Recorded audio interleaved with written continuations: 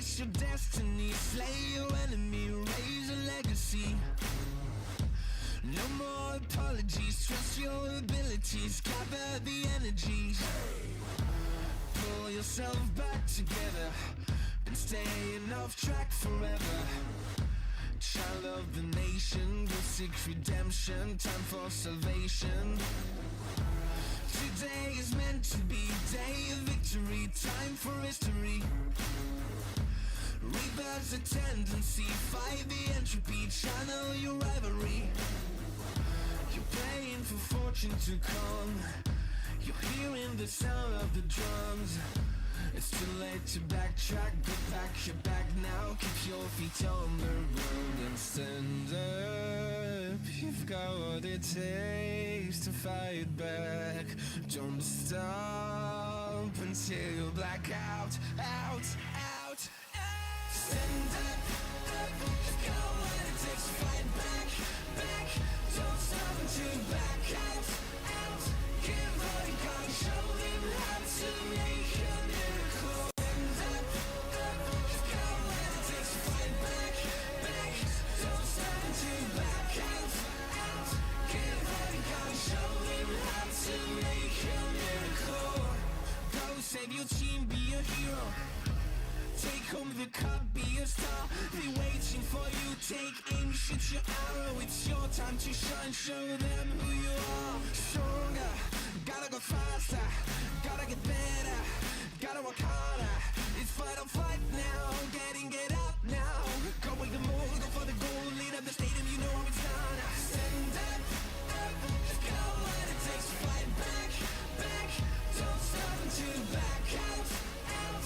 Give all you got and show them how to make a miracle. Stand up, up, you've got what it takes to fight back, back.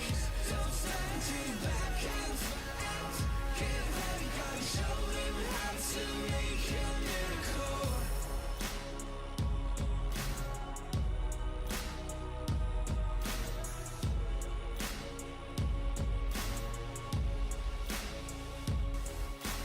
Stand up, you've got what it takes to fight back. Don't stop until you black out, out, out, out. Stand up, up, you've got what it takes to fight back, back. Don't stop until you back out, out. Give all you got and show them how to make a miracle. Stand up, up, you've got what it takes to fight back, back. Don't stop until you back out, out. Give all you got and show them how to make a miracle.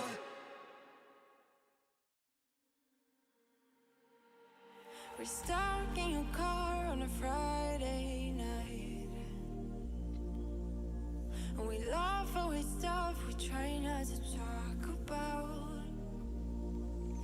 Still your smile keep on heating up the climate, and all the blood to my cheeks are rushing out, yeah, yeah. And by accident, you're getting closer. Well, can you tell me something, tell me something? Is it a wild shot of letting you know that you're the topic of all of my thoughts, yeah. 'Cause I'm so sick of this friend zone.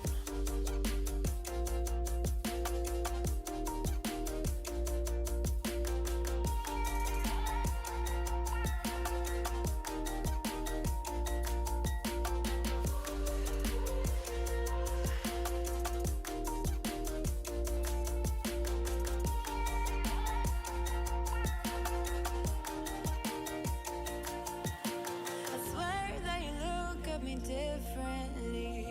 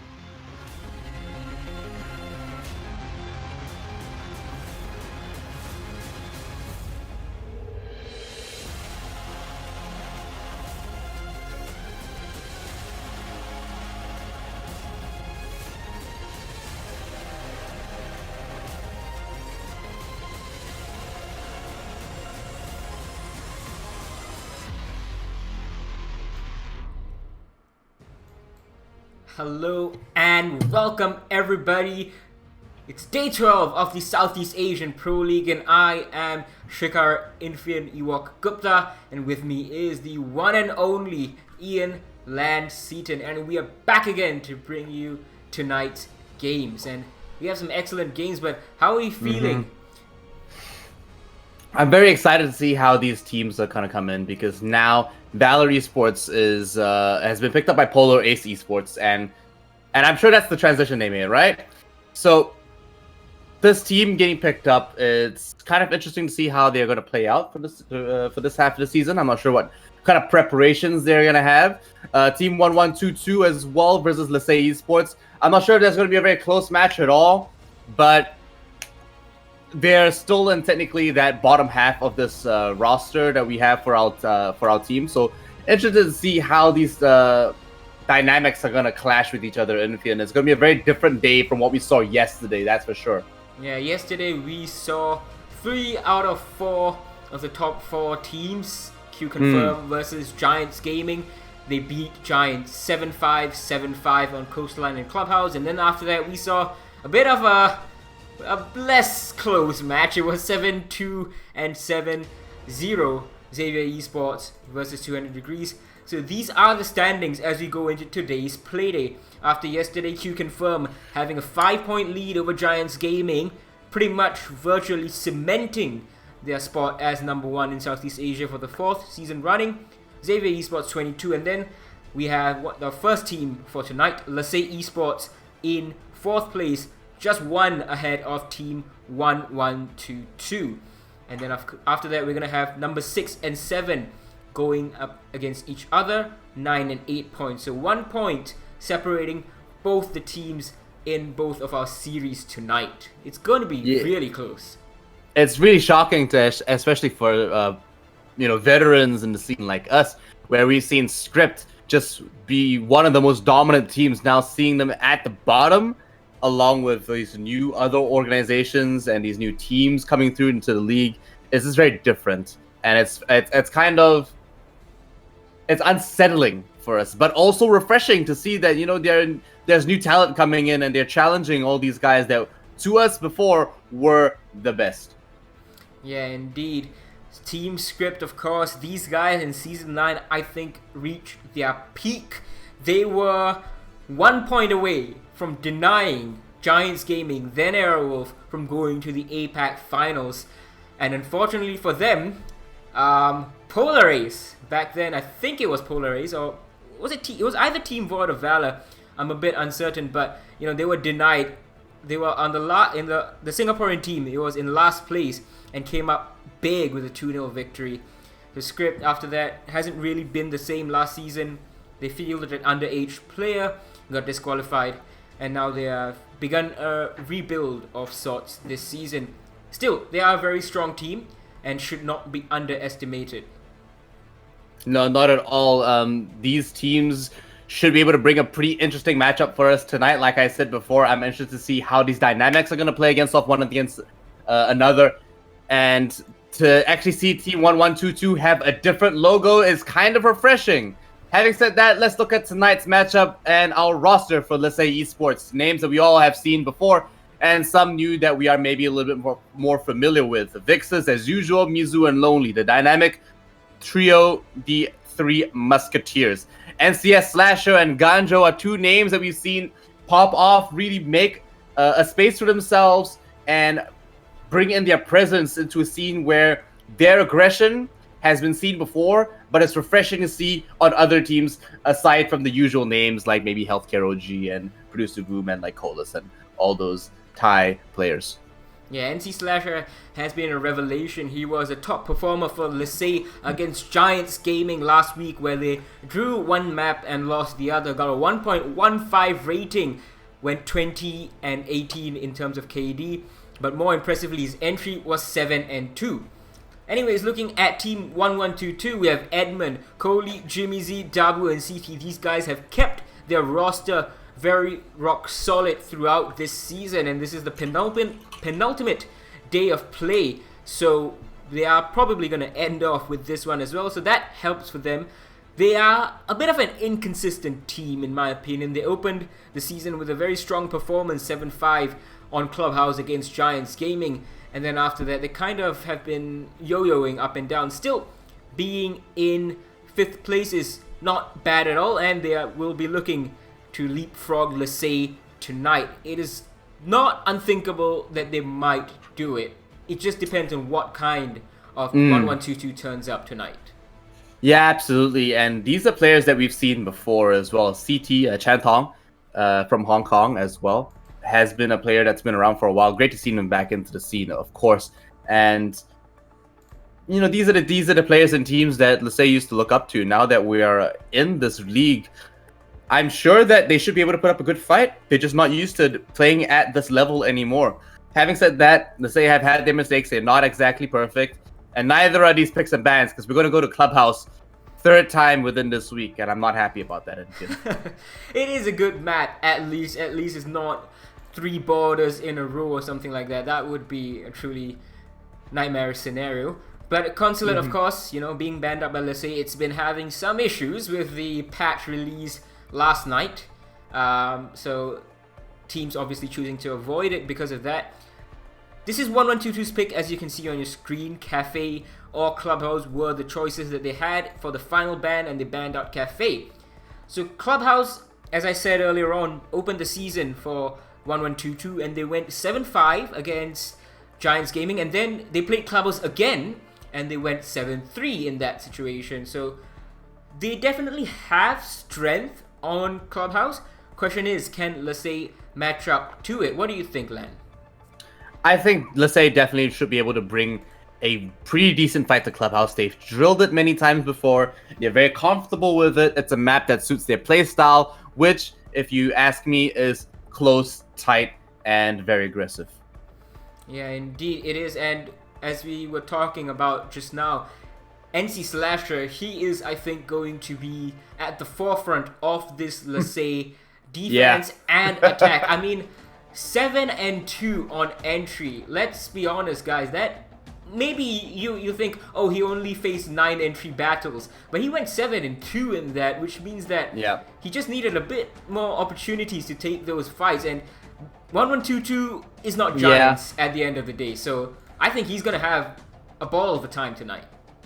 And not only that, don't forget that NC Slasher was one of the only players so far in the second half to do as many spawn peaks as he did. He has back-to-back been trying to deny entry from the first second of the round, and he has not let up ever since. I'm expecting them to actually prepare for this and take extra precaution against him, the kind of aggression he's bringing, and maybe LeSay is going to double spawn peek them this time, just to switch it up a little bit. Maybe he won't at all. But regardless of what the fact is, in terms of what strategies they go with, he is at his core a very aggressive, a very, very angry player. I don't know. I'm not saying that about his demeanor. I'm saying that in terms of the way he brings the fight to the enemy. He's not gonna let up at all. And honestly, it's refreshing. I love to see it. Ganjo has fantastic refrag ability and a fantastic scope of gameplay. He's just refound himself in that team. How do you think Team 1122 are going to be able to react to that, knowing how LeSay played last week, and you probably having a little bit more experience with 1122 than myself? Yeah, it is not going to be easy for 1122, especially considering the fact that NC Slasher is not even their main fragger, so to speak. He's been maining Buck and Vigil so far, which means that they still have an Ashe main to contend with.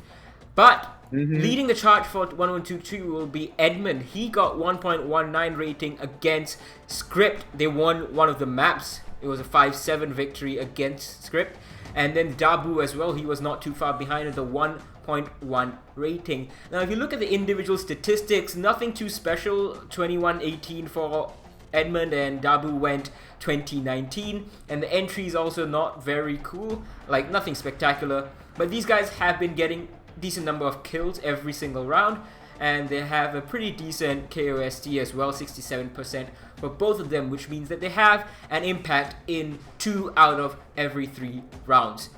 So it's going to be a very team-focused battle for 1122. If you look at the ratings, they're a lot closer together, and they're going to have to work together really well to shut down the aggression of players like NC Slasher and Ganjo, and obviously we have Mizu and Lonely. Two guys, if you give them room, will destroy you.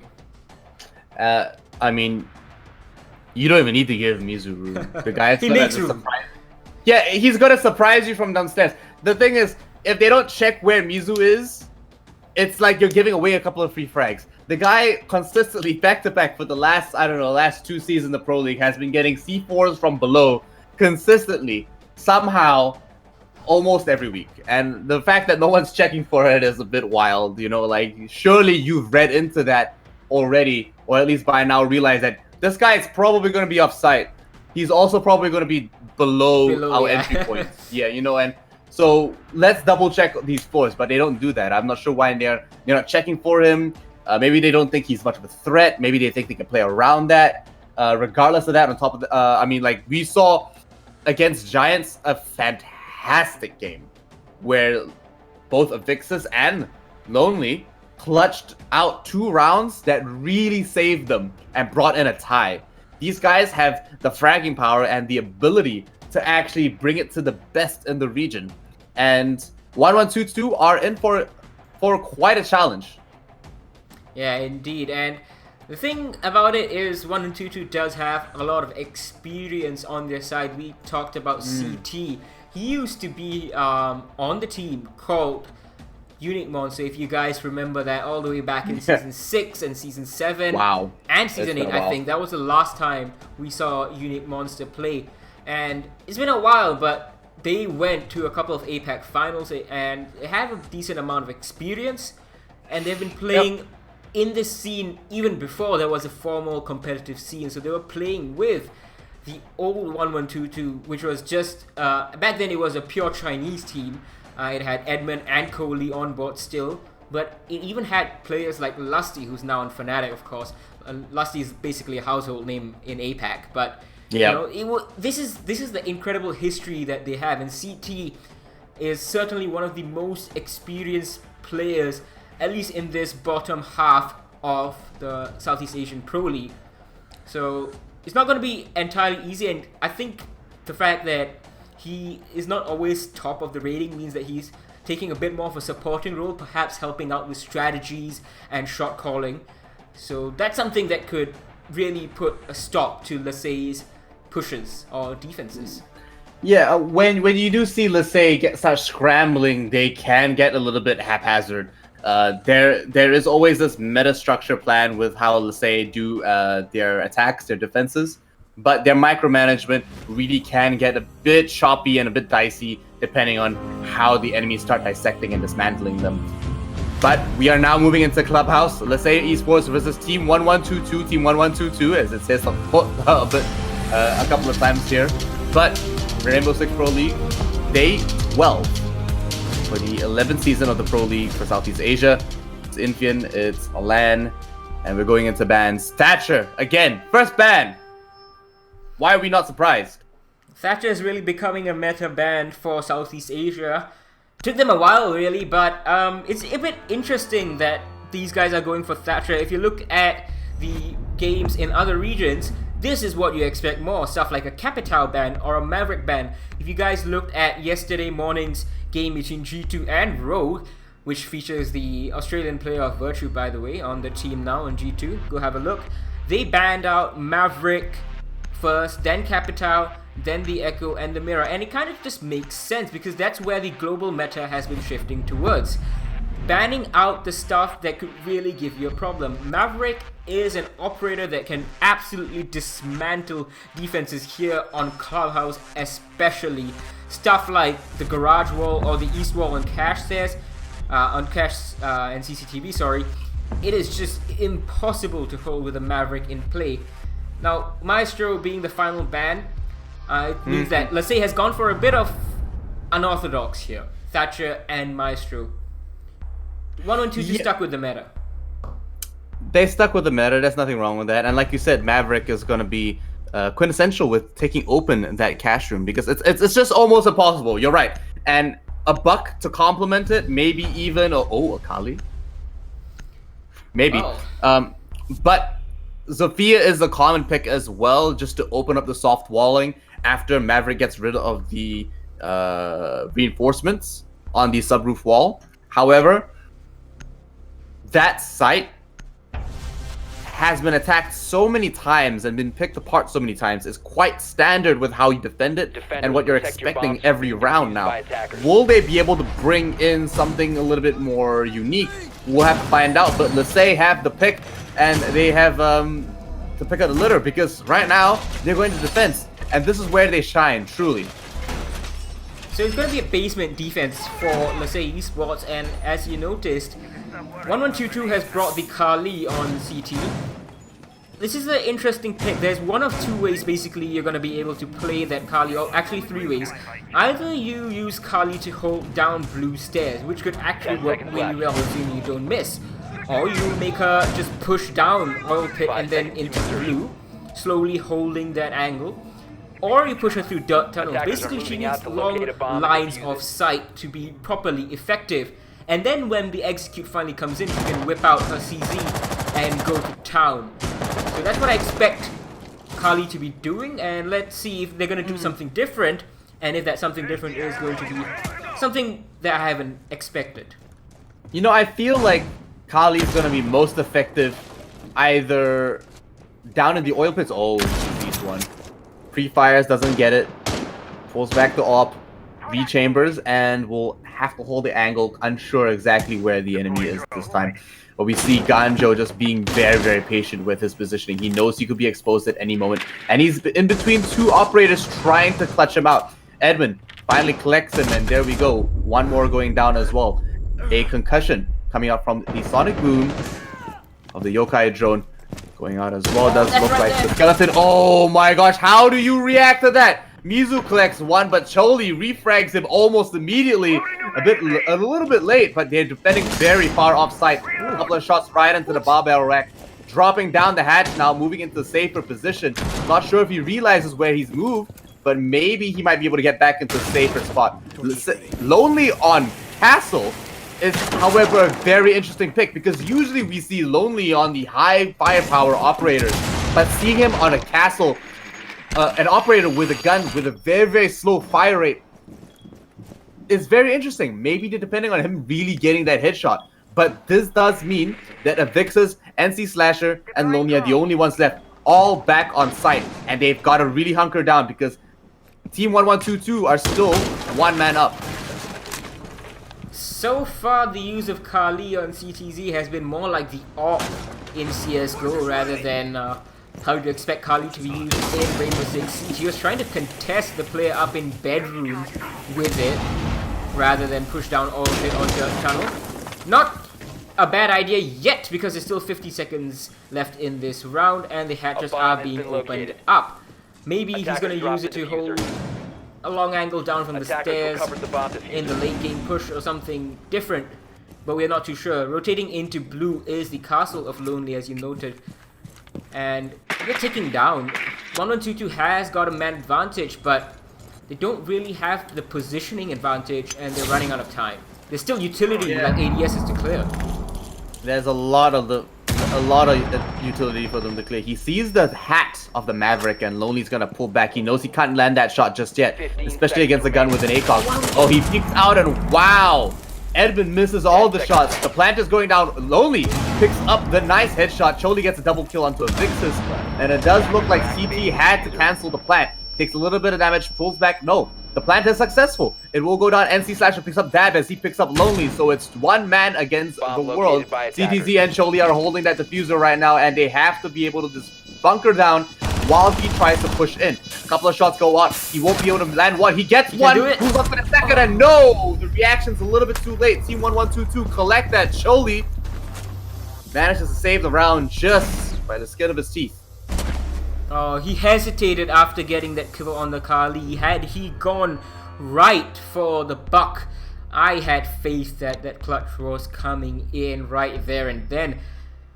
Kohli, excellent performance, but oh, we're gonna have a double disconnect from Lasay and an instant call for a rehost. a good attacking take from the attackers of 1122, especially Kohli with the buck. They left it quite a bit late, but eventually they managed to get the plant in without the rest of Lasey realizing. They got the side of the site that they really wanted, and eventually it worked out just alright. After turns 1v1, of course. Defenders, protect your bombs from being defused by attackers. Yes, so I feel like overall they made something happen, but CTZ with the Kali just wasn't probably the best operator to have in that point. Like, I didn't feel like Kali made a huge impact on how that game was played. But we will be going to a short rehost between Lasey and Team 1122. Infian, I suppose we'll just have to come back when they're ready. Yeah, we will come back in a bit, but just wanted to touch a bit on the Kali as well. You're right about that. She didn't really have too much of an impact. For example, Blue was, at least from the Blue hatch, was not being held by Kali. It was the Maverick. I think he was trying to fight, and eventually he lost that fight. The defender, I think it was a Castle, he peeked out from behind the AC unit, and still the Maverick couldn't capitalize. It was an ill-advised peek from the defender, but he got away with it and then won it. So it could have been a lot more comfortable for 1122 as well, had they used perhaps the Kali a bit better rather than the AWP style usage. They tried to fight NC Slasher in Gym with it, which I guess could work out if you're like the best aimer in the game. But I feel like Kali would have been best in the oil pit or in the dirt tunnel with long angles, or maybe probably even holding down the main entrance of the basement as well from the staircase, and just using that long hallway to your advantage, right? And using that scope to its maximum potential. But he just didn't do that, and he was holding very short angles, very linear angles with small scopes of line of sight, and it was just narrowing himself down and really taking away a lot of the advantages that gun has. Just making it hard for himself essentially, and not even using the gadget in an effective or conducive way. So unfortunately, just not the best use of the operator, despite it being one of the few times we've seen it so far. Although I think they probably thought that Lasey was going to bring out the Kaid, and they thought, like, alright, we have the Thatcher banned, and the Thatcher was banned by Lasey, not by us. So these guys are probably going to start blocking off some very important walls that we need to open up. So perhaps the use of Kali was not as planned for these guys. That's why they were pushing in like Gym and Bedroom and the more standard way to push it, because they thought like, alright, Thatcher's banned, we're going to have to fight Kaid and Bandits and Mute, so let's bring this along, open up Church Wall, or open up the Kitchen Hatch, open up Dirt or whatever. But still, it is odd that once they realized that the hatches weren't being defended, Church Wall was not being bandited, they didn't use the Kali in a bit of a different way. She didn't really have an effect on the round, as you said. Yeah, absolutely. And honestly, I think it could have been a little bit smoother from Team 1122, but it is what it is, and they finally got it. Lasey playing a very unorthodox composition, and I'm not sure if it really worked out very well for them. Also a note, the double disconnect is because the two brothers live in the same house. So hopefully they when can one come disconnects, back. they both disconnect. Yeah, they should be able to come back. It takes a while though, so I think we should go to a little bit of a break, Infian, and then once we come back, we should be ready to go. Don't go anywhere. Alright, mute.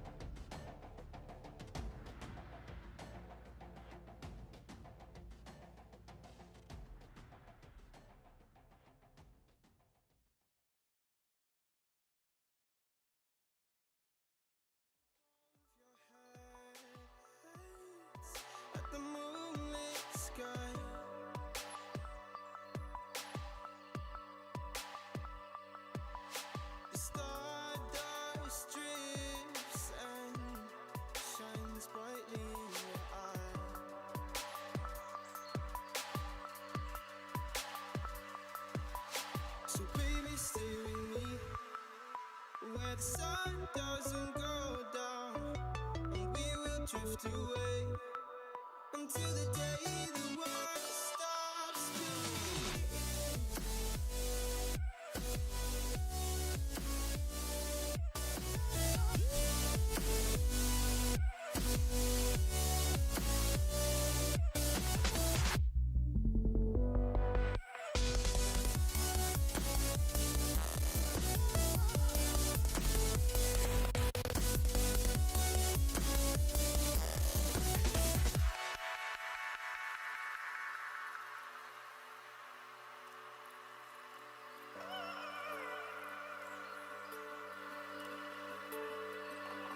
Oh, baby. Oh, oh, oh,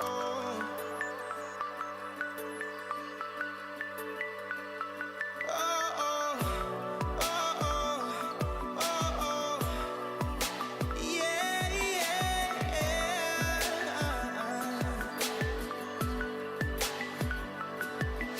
The stardust falls around us, entwining us. So baby, stay with me, where the sun doesn't go down, and we will drift away until the day the world stops spinning, spinning, spinning, until the day the world stops spinning.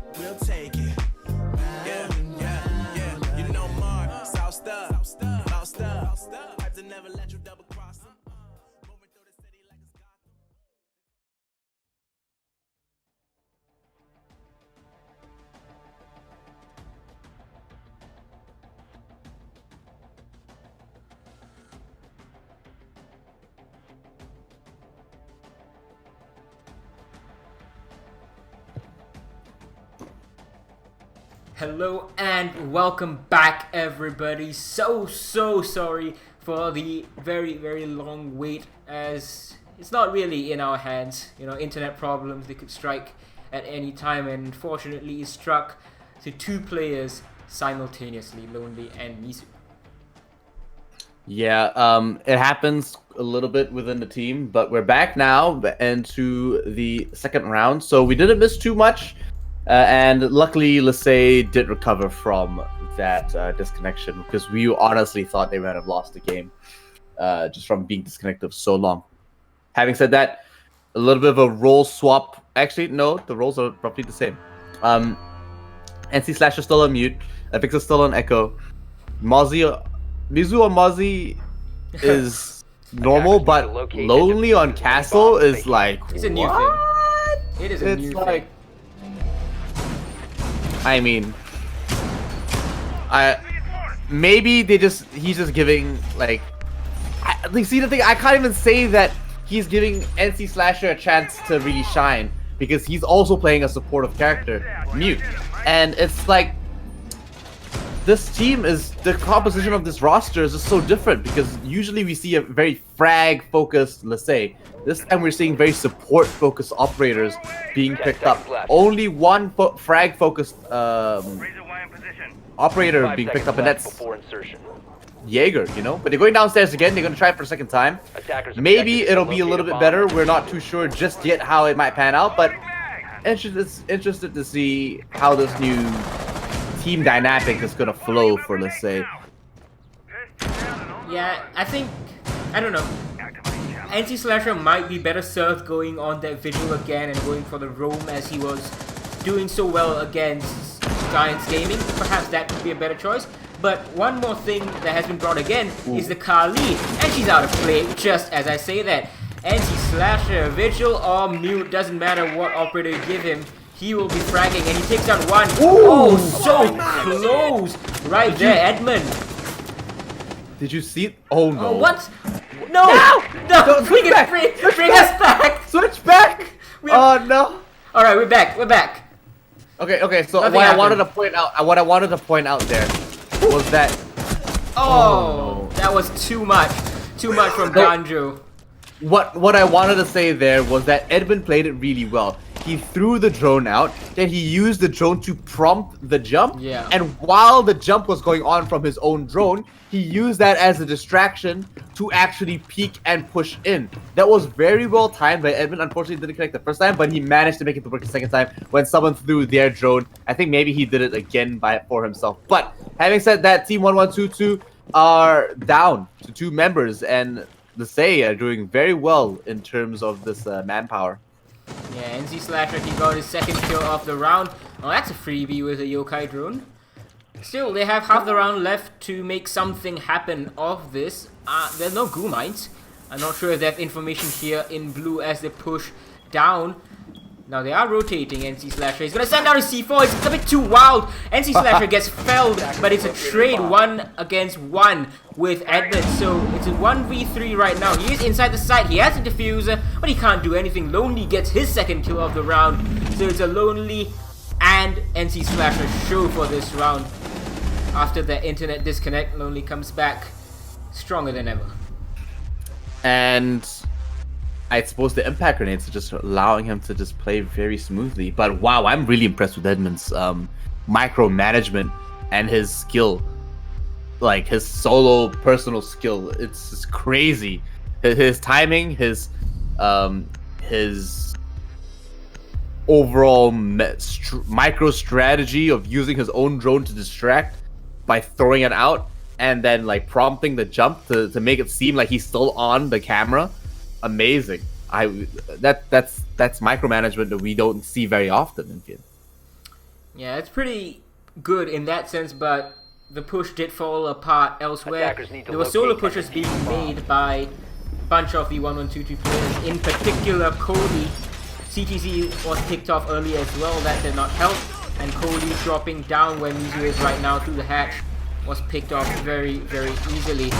So that put 1122 in quite a bit of a disadvantage. Perhaps they could have made it work, but we'll have to wait at least 3 more rounds, including this one, to find out. Because we'll be defending Gym and Bedroom on Lassay's side. Couple of mute jammers go down. NC Slasher playing a very different role than usual, and it does look like Mizu as well, placing down a deployable shield just around this corner. Very peculiar position as well, and yet again Akali, but this time on the other side of the map.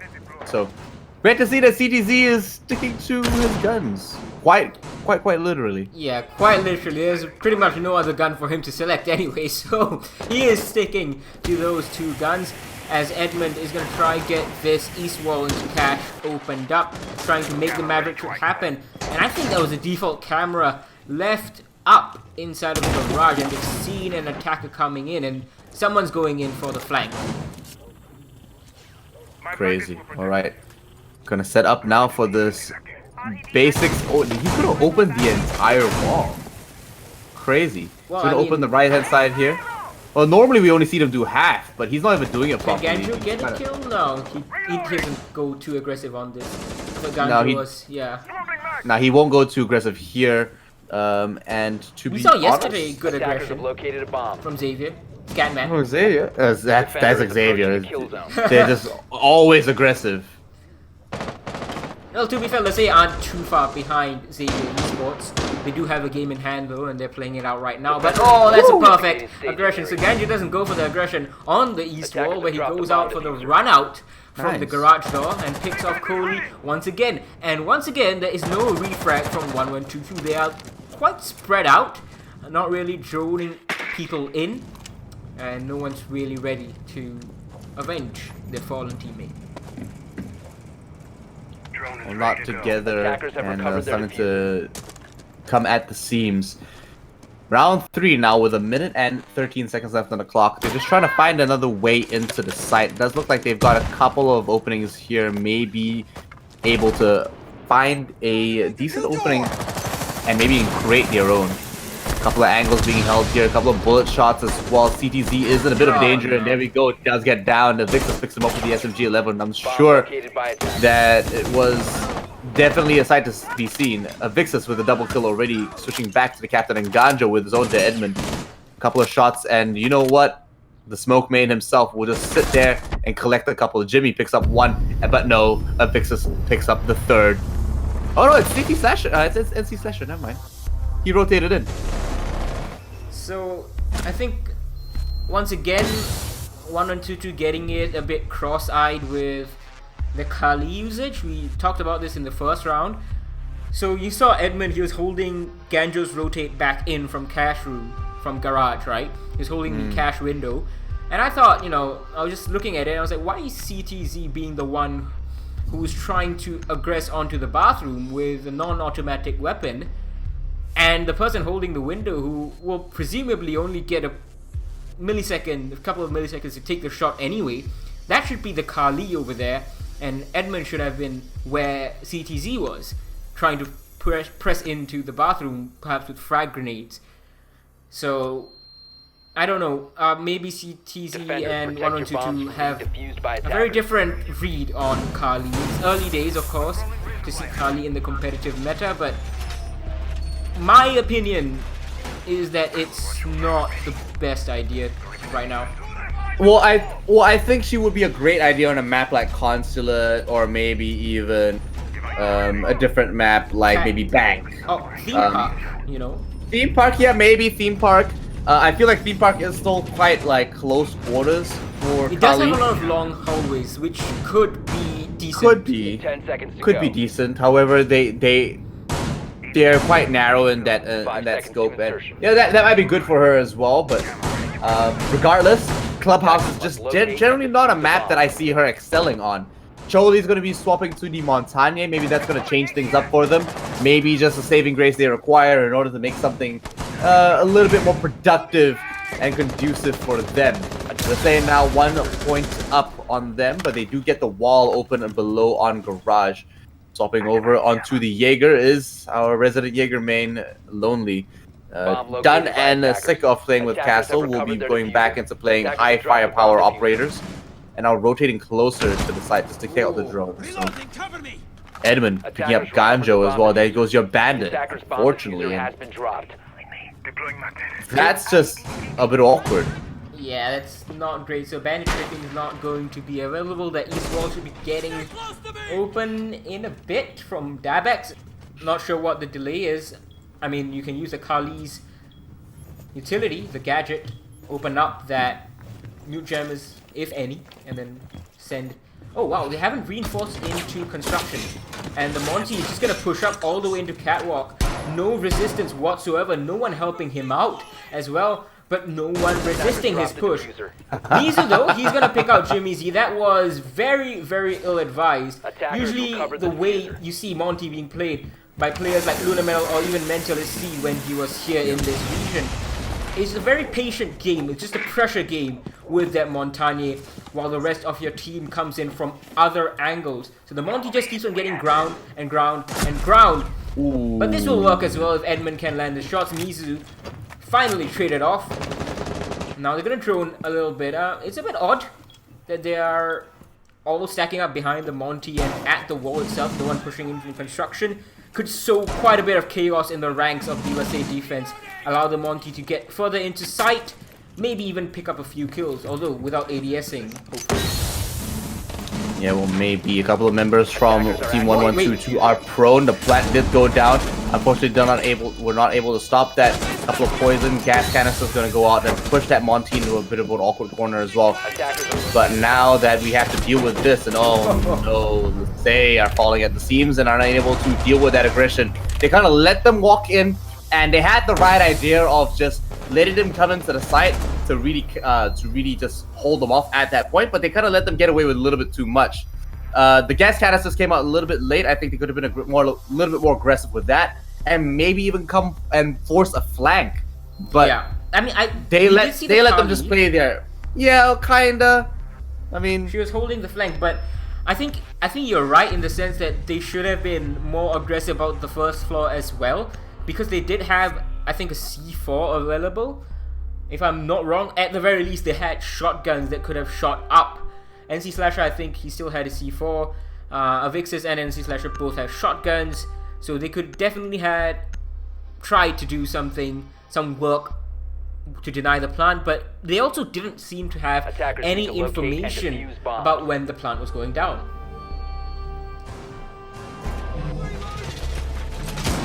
another try now down in the basement in Armory. Armory and Church. Round 5. 2-2 each side. Lissay versus Team 1122 with Lissay on defense. Lonely switch back to the castle. Similar strat from before. Nothing too fancy, nothing too wild, but a Vixus on that. Echo. Yeah, it's worked out so far. Interesting to see, and CTZ still on the Kali. 10 seconds left. Nothing too different from Team 1122. Although I feel like it's starting to get stale. Hopefully they might be able to make this one happen. Let's say have been winning this site, but yeah, it could work. Lonely is playing on the bar defense here, along with the castle barricades, so that's gonna allow him to actually look from the bottom of the footing, from the stairs, to actually see any feet rotating onto site. A couple of drones get taken out here. Wait! Hello, they're on site, boys. Yeah. Let's say, yoo-hoo. No one's paying attention. They just rushed right in, and you know what? Lissay's gonna try to collapse in as fast as possible. The plant's going down quite early as well, and a couple of impacts going down one of the other, missing a couple of shots here. Oh, they're gonna hate themselves for that. Lissay are falling at the seams at 5-2 right now. It doesn't look so good for the rest of Lissay. Not prepared for this. It does look like Super Shotty will not connect in time, and a lot of panic is happening, and these guys are just. We talked about this before, Infian. You know, when Lissay get panicking and they start having their plans disrupted, they just don't know how to react to it. They play a good plan, but when the plan goes to custard, they don't know how to make custard pie. Yeah, I think they need to attend some cooking classes or maybe shore up a bit of their basement defense. So that's the second time they have lost basement, and the third time in total that they have allowed a plant on Clubhouse defense, by the way. 1122's 3-2 up, having won 2 of those basement attacks and then the cash attack. And in each round that 1122 has won, a plant has gone down. Well, this one was almost denied with the yokai drones and the impacts, but everything just missed. So these guys, I'm not too sure what they're doing with the operator lineup. They have the information operator of Echo, but I guess no one was watching. The drones Attackers weren't need to set up locate in and defensive defuse bombs. position. Neither were any captured Mozzie drones. And no one was just having any site presence at all. 1122 expected a fight pushing in, but they got nothing. Honestly, I think they were just really late with the setup. Yeah, And that that really is bad. paid. They really paid for it because I mean, for obvious reasons, I'm not gonna have to go through. And yeah, and you know, like using the super shot is not always the best idea. It doesn't have a lot of range. It's a great shotgun, but only for reconstruction and very close range, 10 seconds left. close quarters fights. It's not exactly 5 seconds left. it's not exactly a sniper, you know. Attackers ejected to Hopefully locate a this bomb. time they are a bit more ready for any potential rushes. Not that I expect 1122 to be going for a rush again. NC Slash is hiding inside of Harry Potter. Not too sure whether that's going to yield anything, well, good for them, because if they get the wall open next to him, he might be spotted first, but oh no! He does pick up one, and that's a good pick onto Edmund, being the Maverick and all, but instant trade back from Jimmy. Unlucky for NC Slasher not to land that second kill as well. Yeah, so I mean, a decent trade. They took away a hard breacher. They still have the Habana though, but it's a lot of firepower they took off them because this man is 7-3 right now. He has a positive KD, and he was one of the strongest individual players on Team 112.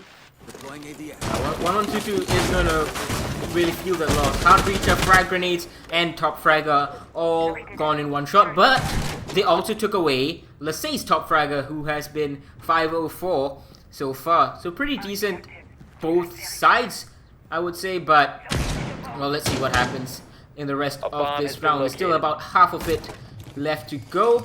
Buck is doing his customary work on the floor. So this is going to be the most traditional of takes from 1122 on this basement site so far. This time they're going to have to actually use utility to open the stock hatch. It's not left soft. And they're going to go to town on this floor with breach charges as well.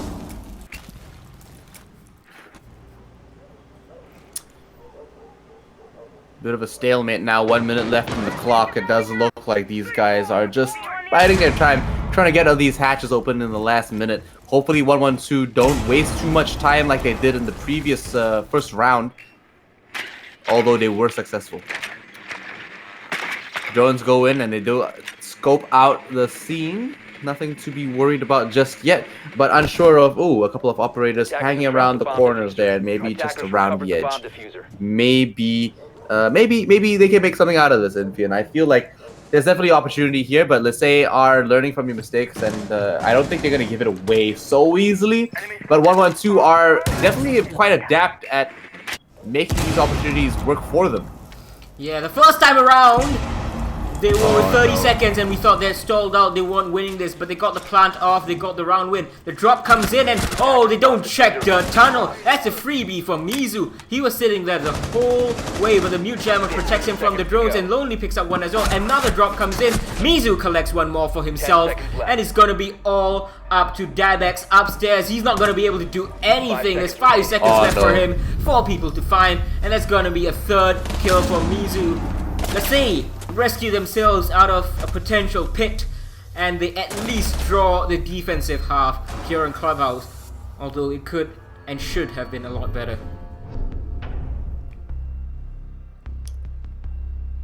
So far, both teams are bringing equal amounts of flop, although Lasay had a pretty big flop in round 5. This time, however, round 7, it does mean that we are coming close to the climax of the game. We are halfway through now. This little grind of ours. Will we see one team really pull further ahead, or are they going to be neck to neck all the way until one manages to bring in a 7-5, or will they leave in a 6-6? Yeah, it's gonna be interesting to see how 1122 adjusts on their defense, because at least on the attack, Defenders, they protect brought your bombs from being Kali defused by every attackers. single round and definitely did not play it. I want to say orthodox, but this is, this is the time when you forge the meta with Kali, so this might be the play for Kali.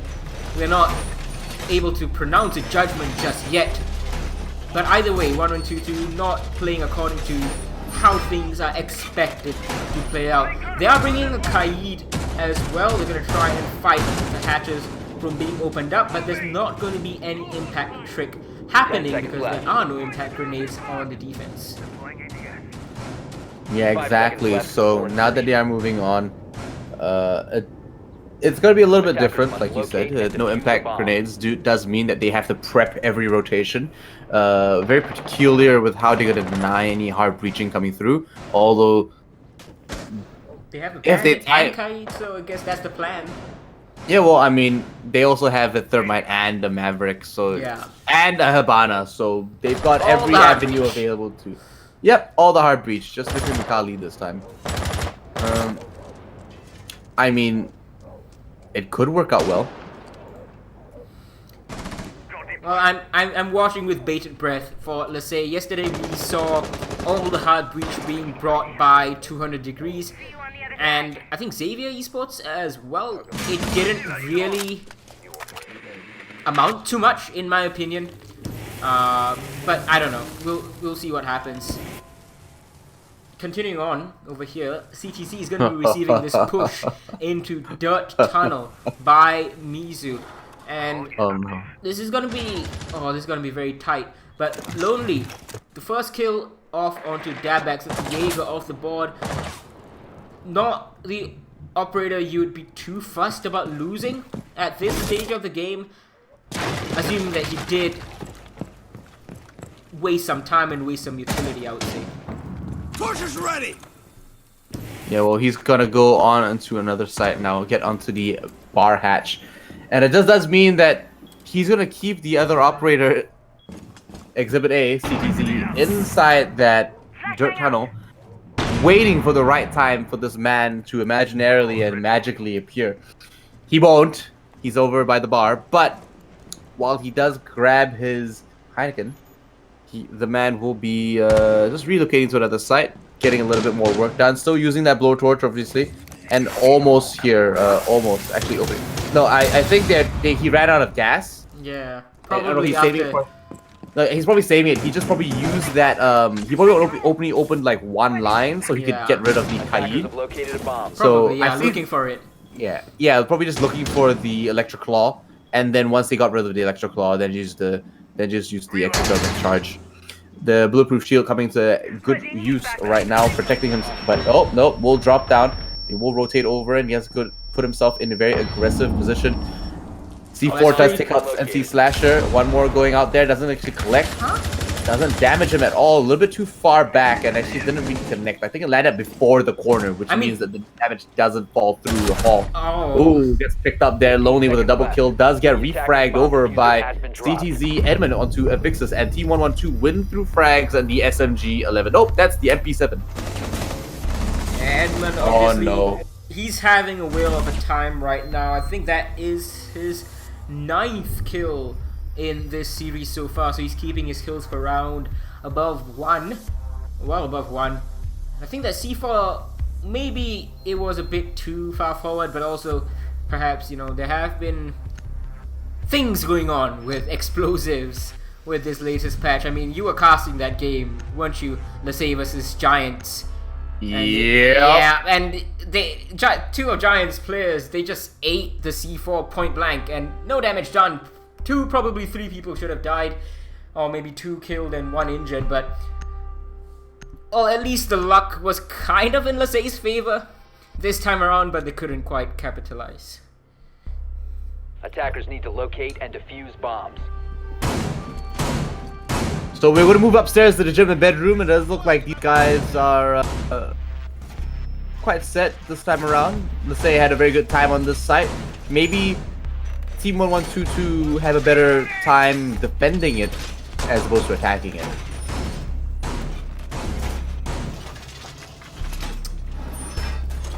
a lack of gunfight wins, I would say, in that round. It's not particularly interesting what 1122 has done with their defenses. It's very standard. You know, they're bringing the castle, they're gonna castle gym and bedroom hallway off. You know, to prevent the bandit trick from being denied too hard. Of course, if you know what you're doing with your Zofia, you should be able to deny the bandit trick anyway, especially with a Maverick in play. So it's worth a try, I guess, but I don't know. I'm not too convinced by 1122's defenses as far as they go relative to every other team. For this game specifically, perhaps they are good enough because they also need to bring out something more imaginative in their attacks. Well, you're asking for a lot there, Enfian. Ouch. What I can't. I didn't say anything, man. I don't know what you're talking about. What I will say is that let's say, are a defender-focused team. Their attack, they take every measure possible to ensure that one strategy can work. And this is not from my experience with them. This is literally from what I'm watching right here. You know, like these guys are role swapping, sharing the roles. Maverick playing, Mizu playing Maverick, and you know, a lot of these guys playing in positions they're not used to. So they're making compromises and they're doing things that they have to do. And well, okay, Lonely peeks out quite aggressively, but does get rid of the Vulcan. Oh no. Oh no. One man downstairs almost gets collected. Does look like maybe this is the opportunity for Lonely to be able to move in and collect him. Does look like one more is over in the corner, and oh, Lonely collects him. Frag grenade goes out as well. Does look like maybe the drone might be collected. However, what it does mean is that Cash is one man down. Another Vulcan shield gets popped out. Doesn't look like they're going to be able to push it anytime soon. Peeks oversees the side of him, but does lose the battle. Lonely, with a double kill right now, will be able to push it to Cash and maybe even control construction. 3-5 right now, Enfian, and 4-3. Round 8 with 55 seconds left. The gas canisters are coming out, and they're going to try to stall as long as possible. More members from 1122 are just falling down, and it's a gunfight for the ages. All members are being dropped and taken out one by one. Couple of more is being pushed as well, but no, the shotguns will prevail. And oh, that's not a shotgun, that's the Type 89. That could have gone pear-shaped at the very end for, let's say, esports. The diffuser pushed all the way in through bathroom. Very lucky that he was refragged immediately by the Maverick, and nothing more came of that. But once again, as I said, it was just in that basement defense, let's say, just not winning the gunfights as they pushed in. This time around, you could see Lonely, he started it off beautifully with those 2 kills, taking Cash without even breaking a sweat. And then NC Slasher with the pressure in from below put that Goyo in a really tight spot. And Jaeger tried to refrag, of course, didn't work out. And then after that, it was just a matter of overwhelming the defense with numbers, and worked out excellently because they still had 4 members standing, let's say, at the end. Attackers need to locate and defuse as many bombs as they can. Going back upstairs now to the bedroom and gym. They're going to try one more time. Maybe the defense on Cash might be a little bit more solid. But in the end, it wasn't the only thing that really held them down there, was it, Enfian? I feel like their defense overall was just a bit scattered and a bit too brazen and a bit too confident in some points. I think they didn't have to peek in a lot of angles, and they just kind of gave a lot away to Lonely. And it just made it really easy for him overall. 10 seconds remaining. Now let's see what they have to offer on this second attempt of this 5 Jin seconds bedroom left. defense. Personally, I think this Valkyrie pick is a Attackers very, are moving very out to good locate a idea. bomb Give and them a defuse bit more intelligence about what's going on.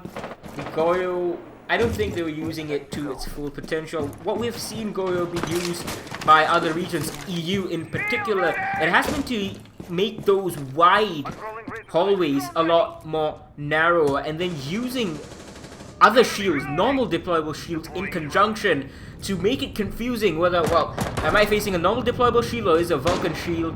Am I going to, you know, be in a field of fire if I blow it up right now, or if I get too close, is someone else going to detonate it, and then I'll have to back off, waste time, etc., etc. that kind of a mind games level is still not coming out in Southeast Asia so far, and probably won't because our season ends tomorrow. But in the future, perhaps they can learn from these other teams. I hope we see it.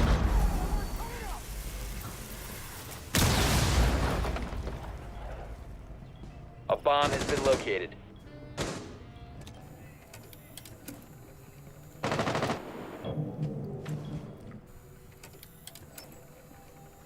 Now, over here in Cash Room, Bomb located by Yes. attackers. just Jaeger. Oh, he's getting his Wow. floor opened up from under him. Once again, NC Slasher doing great work, and Mizu's gonna capitalize on it. Actually, that's elsewhere. That's smoke. But 2 kills for Whoa, 1-2-2. finally gets Ganjo him. gets 1 more, and then the Jaeger's finished off. I think NC Slasher is in for another fight, and he's gonna lose it. So it's a 2v2. There is a C4 down below, and the diffuser once again in the bathroom is dropped, and Edmund gets the final one as well. Valkyrie doesn't even need to do anything else except take on NC Slasher. And I think a mistake being made by, let's say this time around, if they really wanted to make the push happen into Gym perhaps, probably should have torn down that castle barricade with the Zofia lifeline and then try plant in Gym maybe. Unsure what their train of thought there was. I felt like NC Slasher had a great time with the He was doing shotgun. well. Yeah, he finally got that kill down vertical. Very good position he was in, and you know they really had a good flow there. But once they got over into Vixus getting downed and taken out over in the bathroom, and then also I think it was maybe Lonely Attackers on the need to window. locate and defuse as many Oh no, bombs as they Ganjo can. by the window. It just didn't look good after that. I'm not too sure how else it's gonna pan out, but honestly, I just feel like gonna keep it a little bit tighter, and maybe even just practice simultaneously executing. Although the overall meta strategy and positioning of the team was very strong, I felt like they were very confident in these spaces. Now, 1-1-2-2 on this defense, they basically 10 seconds shut remaining. out the Lasey attack very, very strongly. 5 seconds left before insertion. Let's see if they can do it again. On Attackers 1-1-2-2 must side, locate when and they want to defuse the attack, they're bomb. running out of time quite often. Lasey didn't seem to have that exact problem. It just seemed like, you know, gunfights were lost left and right. Dabex is going to be roaming here above blue stairs.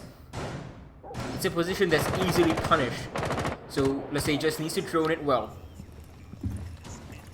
That's dangerous for the Zofia. Yeah, it's not ideal right now. He's being very, very bold. Putting a Claymore down just for safe measure is always a good choice. But pushing over into his garage here, very aggressive position. But they already have an inkling that he's going to be around that corner. So they're pre-firing, and he knows that they know he's there as well. What they're going to do about it is a different story. A couple of drones go down into the garage storage, and it does look like a couple of peaky angles pushing in from below, looking through some of these railings. We'll give them something to do, but I don't think it's going to really produce anything this time around. Now, one thing this new UI has been allowing us to enjoy is the look at how utility changes throughout the game.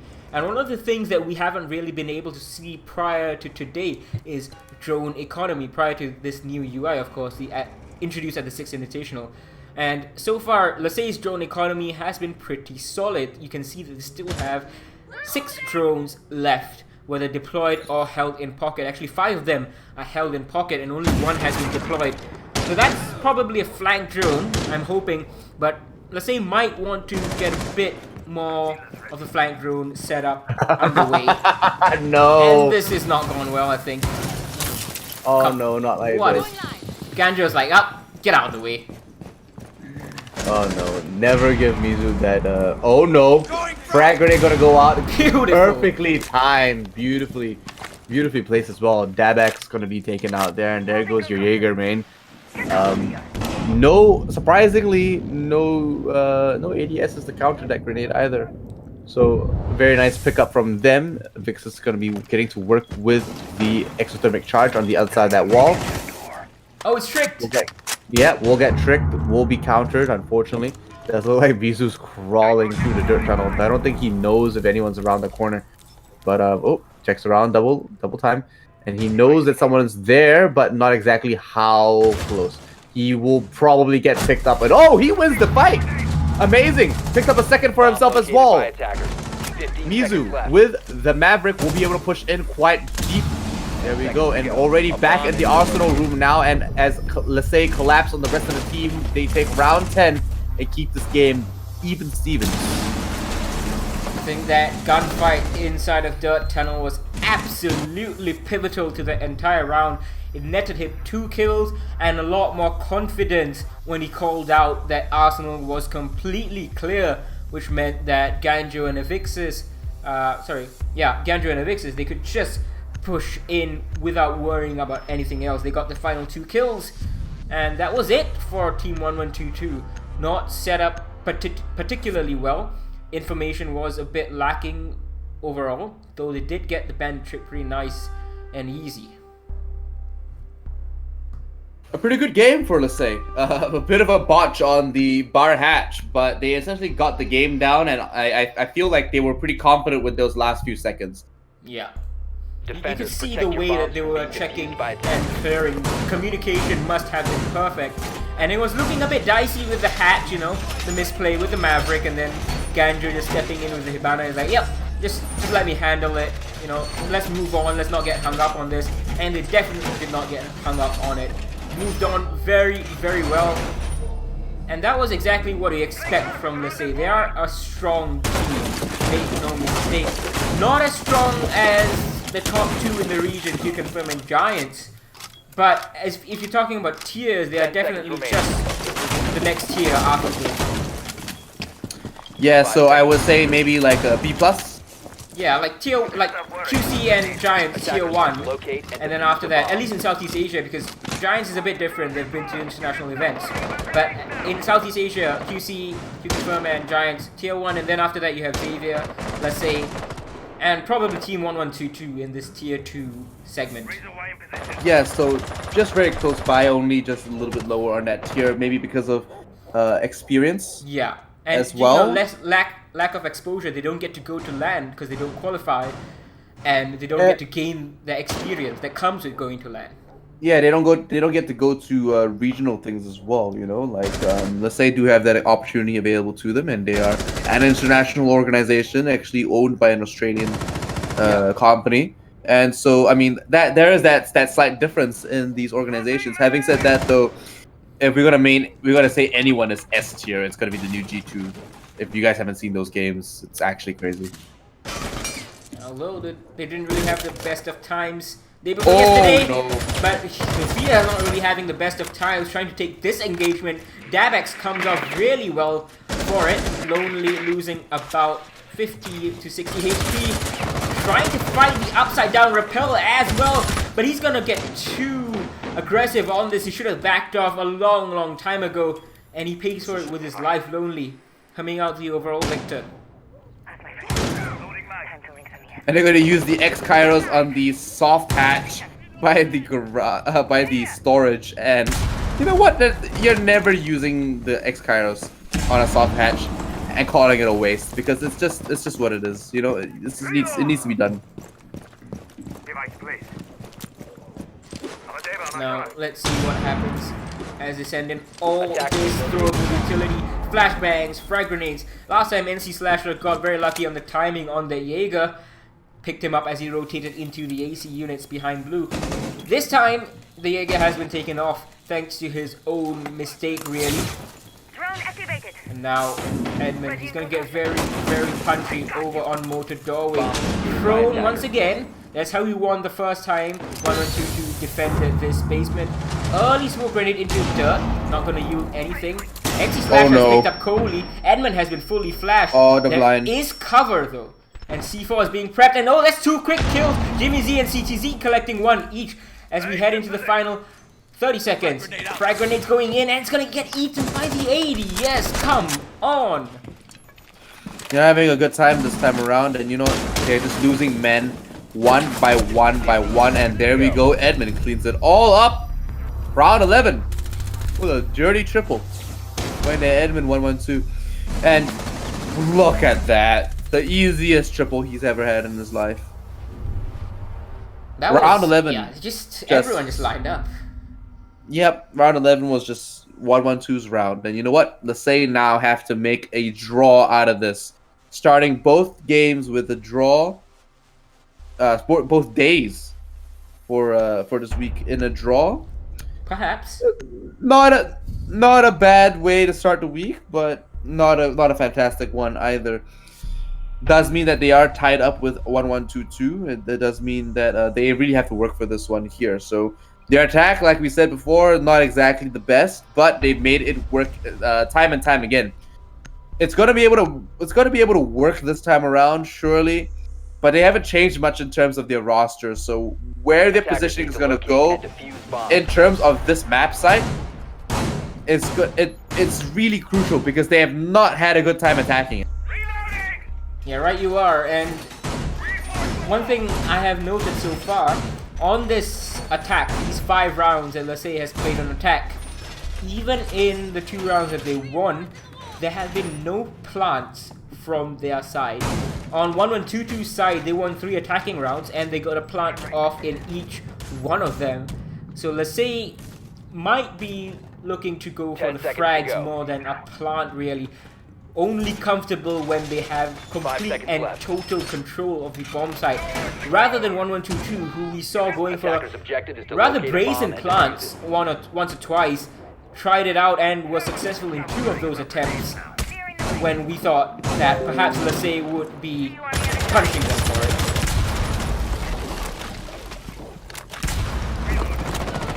They're gonna try push through now. Ganjo already picks up one of the trolley. There goes your belt.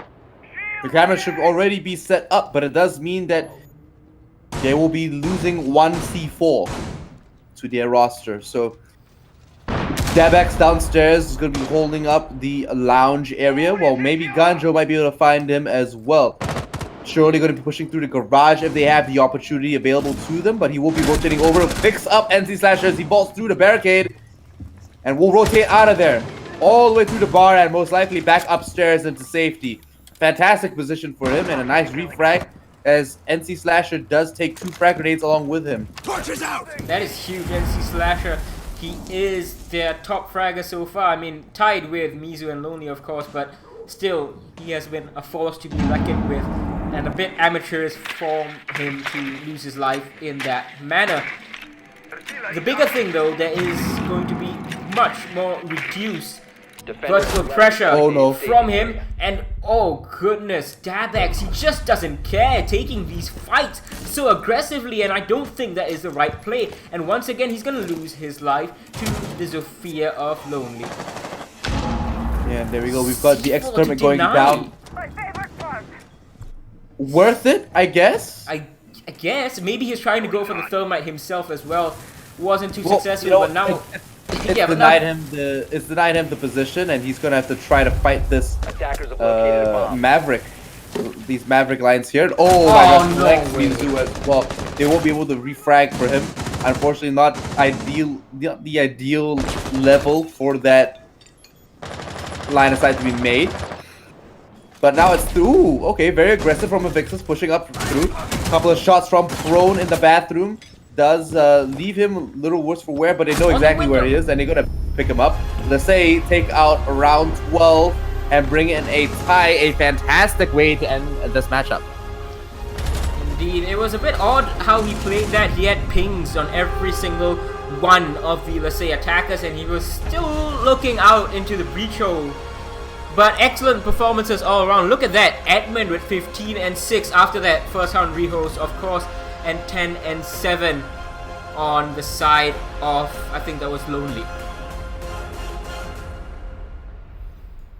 Oh So, man, What a game. 12 rounds going the distance over here in Southeast Asia, just as the first 3 maps in ANZ have gone the distance. And as you noted, last week as well, Lasay started their day with a draw against Giants Gaming. It's a bit of an odd power structure, isn't it? You know, there's Giants Gaming, there's 1-1-2-2, and they can draw with Giants, but they also draw with 1-1-2-2. Yeah, it's been a grand time so far, and interesting enough, I'm not surprised, to be honest. The mistakes that we saw were common mistakes that I expected to see. The gameplay that we saw that was good was gameplay that we've seen before as well, and I was surprised by Edmund a couple of times, and I was surprised by NC Slasher a couple of times.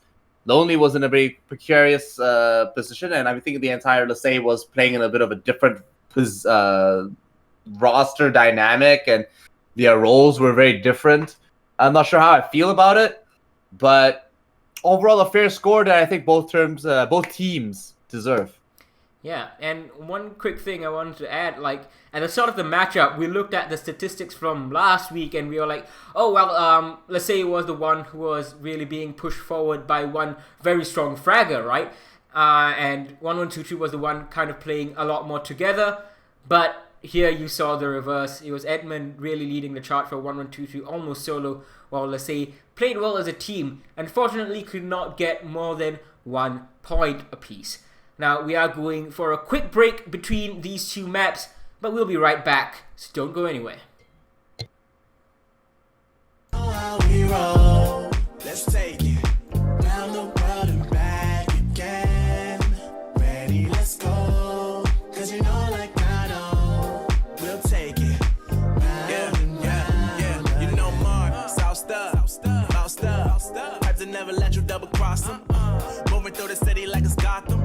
They told me get one, so I got one. Stop saying you're a boss when you not one. You ain't sacrificed, nah, you ain't lost none.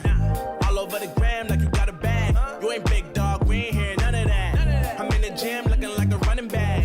How you know the flow, got him coming back. Who I was in the past, I'm unattached. Only focus in this moment is bringing the summer back. Oh, respect my grind, elevate souls and I spread good vibes. Young divine, you know I gotta shine. Raise your hands for a good time. Aight. Until the morning, sleep until the noon. You said that you want it, so I got it for you. Let's all get together and show them how we move. Bringing summer to you. Oh, ready, let's go. Cause you know how we roll. Let's take it round the world and back again. Ready, let's go. Cause you know, like I know, we'll take it round and round. Yo, hold up, let me switch my flow up. Back in high school, they were telling me I'll blow up. Doing talent shows and man, everyone will show up. Got in an accident and still made it for them to go nuts. You know what? I'm so what? I'm so That means I can't describe the way I vibe, the way I slide. And with the rhymes that make the dimes, I'll close their eyes and fantasize. I'm divine calling their phone number. No, you know I love you. And you know me, I can't sleep without blazing beats on stages for their ones gracefully. And I got a smile that they hate to see. Young, black, successful, though life gets stressful. Though life gets stressful, go and vibe out with whoever you next to. Vibe until the morning, sleep until the noon. You said that you want it, so I got it for you. Let's all get together and show them how we move. Bringing summer to you. Oh, ready, let's go. Cause you know how we roll. Let's take it round the world and back again. Ready, let's go. Cause you know, like I know, we'll take it round and round again.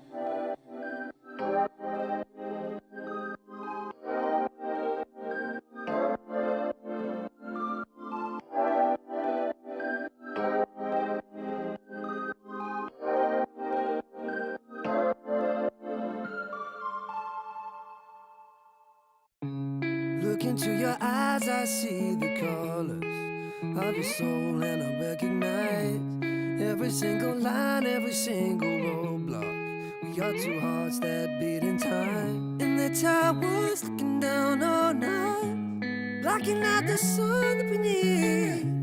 Maybe we can change our stripes and colors. You're the only one I see. I take it all or nothing at all. Driving through the night till I'm at your door. Go outside, stay up all night. And I take it all or nothing at all. Driving through the night till I'm at your door. Go outside, stay up all night. Sleep through the sunrise.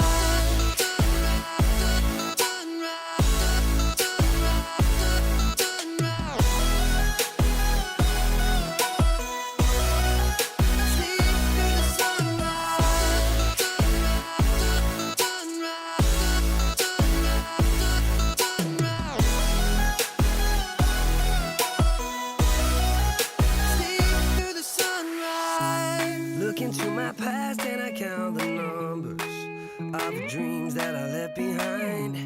I don't even care now that I've discovered a new kind of peace of mind. Up above us, looking down on us, there's an angel I know. We don't need to worry.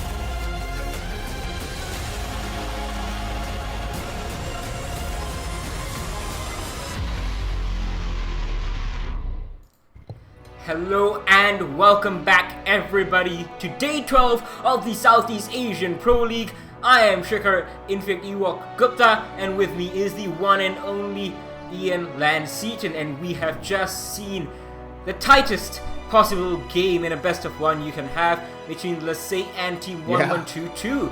It was a draw on Consulate. Yeah, you know what? It's just the tightest, the tightest games when both teams are not only just down to just each frag, but also when both teams are just flopping over one another because they're catching each other by surprise, and it's just that big of a catch. But we're not wasting any time. We're going to straight into our maps, picks, and bans, and we're going to go to Cafe this time, Indian. A map that I'm happy to go to all day long.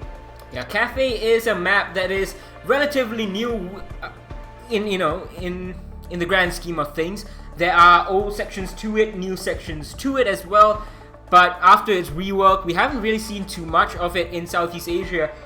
Southeast Asia not exactly a pioneer of the meta, although I was hoping a little bit for Theme Park. You know, Japan has played it 4 times in 4 days from last Wednesday to the Sunday, from the APAC North qualifiers and the Pro League.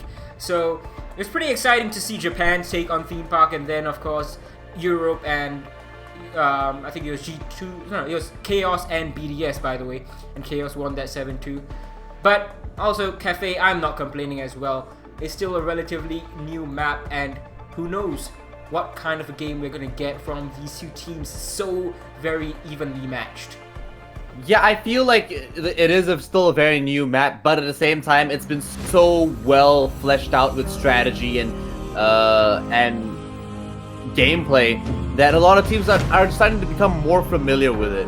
And having said that, I'm interested to see if Lasay are going to be running their classic strategies that we know and love them for, or if 1122 are going to be able to bring in something to really throw a spanner in the works, because as we saw in a couple of these rounds, whenever Lasay get caught off guard, they really don't know how to catch up.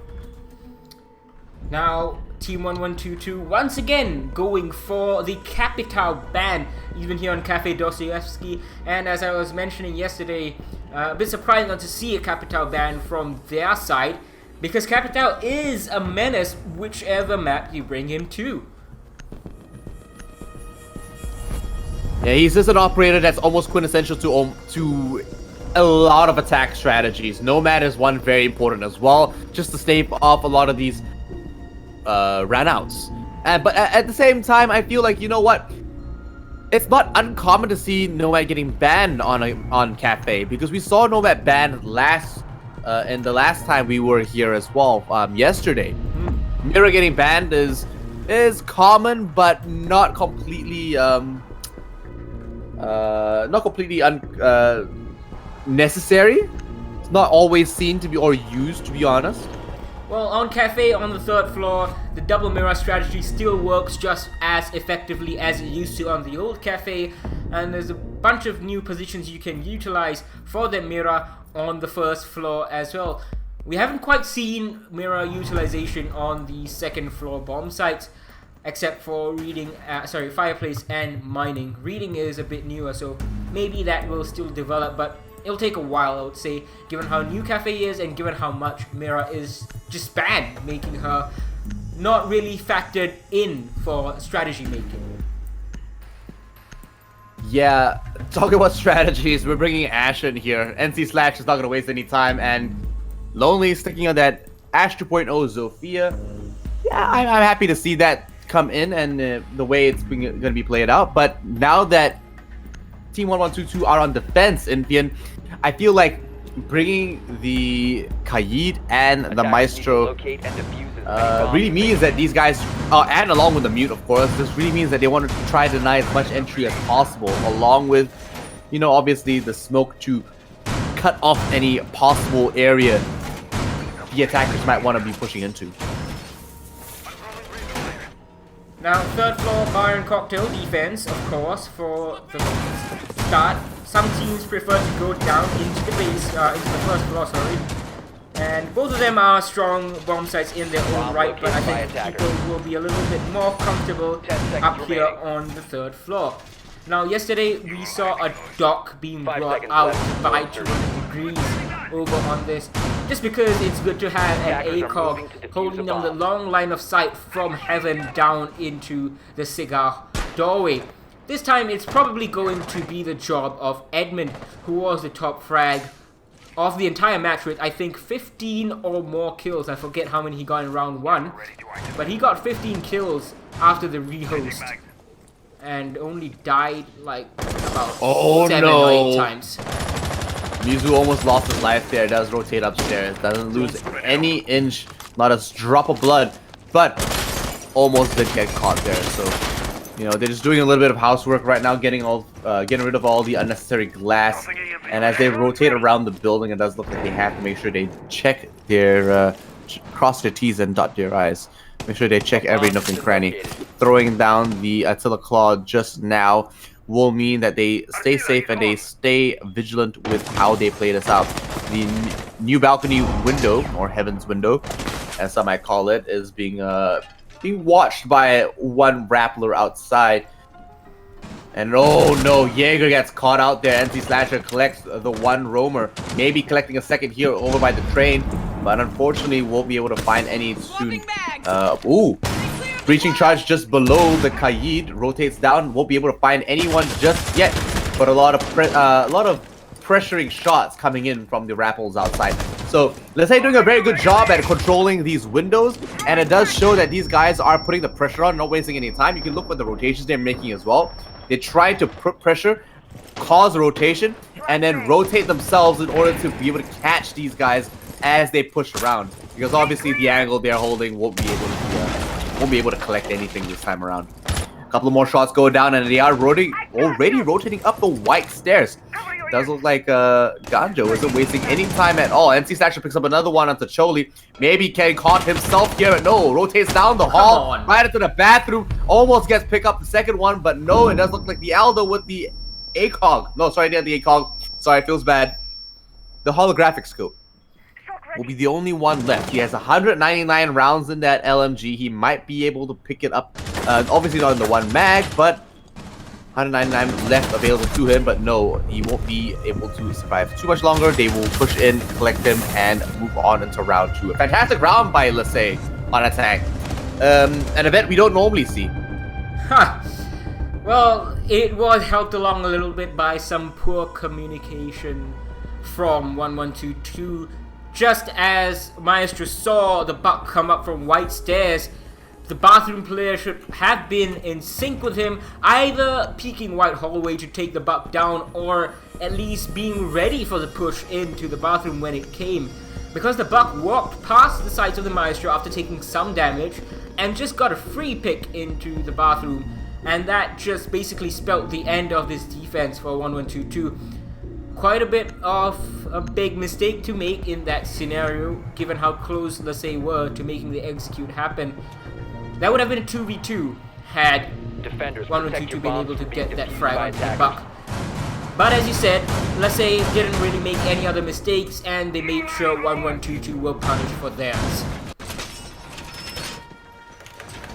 Well, moving on now, it does look like we will be seeing a similar roster come out for 1122. And honestly, that name is starting to get really hard to say. They will be going to the same site upstairs into the cocktail lounge and bar. But you know what? I just feel like their hold on the third floor really needs to extend a little bit 10 seconds left. down below. And they did have Dabex rotating downstairs and 5 seconds to go. roaming. However, he did get caught quite early, and NC Slasher just made easy work of him. And honestly, he's so hyper aggressive. The Kaid upstairs could not hold his position either. He was just dead meat by holding those angles, and I think it's gonna happen again. They're gonna just execute in a similar manner, and I'm interested to see if Team 1122 are able to react to this aggression. Now the first time around, 1122 suffered from few issues. Coley, once again, he's going to be playing super aggressive with that mid shotgun as he was. He has the SMG-11 out right now though, trying to catch anyone dropping from either of the hatches, but more so the main red stairs hatch. People posted up inside of piano could be trying to fight off this Zofia. Surprised, given how 1122 plays, that there hasn't been a jump out just yet on the repelling Zofia, especially with Nomad off the board. Yeah, maybe they're just not as confident with Cafe as they are other maps this time around. I believe that maybe Lasay picked Cafe to play it. Oh no, Coley. that Fifth feels bad. I was saying, I was just saying that that's a bit of a risky position to be holding. It's a bit too aggressive, because you can drone it out and then get fragged. But I guess, let's say it didn't drone it out. Yeah, I mean, they really didn't. NC Slasher will be rotating, collecting one more as well. I'm interested to see where he's actually at though. Pushing up, Ganjo will be moving in. Oh no, it's NC Slasher by the White Hall again. This time around, pushing in. Oh my gosh, collecting another one for himself. Almost got a third, but there we go. He will be collected by Edmund. And Edmund himself, still scot-free. Not too much damage on him. Lonely, trying to collect and maybe just try to flush them out from below as well. And they are missing two very important operators. Ash not so much, but Thermite very, very much so. But they are making some good progress. 45 seconds left on the clock, and it does look like 3-on-3 action will be the name of the game for us. Pushing up through, the smoke does deter anyone pushing up from the white stairs. Waiting for the right time to be able to push through. The EMP does go down as well. Another gas canister goes through, and it does look like if Lonely pushed through right now, he might actually take too much damage. A couple of concussions go through. They tank a lot of the damage, and Mizu gets a little desperate. Isn't sure exactly where the enemy is. Shoots him in the foot, but he gets double teamed, and Jimmy picks up a double for himself. Ganjo's the only one left in the window, and does look like Team 1122 win quite easily. A little bit hasty pushing through the smoke, I think. Yeah, it was a bit of an anticlimax after the NC Slasher push up the white stairs. I thought for sure he was going to be able to do a lot more damage than he eventually did. I think he just got a bit too careless with his positioning when he was in pixel spot and he got that kill down near New Hatch, well, near Heaven, and there were two players still inside of Piano. worst comes to worst, he could have simply held it and prevented anyone else from rotating out of Piano while the rest of his team collapsed in on them. Or he could have taken some more time, gotten a little bit more information, and then picked off those two Piano players. Didn't happen, lost his life, and eventually the remaining 3 members of 1122 pulled things Defenders, back protect really your well. bombs from being defused by attackers. And you're gonna go downstairs now. It does look like it's an even game so far. Both teams, as we saw in the last game, dead even in score and skill. Moving down to the kitchen might be a little bit easier for the defense to hold it down, but we've seen attackers actually take this side apart very well. Now, you're gonna see first floor defense getting set up. Yeah, I'm not too sure whether that's the best idea. You can see Freezer, it has been kind of left unreinforced to make floor level holes.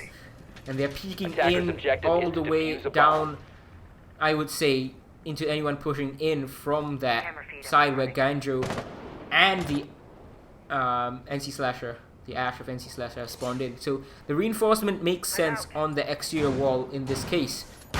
And I think, let's say, I'm not really interested in pushing that either way. Rotating upstairs now. It does look like NC Slash is not wasting any time pushing into the heaven balcony, already rappelling in and securing the top floor. An easy way for them to push in, and a couple of shots already coming out. No one's connecting with any of them just yet, but they're just making sure that they stay safe and are precautious. Attackers have dropped the bomb diffuser. Attackers recovered the diffuser. Lots of cameras set up on 1122's side, lots of information being provided to them. They're denying information well as well. You can see they have the Mute and the Mozzie brought alongside the Valkyrie, but oh, what a fadeaway from Mizu. Takes down Dabex once again, being the first member to fall on 1122's side. Not really a great look for that Jaeger. He's not having a great time so far. 0-0-3 in these 3 rounds. And on Clubhouse, just much of the same story as well. And they're pushing up right now. 1122 are getting a little precautious with how they play. They are losing near the Dabex, and you know, to be fair, he hasn't been performing so well this time around. But they still have Edmund. And Edmund is a fantastic player on their team. A lot of aggression and a lot of angles being covered here. No one being seen this time around. Does look like they are going to be rotating over and maybe even through some of the walling here by the freezer. A lot of pings coming down for the enemy side. No one's going to be able to see anything just through the flooring just yet. Maybe a little bit of an aggressive push might make this a little bit better. Lonely taking the front line for his team as usual. Still has all the utility left in his lifeline. Should be able to make something happen and maybe bring in a little bit more information. A couple of shots here and there does go off. Does look like the exothermic is successful, but CTZ picks up a double kill for himself while NC Slasher picks up Choli on the other side of the map. A couple more frags go down, a couple of pings, and it does look like Lonely will be taken down with the rest of his team, giving CTZ the triple kill that he deserves. Diffuser is over by the bakery. Doesn't look like they're going to be able to collect it anytime soon, and NC Slasher is on a skin and a lot, and I lost it, but I'm trying to say that he's almost dead. Yeah, on 1 HP and a dream, as they say. Turns around, almost gets the flick shot onto that spooky Valkyrie. But Jimmy Z is the better of him. Wow, he's right there on the floor as the Ash just crouch walked behind him. Both of them missing each other until the Valkyrie realized something was up. So 1122 going up once again.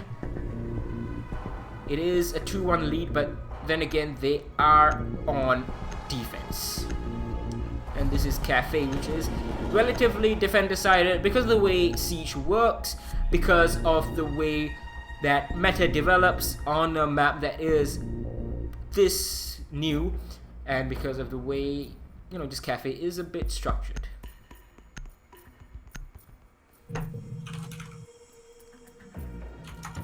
Moving on, round number 4. Defenders, protect your bombs from being defused by attackers. So,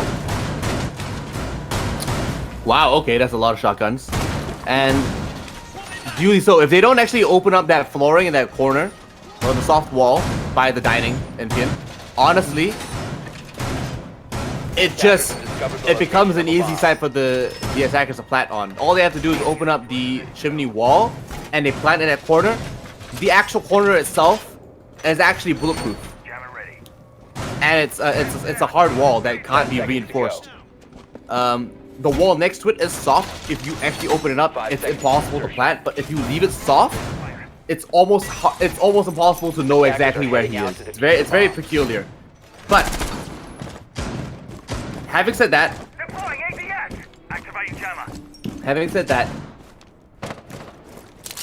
it's a precaution, and it's just something they have to prepare in order to make sure that they don't really set themselves up for failure. Indeed. Now these Oh, long that's angles being Oh, opened no. up. Oh, that's really tight. Beautiful. Now T-Skin on the MP5, but Coley running away before his teammate can heal him up. Now he comes back for that HP boost, and there's a drone trained right on that smoke of CTZ. They might catch him out if he is not careful. They're rotating over now. It does look like they're just checking a couple of angles here and there. Drones are being pulled around. Jimmy is everyone knows where Jimmy is, put it that way. Now hopefully the callouts have come from Lasey's side about where he is, and they've communicated and are coming up with a plan to take him down. And NC Slasher is going to be the one taking on Jimmy. The third floor is under control. Ganjo picks up Edmund as well. Coley down to 5 HP before being finished off. Again, Ganjo gets his second. So now it's Dabex and CTC trying to make something happen. Dabex gets finished off after he takes down Mises, so it's just a 1v4 and a 3. Now we saw a 1v4 from Mentalist in this exact position with the smoke as well, but nothing of the sort from CTZ. Lonely shuts him down. He doesn't even finish the Ash. And that is round 4 going to Lasey.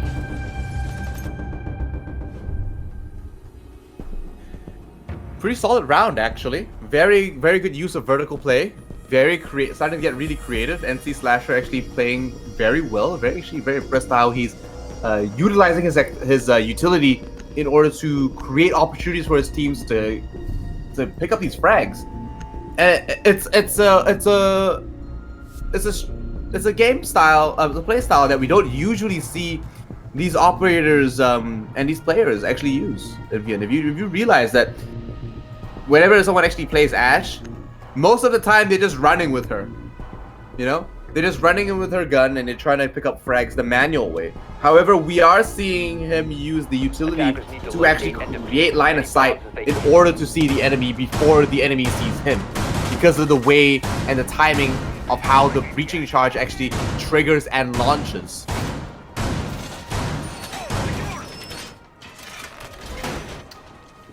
Now, I don't know what Team 112 wants to do on this third floor defense, but I think the way that they were trying to hold it with the line of sight being made in the previous round, it was a second floor hold, of course, but you know, the idea I think was a little bit better in the sense that you have those lines of sight and you give Jock the opportunity to use the long angle with his ACOG and the automatic weapon and try and hold the push in from Cigar. Right now you just have Kaid with the option of an ACOG, and he does not even brought the ACOG. Doesn't need it, man. Let's face it. Doesn't need it. So, pushing now. Does look like they're trying to get some good ground here. Still rotating up. Still making good time. 2 members over by the Cigar Lounge. Does mean that they are trying to hold this third floor with as much ground as possible. Actually denying as much entry as possible as well. Lonely being taken forward means that they lose a lot of utility. They also lose their Jaeger, and that's one of their top fraggers being removed. Ganjo doing some great work here with the frag grenades. Oh, he's prepping it. He sends it up. Doesn't quite land, unfortunately for him. And 1122 survive. Now they're trying to hold this long angle with the Maestro. It's not a bad idea, but with the ACOG gone from Attackers his are gun, locating not sure how well that's going to work out. Hopefully his communication is better than it was the last time around. He's going to be holding White Stairs a lot more aggressively than he did. There is suspicion that someone's roaming in train, but there isn't actually someone there.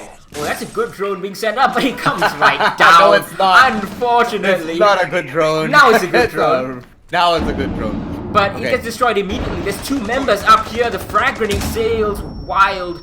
Doesn't do any damage, but Avixis does a lot of damage. Takes out the smoke of CTZ.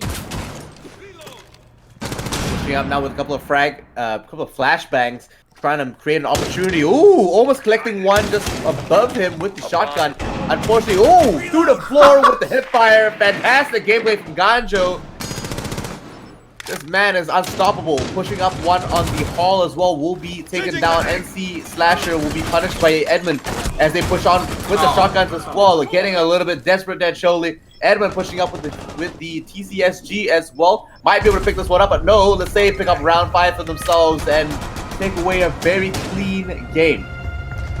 That was excellently held from 1122, but it just came down to the gunfights, I would say, at the end. The information was there, but the strategy, I think, also... Okay, well, maybe not excellently held from 1122. Their dedication to the hold outside in Cigar and Piano, it is perhaps a little bit too much. It's not been too helpful for them. It worked out in the first round, of course, when NC Slasher somehow couldn't quite capitalize upon that. Great push up from White Stairs, but 1122 kind of got wise about it and then started pressing a bit more utility to White Stairs, but it was not quite enough. I'm not too sure about that strategy, but we're not going to be going Attackers there need to locate for and defuse as many 1122's... bombs as they Wait, can. we are going there again, I think. No, we are going down to the 2nd floor, yeah. First floor. Couple more reinforcements going down there, and we're going to go down to the first floor, like you said, in a floor that Lasay didn't do so well on. So maybe this is the site that Team 1122 need to be able to bring the score back just about even before they swap over and hand over the defense to Lasay Esports. Lasay needs to be able to win this site as soon as they can, and they need to make sure they do, so that they can actually take the lead on this map and actually secure the win. Because at this rate, if they keep going back and Attacker's forth, objective is to locate it'll a just be bomb. another tie. Yeah, well, it wouldn't be too bad to see another tie, given how close these 2 teams have been matched together The attacker's throughout bomb diffuser has been this dropped. whole season. In fact, they are only separated by 1 point in the league standings after all. Now Ganja repelling upside down, trying to get some lines of sight into the Attackers 2nd have floor, recovered their into diffuser. Fireplace. Not gonna find anyone just yet. Previously, when this defense was played by 1122, it was CTZ with the SMG-11 inside of Bakery, getting that 3K and pretty much winning the round single-handedly. And he's in the same position yet again, but this time he has a drone trained well on him, and they're very, very wary of his position. They really don't want to be punished by him again. Not something they want at all, and they're going to be dropping down, taking some ground upstairs. So maybe they can bring in a little bit of a sandwich, and they find the Jaeger. He gets caught out. Will they be able to sandwich him and collapse on his position is another question. CDZ will be in the bakery just waiting for his souffles to rise. However, He'll rise soon enough and pick off a couple of members of Lasay, I bet. Yeah, well, you know what? They have drones on him, and I mean that's a Mozzie drone as well. So he's got surveillance. He's got the information it requires. He can just sit there all toasty, just wait a little bit, save his energy for later, while they push in, and he just needs to be fed information, really. Now hopefully Dab- they can do Ooh. something. Yeah, but yeah, Dabex, he's taking down NC Slasher of all people, and oh, the Buck is gonna try and get into a fight, but he Oh, doesn't no. know. He doesn't check the corner properly, and Dabex almost survives it, does some damage to Ganjo that shouldn't have been done, but at least the kill is collected for Lasay, and now they can get to work on the floor. They gotta make good time of it though. 1 minute left in this round, and they still have to make the final execute as well. Yeah, well, once they get that execution, it should be sails ahoy. If the rig is successful, that looks like they're dueling and it No. does lose it out quite quickly to the L8A5. Plant might just go down behind this kitchen bench here, a little bit open to the prep side of the kitchen, mostly by the freezer, but it does look like red as well. We Attackers being are cleaned up. activating the Plant is diffuser. successful. Defenders have located Mizu does the double diffuser. back outside. Choli with a triple kill. He will be trying to hold this location down, and maybe even that angle might be something that might work out for him. Vixus is the only one left. Picks up one, rotates outside, and all he has to do is wait for the right time to push in and stop this diffuser. He knows that it's a 1v1. He's got a little bit of time left. 19 seconds, 15 seconds left in the clock. He's gonna push in. He's gonna push quite aggressively, and he's gonna be able to stop him. And that's look like, you know, Maestro! Jimmy Z! That was a perfect plan! oh The perfect my God. bait! He positions himself just right. The Thermite has to expose himself greatly, and Jimmy Z, just too wise for him, pops on up, takes him down, Wow. and makes sure that 1122 win at least 3 defensive rounds here on Cafe. Not too bad, but really should have been 4-2 given how Cafe is structured. Then again though, it was 3 rounds on defense for Lasey and Clubhouse, and Lasey still managed to tie things up. So we could be heading for another 12 round tied game. We could be. It does look like that's the pattern we're seeing here. Vixus came very close to that, and honestly, I don't think it was a matter of timing, because the timing was fine. Honestly, he was 3 seconds off. Yeah, He just needed to have either won the fight or stalled it for 3 seconds, but he would not have known that. Attackers need to locate And- and defuse bombs. To be honest, it was a very nice try. yeah, definitely. I liked what both teams offered, just that Jimmy Z was the winner in that scenario, of course. Well played to him. Now we switch roles and we go back onto the 3rd floor, this time from Lasey's side. Let's see what kind of a variation these guys have on this defense. They aren't bringing that ACOG just as 200 Degrees was bringing yesterday, just as we've seen 10 seconds many left other before teams insertion. bring as well. Interestingly enough, there's not even a Maestro being 5 seconds played, to go. but we're seeing a Wamai. I thought that might have been a gunshot doing damage, but it was just utility being thrown. And there we go. Pushing up now into the 7th round, swapping roles. Interesting to see that NC Slasher is now on the Valkyrie. I mean, Red Sun got a whole bunch of kills on Valkyrie yesterday. Why not NC Slasher? I think he only died once, and he got 14 kills, which is You know what? running You know who riot. else died only once? Superman, but he didn't really die. Oh, he got resurrected, and that's a bad idea, trying to go for the quasi-spawn peak so late into this round. Luckily, he doesn't lose his head. Luckily, Buck didn't have the perfect angle on him. But I guess nothing ventured, nothing gained. Gotta try once in a while, and it's early into the round, why not? Having said that, firstly, Superman really never died. His heart just beat really slow. So slow that Sentinel's gonna pick it up. Second of all, Dabex, with the exothermic charge, will be placing it down by the top of the red stairs. Lonely has to actually rotate out there. Not too sure if he's gonna make it out of there alive. NC Slasher downstairs and actually rotating it back with him is his brother Mizu, and he'll be taking over that shield in that corner. Safely, actually perched there now. Surprised to see that they actually pick him up. Oh, he peeks his head out there and gets a little bit of damage on the Dabex. Frag grenade goes out there. I'm not too sure if a ADS denied that or Magnet not. caught it. Yeah, maybe the Magnet got it because a couple of flashes did go down. It does look like Lonely was affected. Couple of shots from the top down are there. Frag grenade. I think I heard a C4 strap. Maybe Might maybe have been canceled. the Mozzie's. No, yeah, I think I Ganja tried to think I C4 heard out. it, but I think he did. I think he put Yeah. it away very quickly. Couple of shots go down against the walls, but no one on has single. Oh no, NC Slash took a single shot. That's fine. But a lot of members on Team 1122 are taking hits left, right, and center. Let's say, oh, Banjo, as I say that, takes a Vixens gets taken off the map, and Mizu takes more than half. NC Slasher and Lonely cleans it up, and wow, Lonely decides to just clean house and take them for brunch. Oh my gosh, look at that. Beautiful double. Really munching up the cupcakes as they walk in. Might not be the kitchen, but they're certainly being delivered upstairs one by one by one. And let's say, if this is what they're going to be bringing on defense, I think they are well poised to take the win. But we'll have to see what happens on the other bomb sites at least. Speaking about kitchens, we're going to kitchen and cooking service. So yeah. So now they're gonna go behind the scenes, see how those cupcakes are prepared, and perhaps pilfer a few on the way there.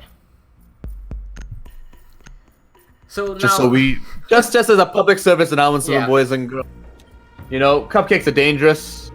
Attackers need to locate sugar and kills. defuse bombs. So you and know, wash your hands before eating them. Absolutely, sanitize your hands before you prepare them, even. Exactly.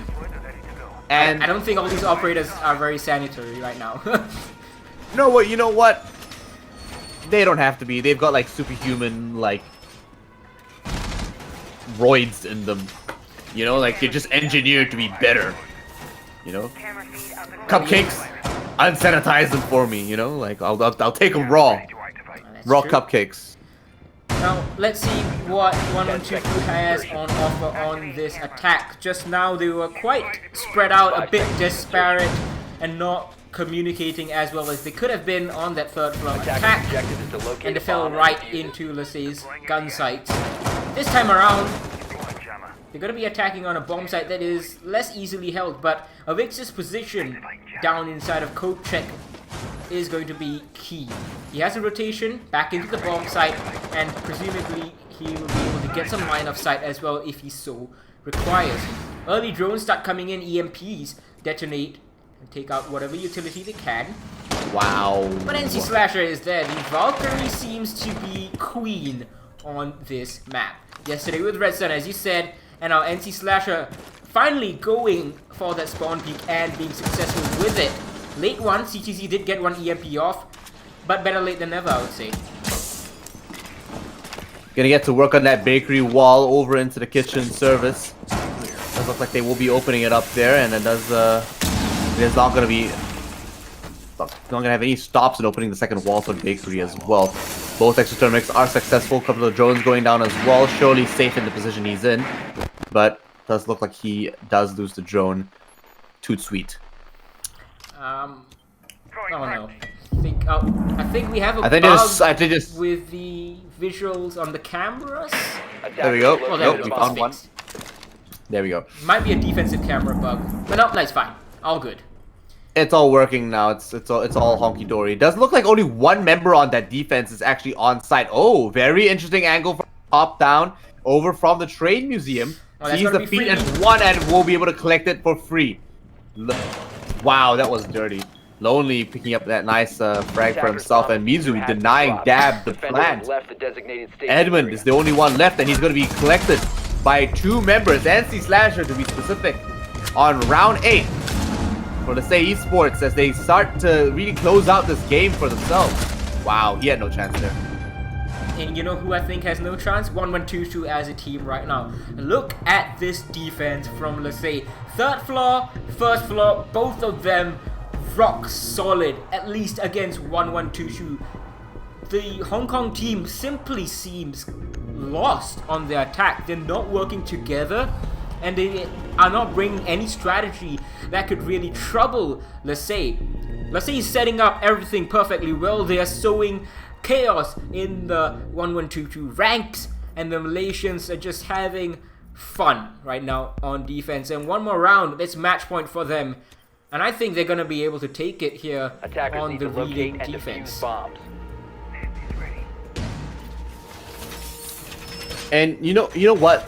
Cafe is starting to become a map that Lasay is really proficient on. We're seeing them on Cafe time and time again, actually doing decent work, and starting to really become one with the map, really come into it as a whole. So happy to see them consistently play a little bit more and more of this map and how they're actually gonna push into it. A lot of strong strategies coming out as well, and a lot of strategies that I do seem to be familiar with being played upstairs and downstairs for reading. A site that should really be the main one of the main sites for defense over mining and train, because honestly, it's not as good. It's just not as good and statistically as sound as, oh my gosh, almost landing the shots on that. NC Slasher barely made those shots and barely connected them. Oh, just barely missing one as well. Ganjo, we'll see a couple of members actually rotate up. Won't be able to, I don't think he's going to jump out and actually try to connect with any of them. Oh no, I think he's baiting a couple of shots in, but I don't think he's going to actually jump out anytime soon. It's a little bit late for that. A couple of shots go from left and right. Does look like NC Slasher is getting really testy and very aggressive. How do you let this man get away with doing that? Oh, how do you let him? goodness. How do you let him get away with doing that? So It's first so- he goes for a spawn peek, and then he plays right below Red Hatch. Directly under the hatch. Unpunished. Yeah, direct. And no one even sees, like, he's like directly under the hatch.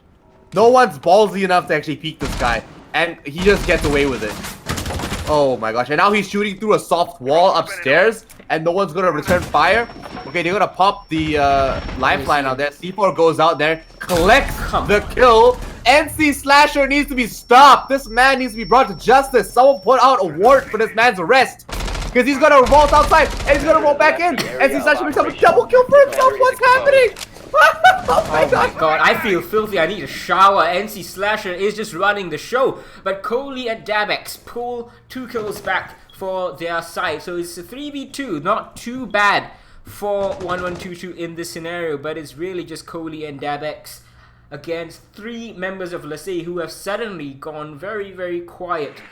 The confidence has been rattled a bit, and they realize, alright, I think it's just better if I take a pause, take a breather, and try and make something happen. But Coley, he takes down Mizu. The information was there, perfectly played. 1 minute left. This is very, very much possible. Was a 3v5, now is a 2v2. A lot of utility still being used. So 2v2 between the Vixus and NC Slasher seems quite conducive. It can work and they can make something out of this. However, oh my gosh, no. NC Slasher doesn't connect with those shots, has to rotate downstairs. Oh, collects a triple for himself. Will he be able to get the quad? Or will Avixis clean it up? Yes, it is the captain. Let's say win round 9, pushing it up into match point. A bit tight for, let's say, 1122 kind of finally woke up with their firepower, but this was the tertiary bomb site after all for, let's say, esports, and it worked out well for them at the end of the day. It came down to 2v2. NC Slasher, though, he was basically running the show. A triple kill for him.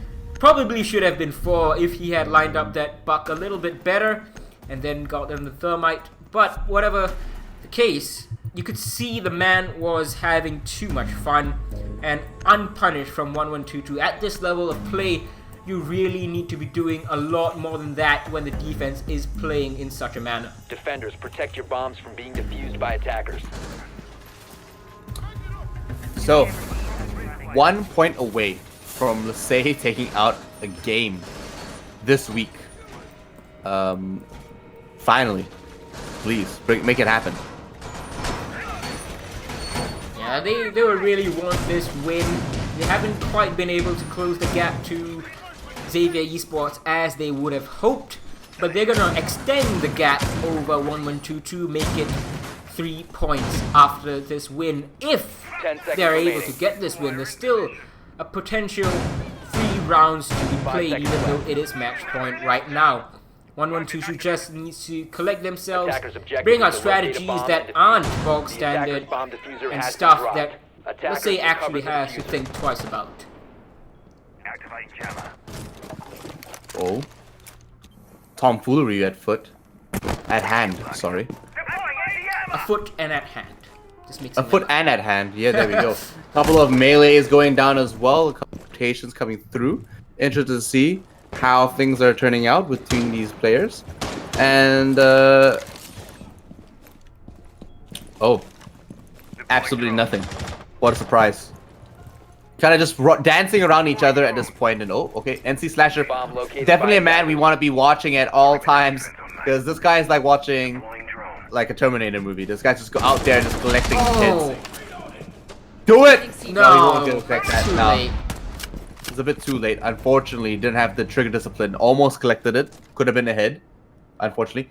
DTZ, nice and safe behind the power generator, and it does look like Dabex and the rest of this team are pushing into the cigar shop, controlling it quite well. Mizu's peeking over, might be able to collect something, and I think Lonely as well, just over by the pixel corner, just by the white hall.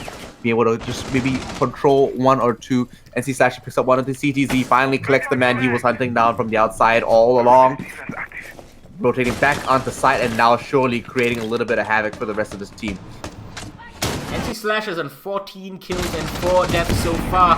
Bit of a stuttering going on, but we are back. And Kohli takes out Ganjo. So still a 4v4, but well, we have NC Slasher still left up top. And oh, this is an angle that you can use sometimes, but not if Kohli is coming up from the first floor stairs. The new stairs that were added with the rework. And now you have NC Slasher getting very inquisitive about the position, showing the call came in from the Wamai, and they're going to be trying to make something happen. Let's say are now in a man count disadvantage, but look at 1122, they're so Attackers will fearful cover the bomb of this flag coming out Oh, from NC no. Slasher. And Kohli, he's gonna collect one more on the white stairs. Edmund piles on to Avixis, and it's all up to NC Attackers have Slasher located with a bomb. 40 seconds, so he can't even just deny the plant from below. Not that he really could without the C4. So he's gonna follow up on the white stairs, take out the buck. Attackers If he makes his 1v4 happen in the post-plant scenario, it will be some of the best things I have seen. He's gonna see that one. Can't quite land the shot. He's gonna get stuck in Pixel. Oh, goodness me. Jimmy Z goes down without much of a fight. He's gonna take down one more. Can he get this ace? He's on for the ace. He's on for the clutch. With the deagle out, he can't do it. Unfortunately, Dabex denies all of us the joy and beauty of a 1v4 ace clutch. And 1122 survive for a round more. I can't believe it. My heart was pumping.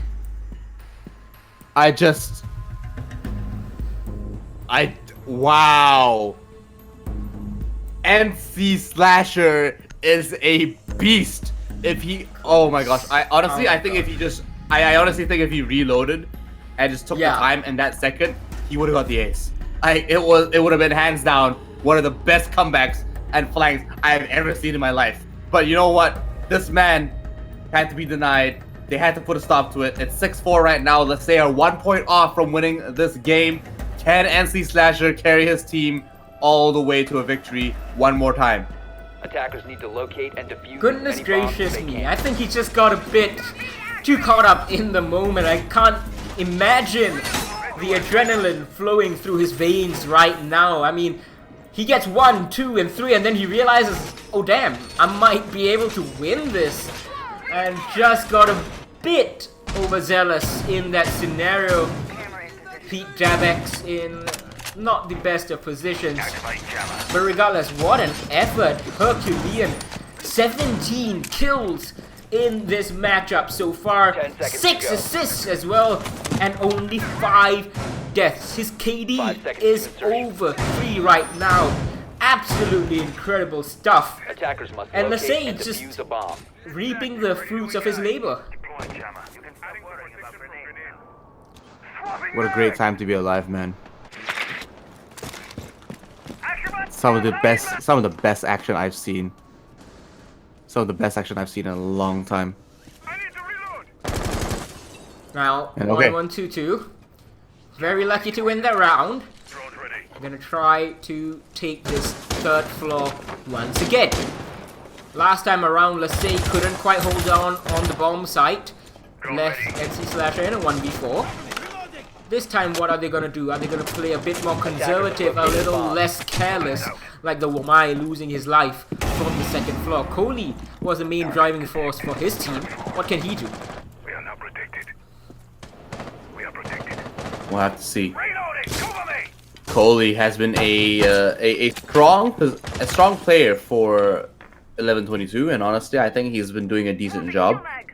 Lasay, however, have been a very strong defense. They've only had that one time last round where they took a defense round from Lasay. However, it hasn't worked out so well for them any other time today. So frags go out there, will get denied. Maybe a second one might get lucky. A couple of early frags as well. Unfortunately, will get picked up by I think the Frisbee caught that one, the YMI. JB picks up NC Slasher, there goes your hard carry. Oh. Lonely gets taken out, there goes your other hard carry. Ganjo is the only one left that really rings the bell for me.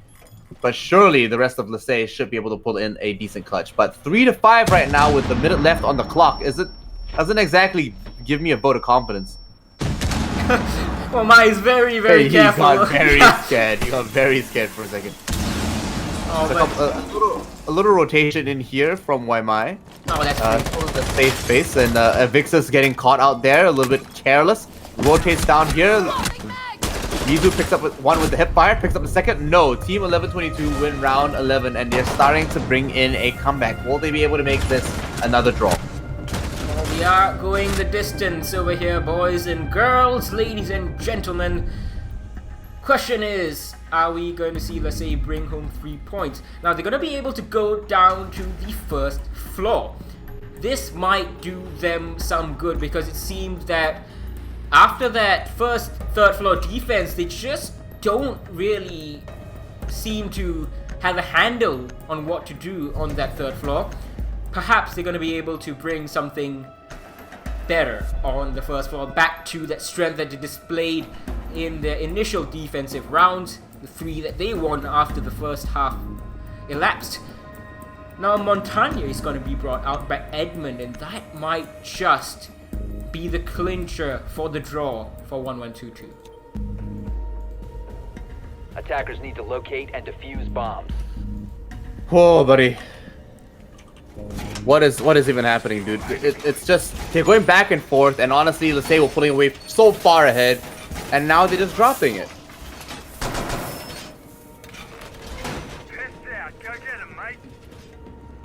Now, Lasay just needs to play a bit of their own game. NC Slasher, I think, getting a bit too aggressive in the previous round was picked up very early, but so were the rest of the Lasay members.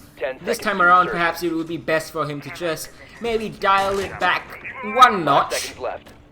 Just take it a bit easy and deal with that Montagna as early as possible, because he's going to be the linchpin for 1122 in this attack. Likely going to put him into bakery and then prep.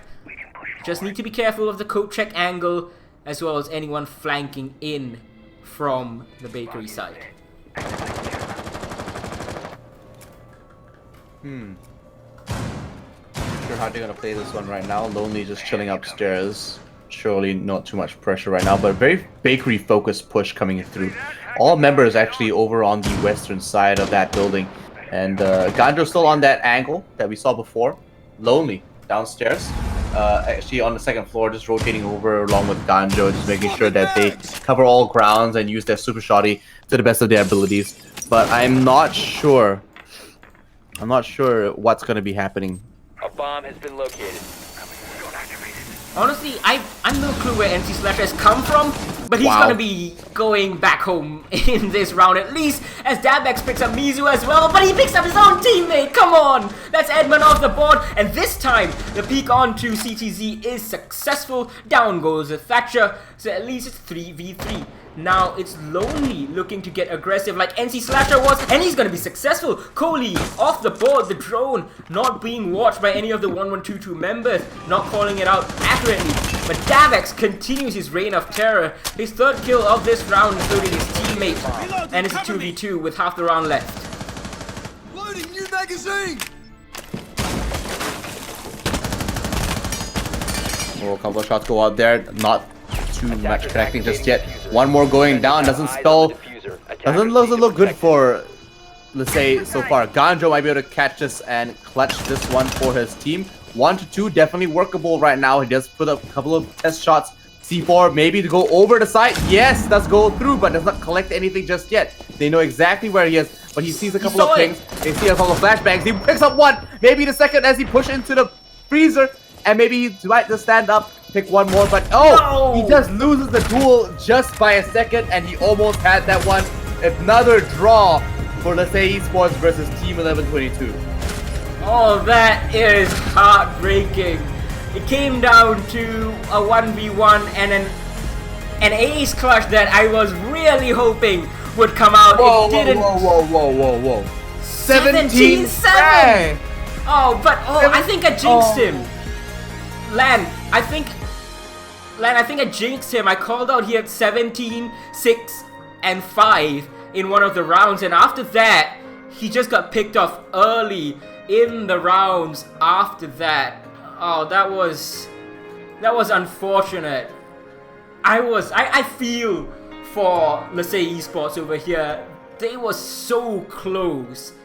So very close. I just can't believe how tight those last few rounds were, and the fact that Team 1122 managed to pry that away from Lasei is absolutely crazy. A very well played game from both teams. I'm very pleased with how they managed to make that happen. And yes, I think you did jinx NC Slasher just a little bit.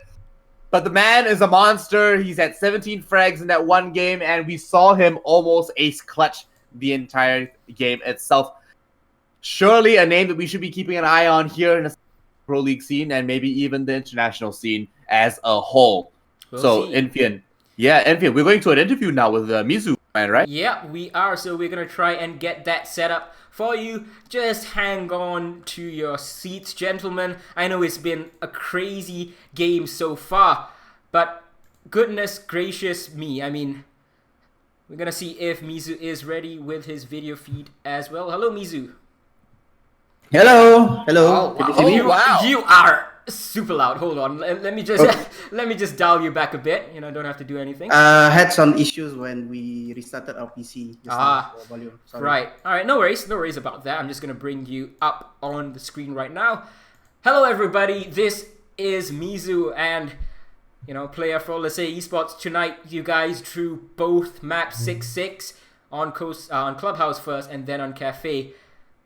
But I'm gonna start off with something very fresh in our minds. Where the heck has NC Slasher come from?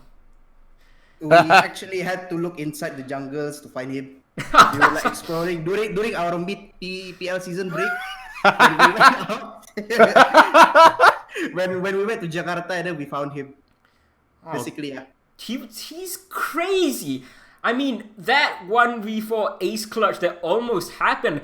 What were the calls like? Can you talk us through the entire round after you guys almost lost the bomb site completely? Usually, when we have those kind of situations, we always try to calm down and look at the intel that we can give, because there's always hope that that last guy can clutch it. So basically what we do, we just give our callouts on what's happening, what can you do, and then he just execute. Right, it's so a shame.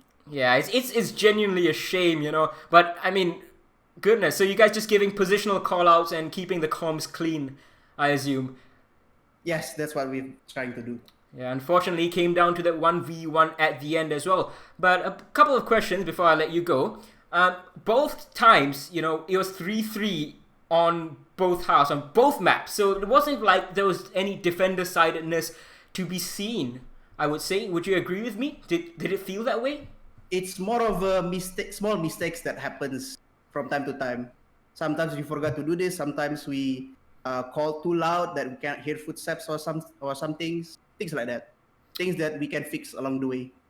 Right, yeah, that is unfortunate to feel that you lost a certain victory over there. But, what is the mood in situations when NC Slash is just running the show? He got 17 kills for just 7 deaths at the end of it. I mean, how much of a boost is that to have that kind of a player on your team? It's a very reassuring confidence booster. He gives a lot of confidence in our team play. That's why I try to accommodate my new role to help him play with our team. All right. Actually, Infian, I've got one question before we go. Mizu, Yes. could you explain why we saw Lonely on Castle? We never see Lonely on Castle. I have never seen him in training or in any games play an operator with a UMP. Could you explain what the logic was in swapping these roles around? Because it's sort of like you're putting him on a support player, but he's still enabled to get all these frags. That's actually his choice to play Castle. Oh, We try okay. around some stuff around to see what fits, what can't. So we learn along the way most of the time. Oh, interesting. Very interesting to see that he's opted to try playing Castle instead. Interested to see if he can play a little bit of Pulse in the future as well. But Castle is definitely a big one in my book with the new Super Shotty. Yep. All right. Thank you very much, Mizu, for joining in. And we'll be heading to a very quick 2-minute break, give ourselves a rest, and get you ready for the next series between Polar Ace and Script. Goodbye. Right. Thank you guys.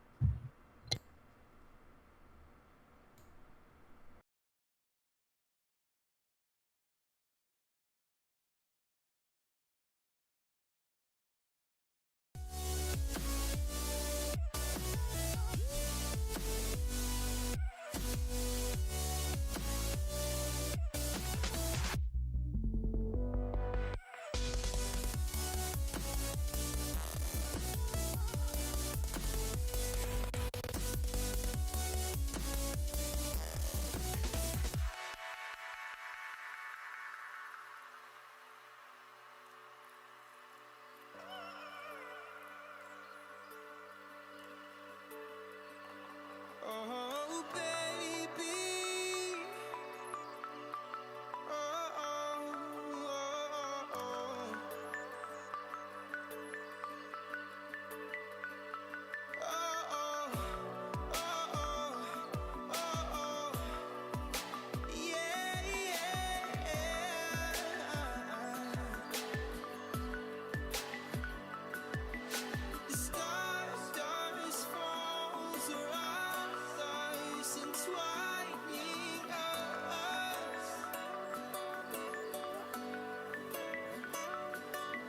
So baby, stay with me where the sun doesn't go down, and we will drift away until the day the world stops spinning, spinning, spinning, until the day the world stops spinning.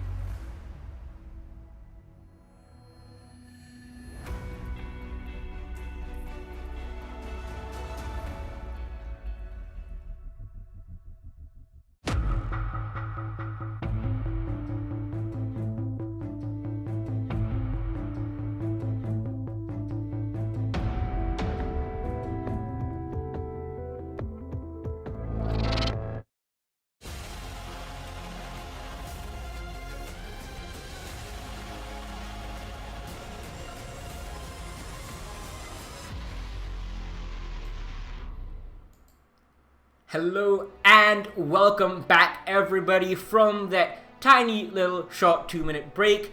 I am the one and only Shikhar Infiak Ewok Gupta, and with me is the ever beautiful, ever handsome Ian Lan Seaton. How's it going? Well, doesn't seem like I can hear you. Hold on, let me try and see what is up with that. Seems to be a bit of a audio issue. Let's see if we have that fixed over now. Can you hear us, Lan? Hello. Hello? I can hear you. Yeah, hell yeah. All right. So, Okay, there we go. I mean, So what I was saying was I had an Oreo, we got our sugar boost back, and we're ready to go. We're prepped for this next game coming up between Polar Ace Esports and Team Script. So these guys are only 1 point away from each other, and honestly, Polar Ace are a team that did bring in a little bit of an upset the last time we saw them. Yeah? Yeah.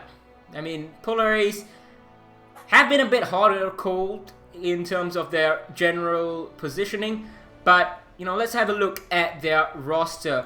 We have Maze, Skitter, BorderTech, JD, and Panday. These guys hailing from Singapore, of course, the other Singaporean team in the Southeast Asian Pro League behind their much better known brothers of Giants Gaming. Certainly have high hopes though, and with this new organization signing them in the middle of the Pro League break, let's see what heights they can reach. These are all names that we know and we all are familiar with. BorderTech being one of them, of course, and Panday as well. Obviously, very active amongst the community. Happy to see. He was in the chat. He's very active. I don't want to say that, but you know he's here. So, what's up to you?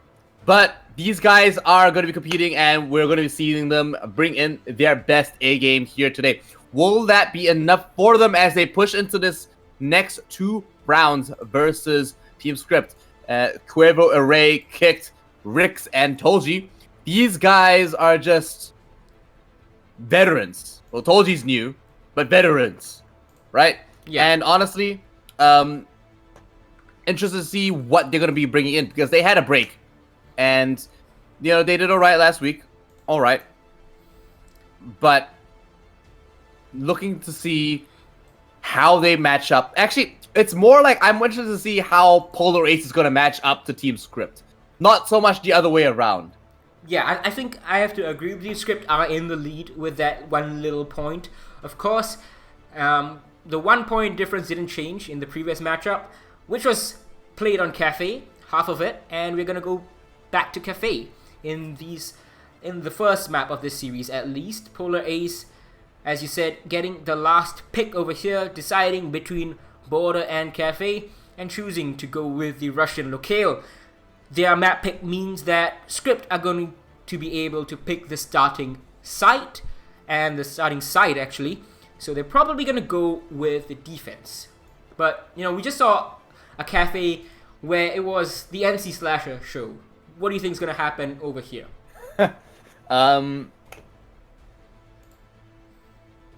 I want it to be the BorderTech hour.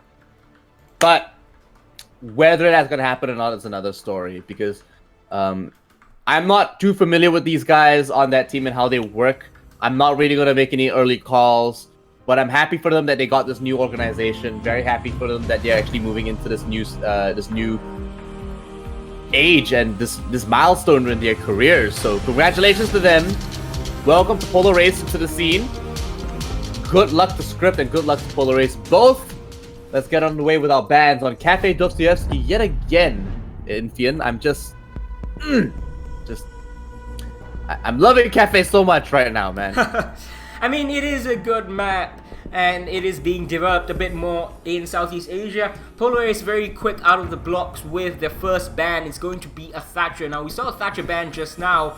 It was on Clubhouse, and it's going to be followed up by Script with the Montagne ban. That's an interesting one. So clearly they have done their homework on Polar Ace, or they just saw, you know, 1122 bring it out in the last round on the Cafe attack and basically make everything happen for them. You know what? This is a week where we've got a record number of Thatcher and Montagne bans. It's a surprise, A record right? number. Oh, but guys, get over it. And also, Valkyrie is not a entry frag or roaming operator that should be dangerous to you on a gunfight level.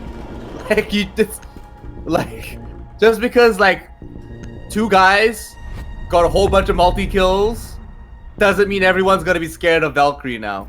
Yeah, but probably I mean, not because of the fragging firepower, but just the information that comes alongside with a Valkyrie. Those 3 portable cameras, of course, and a C4, and a decent gun. And unfortunately, Script has already had a member drop out, so we are probably going to be heading to a rehost, unfortunately. So you're going to see our pretty faces, and he's still prepping with the ESL wire for now. So yeah, it is going to be a rehost without much played. At least we saw one round in the first series between 1122 and LeSay before we went to a rehost. But since we have the time before we go back and leave it to a rehost screen, you're gonna have some thoughts on what we saw from LeSay and 1122 on this map and what we could see in comparison between these two teams with that previous match in mind. I feel like they did a fantastic job on both sides. I feel like LeSay had the strategies that we had worked together with previously, and they expanded on it. They took it to another level, and they really executed it very well. And finding this man deep in the depths of the Indonesian jungle really worked out very well for them, because Slasher is just so surprising and refreshing to see this kind of fragging power, and his reaction and reflex skills are crazy. So, having said that, I think LeSay did a very, very good job at reconstructing the strategies they had in the last season and the last half, taking it into this season, actually expanding on it, making it better. I felt like Team 1122 adapted well to those strategies after they started suffering from playing on attack, and overall their defense was quite solid. So happy with how they played. Interesting to see some of the rotations that came through for both teams. Surprised that Slasher got away with as much as he did, even though the hatch play in that round. I mean, come on. The hatch play was probably one of the most outrageous things he's done all day or all week or all season. He's only played 3 games, and he's already being a little bit cocky with how he's approaching the enemy. And you know what? Someone's gonna put him in his place. Giants Gaming could have put him in his place. These guys definitely didn't do that either. So, I mean, despite the team performance overall, his individual performance is just insane. Some people might even call him the Shaiko of Southeast Asia. Someone in chat called him the Southeast Asian Shaiko, and I was like, yeah, you know what? I'm kind of inclined to agree. This guy is burst onto the scene kind of from nowhere, as Mizu said, from the Indonesian jungles, and he's just destroying established teams and just playing with so much confidence. There is aggression that is sometimes unwarranted, and it comes from a lack of information a lot of times. But his aggression, it's so perfectly timed. Not only does he act on information, he has great game sense as well. So he knows exactly how to look at each scenario and how to approach it. Of course, he couldn't quite give his team the win after being up 6-3. But you can't win everything. I mean, that 1v4 near ace clutch, I wish it had happened just so that we could have sung his praises a bit more. But it is what it is. Now, Polar Ace versus Script. You talked about Script being super experienced, being one of those teams that is extremely old in this scene. And they came to the Pro League back in Season 7 for a bit of a history lesson for you folks. And in Season 9 is when they peaked. They were within 1 point of sending Giants Gaming stuck in Singapore, preventing them from going to the Season 9 APAC Finals. That would have been incredible, because that would have been the first time ever that Giants would have not flown to Sydney or Tokyo for Season 8 to play in an APAC Finals or an APAC LAN qualifier event. And it was just going so well for Script all the way until the final day, where they couldn't quite close things out. So history lessons over for you folks as we are heading right into the match right now. Round number 1 of Cafe for Polar Ace versus Script. Excited to see how this is going to play out. Moving up to Bar and Cocktail Lounge for the first time today. Round 1 for this matchup here. We are on the 12th day of the 11th season for the Southeast Asian Pro League for Rainbow Six. My name is Ian Alan Seaton, joined here by Shakar Infinity Walk Gupta. boys and girls, for all those just joining us, we are in our second and third matchup for the night, in between Polar Ace Esports and Team Script. Veterans versus Young Bucks. Who are going to come up on top? That's the question we're asking here today. A little bit of a history lesson coming in from Infian, just to give you a little bit of history of how dominant and formidable Script have been in the past. And they've got a new roster, don't get me wrong, but this roster is still scary, and it's still something we want to be keeping an eye out for. Having said that, Bordatech, Panday, Maze, Attacker's objective is to locate a bomb JD, and defuse it. and Skitter. These guys are here, and they are all playing a very interesting composition, mainly focused, from what I can see, on Denial. Yeah, it's very info denial heavy. Just now we saw, I think from 1122 side on Clubhouse, they were bringing both information in the form of Echo and Valkyrie, and then denial as well in the form of Mute and Mozi. So we're seeing the Mute and Mozi part of it, and the information part with Bordatech's Maestro cameras. But I think the man to watch out for on this defense is going to be Skitter, the youngest member of Polar Ace, I believe, and one of the scariest in terms of fragging capability. He's on the smoke, but why not? Because the SMG-11 is not exactly easy to control, even for a pro, even though it's easier than some of the other sidearm SMGs. But still, he can make some magic happen with that gun. No one's playing in Pixel Spot in this round, surprisingly, from Polar Ace. Perhaps they are choosing to draw the attackers in before swarming them with utility from below, perhaps. As you can see, the hatch is open. They're pushing in right now. They're trying to get a little bit aggressive. They got a little bit line of sight available to them. A couple of pings are going down. It does look like Cuervo is trying to push in very aggressively. No one stop. My! Come on, man. You don't do that. Okay. Dodges. Okay, so Rix does dodge the Mozzie Pest. What was that, dude? I mean, unfortunately, Cuervo couldn't quite dodge the gunshots from JD. Both of these guys were seemingly surprised by that. Cuervo just wasn't expecting someone to be in bathroom, even though that was probably droned out. And another peek coming out from the Jaeger, but quickly refragged by Array. Nevertheless, he has taken out Riggs. That's the Thermite. Very, very pivotal in this push. They still have the Hibana off kick, but it's going to be a lot more limited in what she can do. And inside of Frieza, she just pushes in. JD goes down. How does this happen? Panday, though, he's traded out onto Tolji, and he still does have his sidearm shotgun. Oh my gosh, Skinner almost picks up a double there for himself. Doesn't barely collect the last one. But Polar Ace win a very clean game with a double Toxic Babe finisher. An amazing way to end that game. Oh my gosh, look at him spin out. Wow. What an explosive, toxic ending to the first round between Script and Polar Ace. These guys are really making a name for themselves in this region. Yeah, indeed. Coming in strong with this round. Started off well, perhaps a bit fortunate to get that kill. But after that, I mean, it was great. The aggression was calculated, and even though it was traded out, that Jaeger coming in from Pixel Spot, it still kept them in a man-count advantage, and they did it onto the Thermite as well. So they planned it out, like, alright guys, we need to take down this pivotal part of this push, and that forced everyone through the choke points, and they eventually choked to death. Choking to death is it's quite apt. That is a very astute way of describing how that's beautiful. Infian, you're a wordsmith. I love it. Thank you very much. Yeah, and you know what else? Infian, these guys are gunsmiths. They brought the Kali.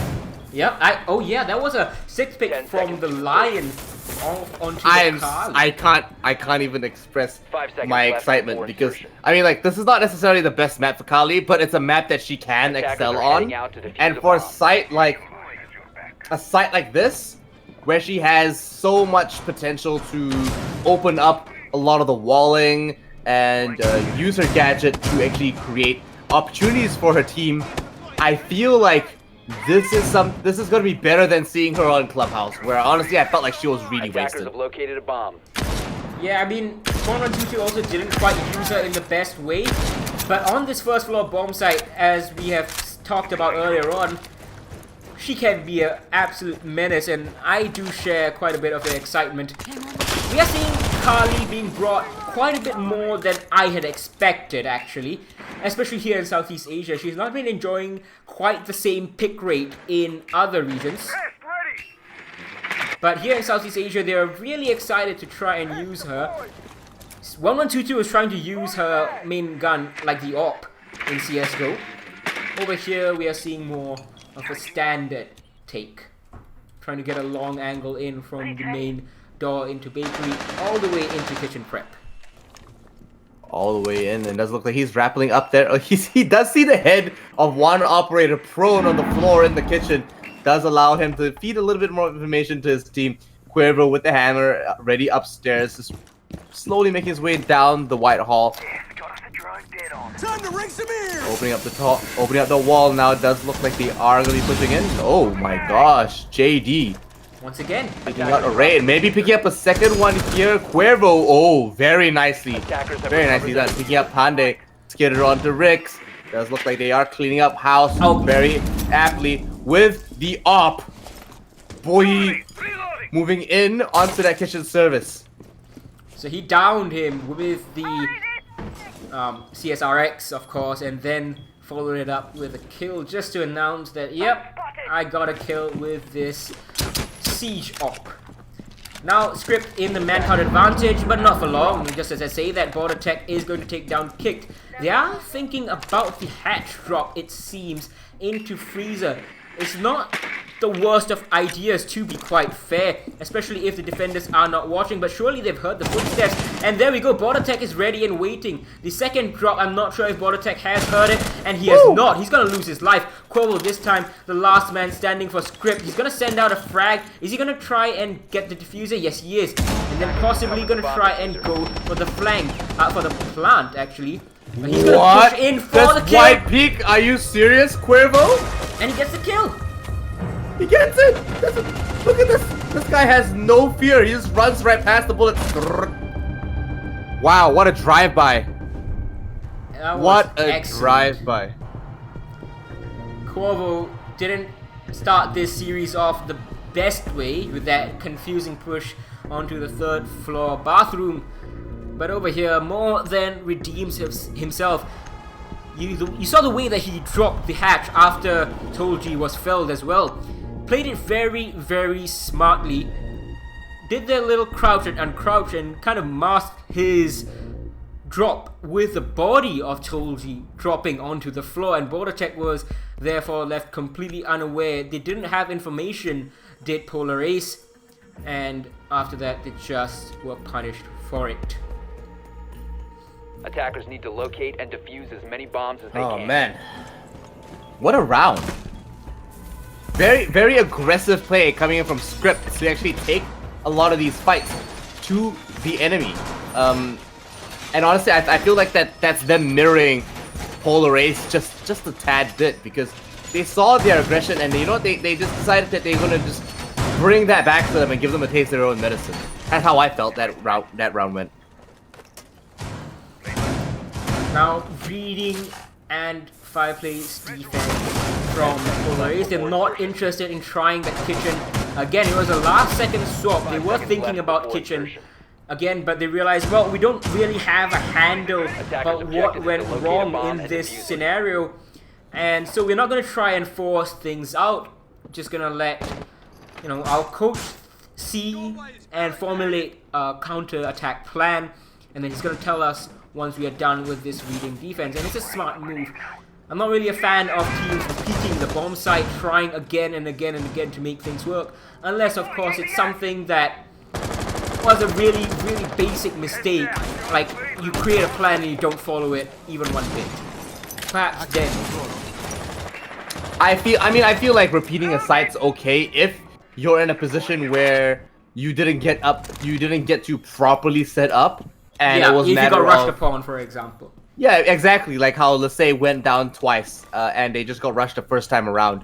That I think warrants a retry because they didn't get the setup properly.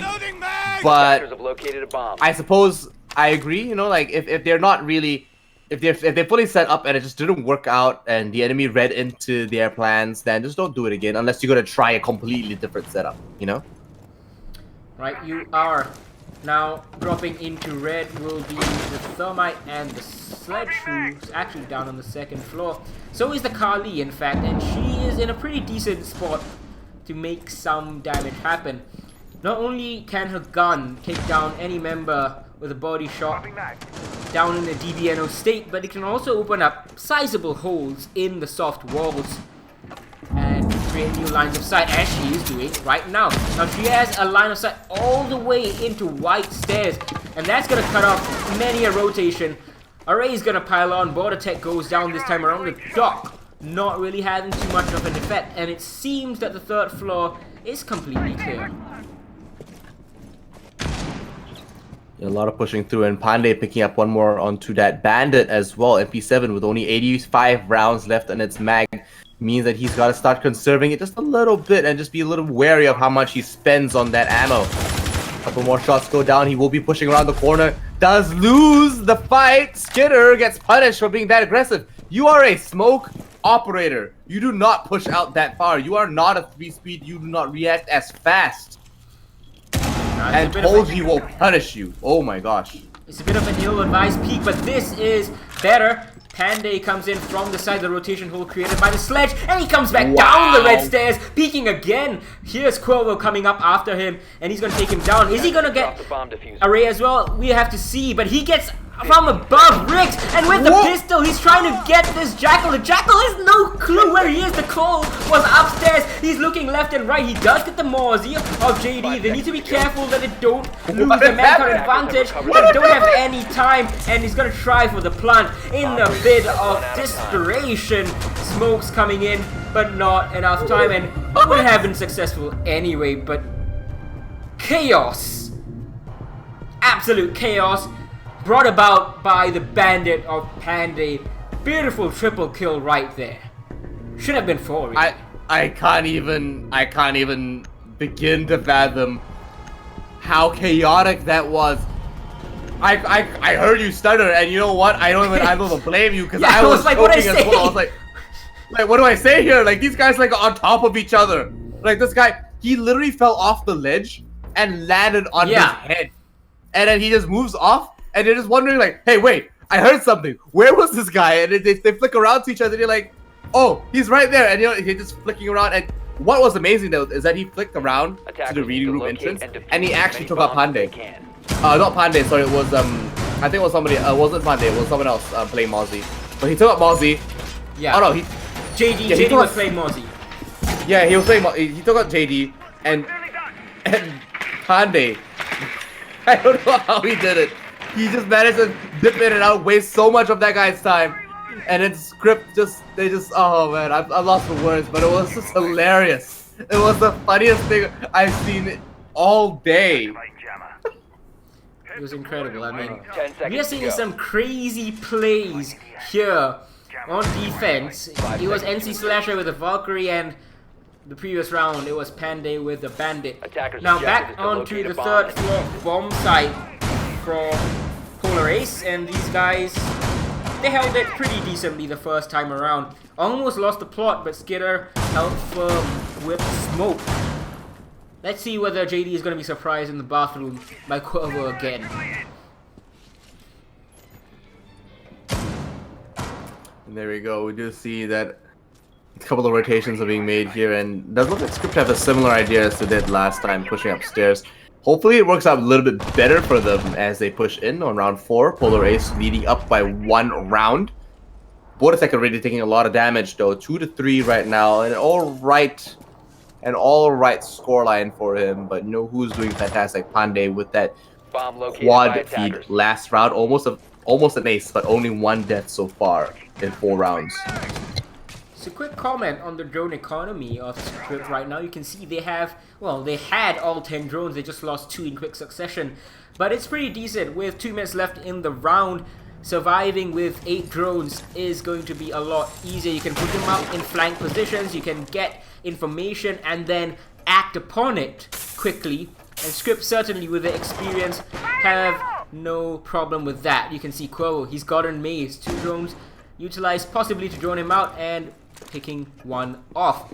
So no Jaeger, but you can see that JD is just ready and waiting. He's gonna run out with the information, but the cover is perfect from Array. Once bitten, twice shy, and this time no kill for him. But on top of White Stairs on the rappel, Quavo can't do much more. Panday punishes him and runs back down. Nope, he's gonna stay on the White Stairs. Insane. Oh my gosh. Misses the frag. Pulls out the shotgun. Barely picks up with the hip fire. Has to rotate back into the freezer because the exthermic does pop off. Bricks throws a couple of flashbangs in there. Isn't able to take out the Maestro camera. Evil Eye keeping an eye on him. But we'll be able to feed a little bit more information back into the team. They do know one more goes down. And oh no, it's Vortec. Not exactly his hour today, is it, Infian? He is going to be down for the count, but not completely out just yet. A couple of fireballs do go out, and he does get shot from the other side over by the bar counter. Does look like Pandey's the only one left. Vortec down for the count and not able to be picked up. Oh, that's Picks up free! one, picks up 2, all the way free, but not able to No! clean it up with the last one underneath the new hat. Script win round 4, and Polar Ace were barely able to clean that one up. A very close round for them, but unfortunately not just quite enough to clean up and close and seal the deal. Oh, that was extremely unfortunate, or as the young kids say, hella unfortunate for Panday right there. Too much of a target-rich environment for him. He saw the freebie behind the counter, downed him, and then he suddenly was thinking, oh wait, that guy's planting, switched over, actually downed him as well, I believe, and then just back and forth, saw a third member, couldn't quite connect, just too frazzled, tried to run away, couldn't make it happen, and you really hate to see it, don't you? Attackers need to locate and defuse bombs. Now, Oh man. Script, 2 rounds on attack. Quite lucky with the second one, but they got it nonetheless. Even if they lose this 4-2, this first half, won't be too bad because Cafe is seen as defender-sided. Polar Ace, on the other hand, need to make it 4-2 to have that comfortable cushion.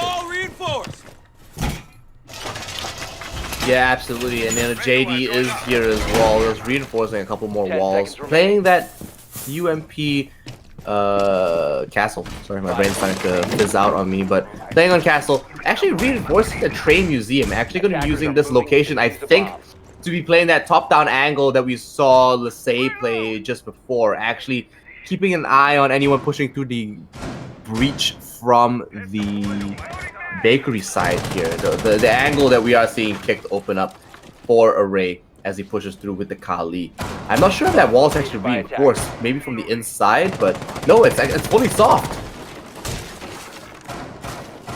Well, Panday gonna be moving into Fireplace with the rotation he has made. Making the holes from upstairs, helping hold Prep and anyone trying to push in a bit too easily. So Kali is being used as a Thatcher replacement by Script, and they are really well prepared for this, and they expected the Thatcher ban, it seems, from Polar Ace, and not really affecting them too badly. Extra drone, as you can hear, for the Mozzie. He's even getting the mute jammer helping him upstairs. 2 minutes left in this round. Polar Ace looking pretty, but they are getting droned out, and I don't think they're realizing where the drones are. Does realize that maybe one Jaeger will be moving up closer to him. Throws a drone out, and Bait maybe be able to... Oh my gosh, just barely seeing his head, reacting a little bit late. Skitter picks up Array. It does mean they lose their Kali a little bit early, and that's where her power really lies. Skitter also gets taken out there. We lose our mute. Cuervo being eliminated, and Panday, and it does look like, I think Tolji being a little bit of a duel here, unable to connect a lot of those shots. Maze actually gets taken down. Tolji takes a lot of damage, but just not enough just quite yet. Panday's around the corner, maybe keep up and catch up on some of that slack left by his teammate, but maybe just be able to pick up one more frag for his team as before he goes down and gets sandwiched in, but maybe Tolji, who is the only one left available on his team. Unfortunately, down to about, like, I don't know, what is that, like 30 health? This guy does not look healthy right now. 3 members on Polar Rage. Yeah, he might lose, you know, he might die, and it just doesn't look good for them so far. Yeah, Actually, doesn't have any drones to maneuver as well, only the oh no, pre-placed they know what ones. he is. Panday's gonna drop down, barricade it, and they have Diffuser as well. Now they have seen the position of the Zofia. Not going to be surprised by the hat drop again, I don't think, and I don't know what else the Zofia can really do. She's gonna try and open up some sightlines, not going to find anyone. All of the Polar Ace defenders are just tucked in very, very sweetly. He's trying to go for the +10 on the ADS, doesn't even get that. But he's very lost and pretty much impossible for him to make 10 this seconds happen. remaining. Not with the way he's played this, at least. 5 Yeah, seconds unfortunately, Script had a lot of opportunities available to them. They weren't able to capitalize on any of that at all. And they do get punished and do suffer for it. So, Polar Ace, great job so far with this win. Over on that round, moving over into the next one now, round 6. Polar Ace needs this last defensive win as well, and they are a bit undecided, and they're gonna go with Reading Room and Fireplace. So, are we gonna see a repeat of those Bandit heroics from Panday? Well, it's not gonna be Bandit heroics, it's gonna be Jaeger, unless he does a sick pick away. Maze is bringing the Ella though. That's a new one for this series.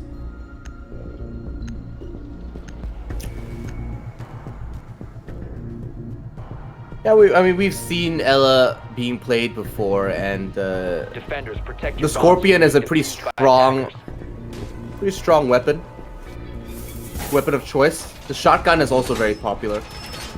Overall, is coming back into that meta.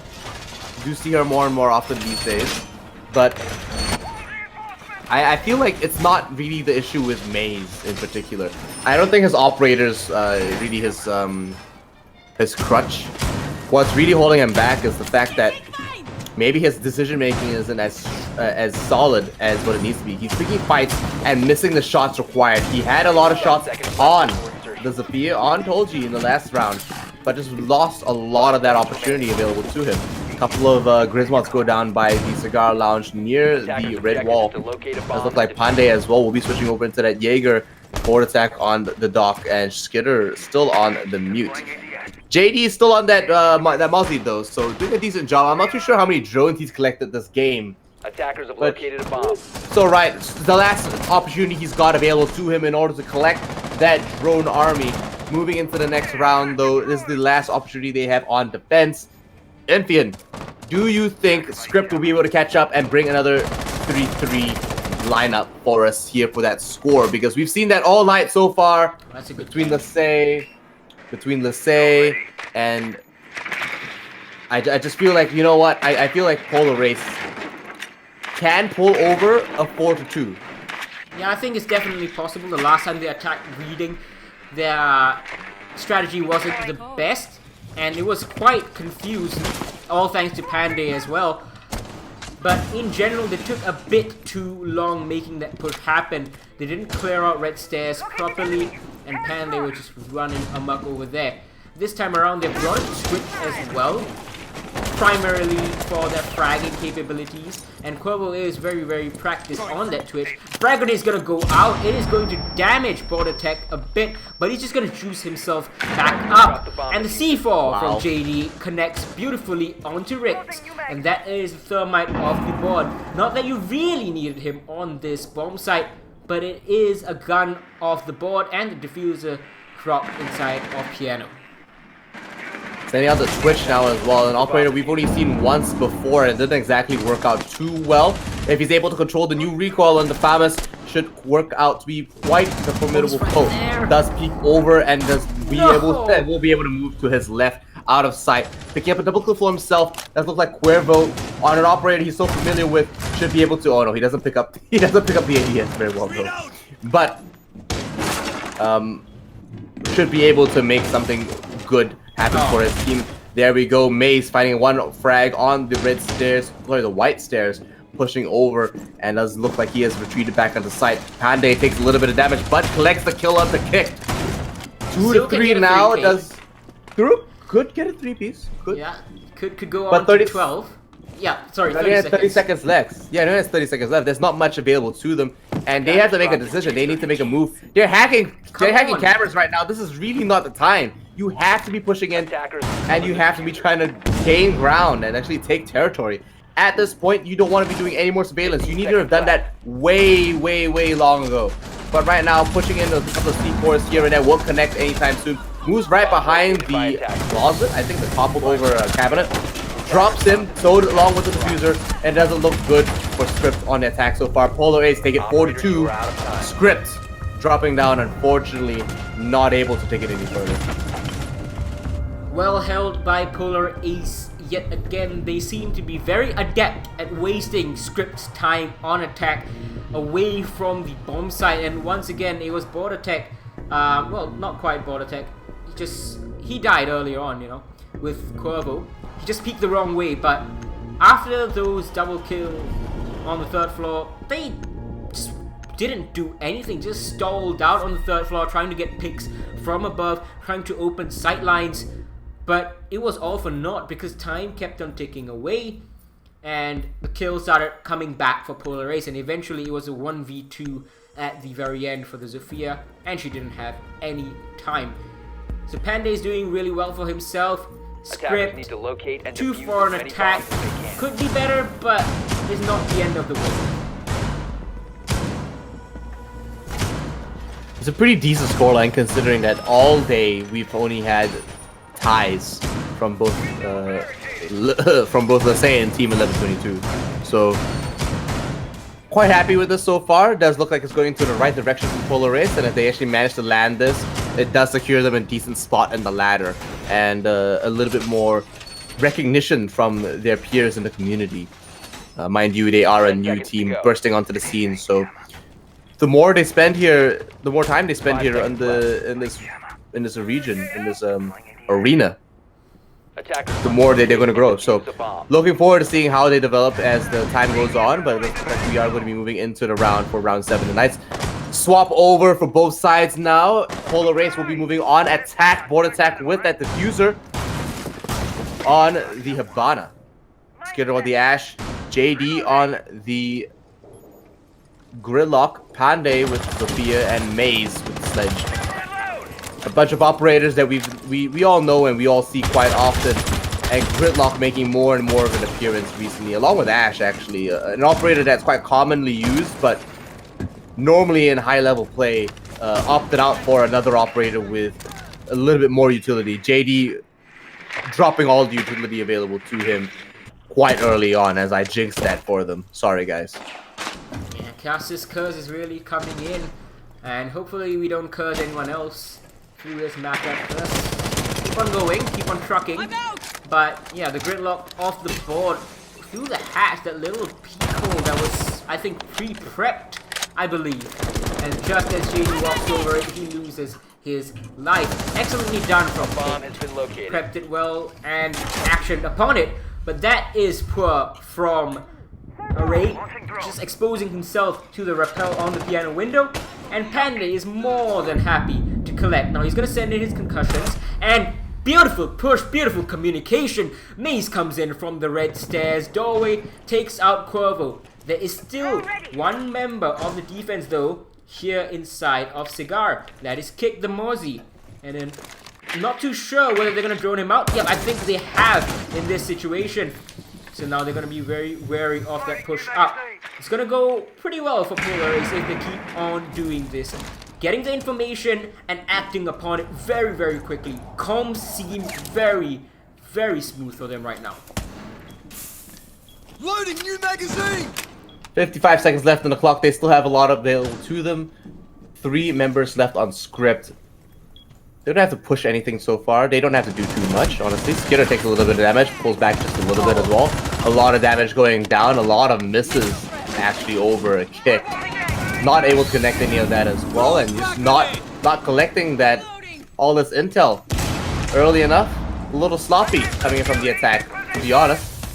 But having said that, the defense are down by 2 members, and the attack are in a decent position. They managed to kick a couple of more members for the defense. The triple kill going to kick. And wow, a couple more actually going down as well. Maze picking out kicked in return. It does look like Rix, 10 seconds the left. only one left, along with Tolji in the freezer. Trying to deny this. that should be One seen. more being picked up, and oh my gosh, one more here and another there. Script win round 7. Their first round of defense going into their back pocket. A very good defense. Coming from both sides, fairly evenly. Unfortunately, just too many angles for the attack to cover. Yeah, that was a bit of a weird one. Polar Race, I think I cursed them, and I just said I wouldn't curse anyone, but it seemed like they had a very good plan. They were droning well, they were collecting the kills based off that droning well, but Script just pulled things back, and it's all down to that Mozzie in that round. I have to give credit all down to Kicked. He played it as well as he could have, got that triple kill. And then at the end, it was just a matter of Polaris walking to their deaths. The prep was done well on site by Script, very experienced of course, and they didn't miss. Defenders, protect your bombs from being defused by attackers. So it's halfway through the game now, Impian, and I wanna ask you before it's a bit too late. What are your calls on the end score for these games? Oh, on the cafe? Yeah, just for this cafe. The location call was correct. No, I mean just the scoreline, man. Oh, you're asking me to call the game? Oh no, I'm not. You're not baiting me into this. I only cursed NC Slasher just now, you know, and we caused Lasay to draw that map. So I'm very sorry. Hey, don't drag me into this, okay? You curse. All right, yeah. So NC you Slasher. are not baiting me into cursing anyone else. Attackers Any objective Dang. to locate a bomb. I thought I had you for a second, but you know what? You've been too smart for me, okay? Cool. We'll try again next time. We'll get him next time, fam. We'll get him next time. Having said that, I feel like Polar Race are doing a great job holding this down, but they were just a little bit sloppy on that attack, a little bit sloppy on removing a little bit of that intel, and honestly, just couldn't connect some of those shots required. And it's not necessarily their fault, just the way it really was. Rix will be playing on the smoke this time, pretty interesting, and Tolji on the YMI, an operator we haven't seen be picked from Script just yet. Now, Womai is usually paired with Jaeger, and that's what's going to be happening in this scenario as well. The reasoning for that being that on his own, Womai doesn't really offer an argument to bring him over Jaeger, assuming Jaeger is unbanned, of course, because his gun is not as good and his utility still causes the projectile to be detonated, be the flashbang or frag grenade. A bomb has been So it's located. not quite the same. Although he does get a lot more denial. I believe he gets 8 of those magnets throughout the round. Correct me if I'm wrong. I think he gets 8 of the magnets versus the 6 projectiles denied by an ADS. Yeah, and so it's essentially almost identical to the Legion Gumine generation. Yeah. So it's the same system it runs on. The only difference is that it's pretty much a Jaeger one-off sticky frisbee. Ooh, a couple of interesting angles being used here, actually being shot up from the bottom up, actually. So we're curious, real curious to see how they're gonna play this out. And oh, Pandey picking up Tolji already, getting very aggressive, missing a couple of shots here. Unfortunately, Bordertech doesn't collect any of that just anytime soon. A frag grenade. Oh no, sorry. That's C4 beautiful. goes out, and there we go. Very nice collection coming in from the attacker side there. Oh, One more upstairs going goodness. down. Pandey picking up a double kill for himself. Probably rotating downstairs quite Does soon. he see him? Does he No, doesn't see see him. Not at all. Will be able to give himself away. A lot of the frags will be going down. It does look like Kick collects Pandey. It rotates over and might have to find another member as well. Skidder picks up Kick. And it does look like it's a 1-4 situation. And oh my gosh, Polar win round 8 in a fantastic fashion. Very, very strong attack. Look at how quickly they took the 3rd floor, dealt with it, and then after that started using those holes that they were making to great effect. I believe Pandey got one of those kills. But I have to give a lot of credit, you know, to that kill that BorderTech collected on the Hibana. He saw the C4 being tossed out from behind the deployable shield. He knew that most likely the Mute was looking in the direction of Freezer, and he just circumnavigated him through the rotation hole made for Cuervo himself for the Mute, and took him with his pants down. And I realize as I say that that's a very bad phrasing. Took him down with his Attackers need pants to down. locate and defuse as many bombs. No. That's not any better. It's a little bit better. No, it's Let me not. have Just this. leave it. Let No, me have this. just- okay. You say so, man. So, they're moving over into reading and dining, and honestly, one of my favorite sides on this match in itself. Interesting to see how they might play it. Unfortunately, they won't be able to play it out in the lobby because, like, honestly, I would like to see some kind of play with the lobby with a rotation there. But the fact is, it's just too dangerous. That's not doing that at all. It's kind of dodgy. So, what they will be doing is playing around the I think the white stairs there. They have some kind of defense around the top half 5 seconds on that. to insertion. I think we call it what, like 2.5? Attackers objective is to locate Do you call that bomb. 2.5 as well, Vivian? Yeah, I It's mean, sort of. Yeah. it depends, you know, in rank. So when we say 2.5, Yeah. we mean like little bit the up. the platform Yeah. in between the second and third floor on the staircase. So we call that 2.5. Very, very aggressive peek coming in from Hande already. Unable to connect any shots just yet, but is in a very good position considering his score. 14-5 right now. This man is an absolute beast. Has the Claymore in his back pocket, has a couple of drones still available to him. Unable to use that just yet, but will be trying to hold down line of sight for as long as possible. Rotates out of danger so he can maybe recollect with the rest of his team and come back down with a better plan of attack. A lot of members are still hanging around, and you know what? Nomad actually not bad on Cafe this time. I just realized that, man. Yeah, and JD is going to be playing that operator with the ARX. It's the weapon of choice for a lot of pros. It does a lot more damage, the only downside being that it has a much smaller magazine. But Panda is the one leading the way in frags. He's 14, 1, and Attackers have 5 recovered right their now. diffuser. And the rest of Ace are just kind of trailing behind. But it doesn't really matter because they're 5-3 up and they're working A bomb has very been well located. as a team. Over on Script's side, not quite having that kind of a standout performer this time around, but the mirror window over here is going to help out a lot more. BorderTech's not going to be able to walk in like he did, but Maze goes down to Array, instantly traded back by the IQ of Panday. Ooh, a lot of line of sight being made here. Very interesting angle coming from JD as well. Using the ARX 200, one of my favorite guns in the game, truth be told. Pandey, not using the gadget on his wrist, more focused on using the actual like weapon kit of the operator Attackers itself. recovered the diffuser. It's a very good Dropped the magnet. diffuser. Rex picks up Skitter. There goes your Zofia. Didn't have too much utility available to her, but still utility nonetheless. Pandey goes down. There goes your main fragger. And one more going down along with, ooh, kicked and Tolji get taken out by JD and BorderTech. So it's a 2-2 situation right now. Rix and Cuervo versus BorderTech and JD. 3-5 right now. Scripts are in the They seem to be in the driver's underdog seat. seat. Oh, I would say they're still the underdogs in the situation, but Polar Race are definitely the dark horses coming right through. Oh, They he's are gonna pushing up. sit on the Oh diffuser. no. And the other man, he's just gonna peek in and out and just not expose himself too much. Oh, the cam decision may not have been the 10 best seconds. in that scenario. He's gonna try and scare him off with the shotgun shots. I don't think he can connect, and the diffuser is going to be stuck by JD. Somehow the diffuser plant is successful. BorderTech is gonna take down Rix. Blinded, Oh, no. Cuervo still gets the Dropped the kill. kitchen.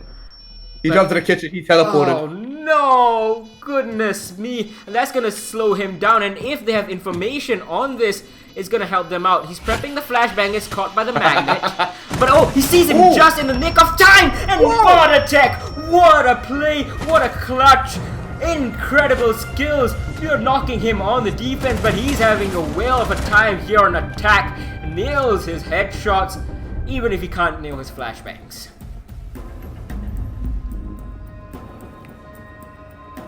Oh goodness.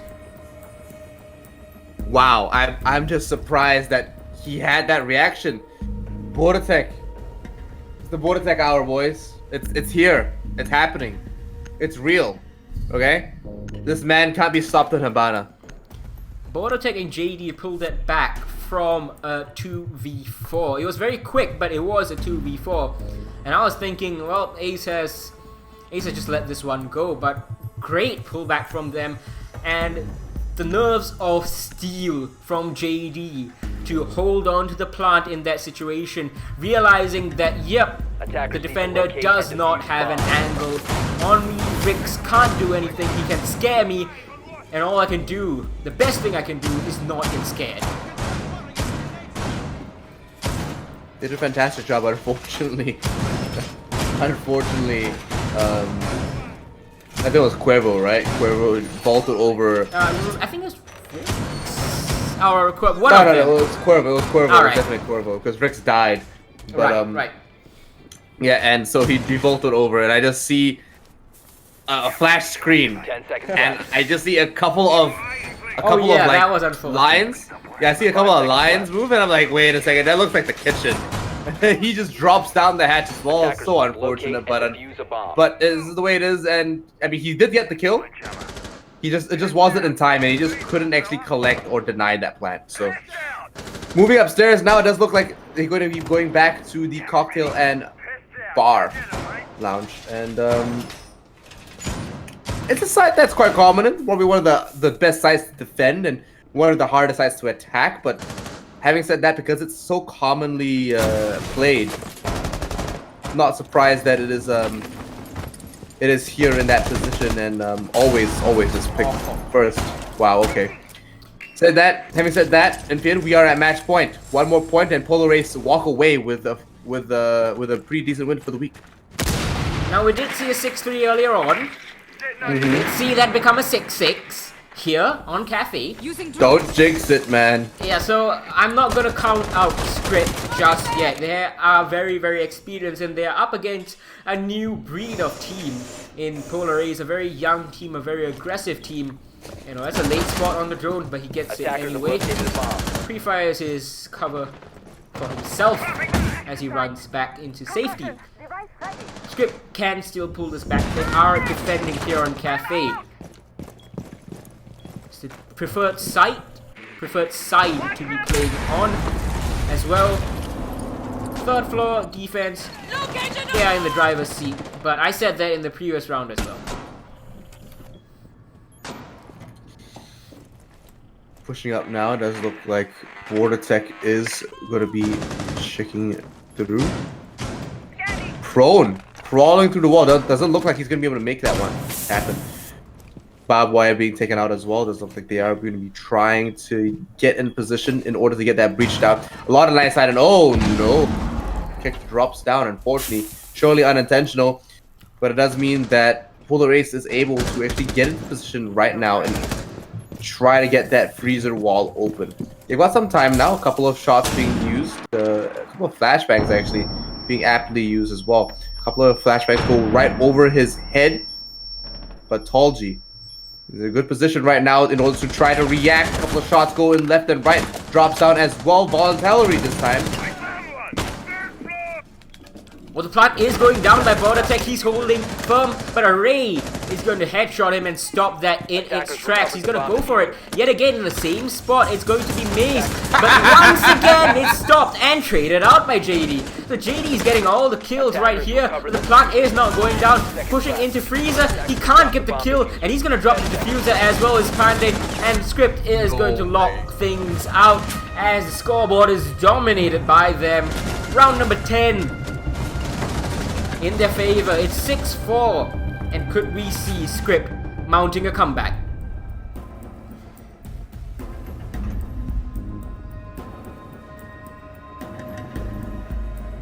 Now, moving over, they're gonna switch over to the reading room and fireplace defense over here. Well, maybe not, it's going to be kitchen instead.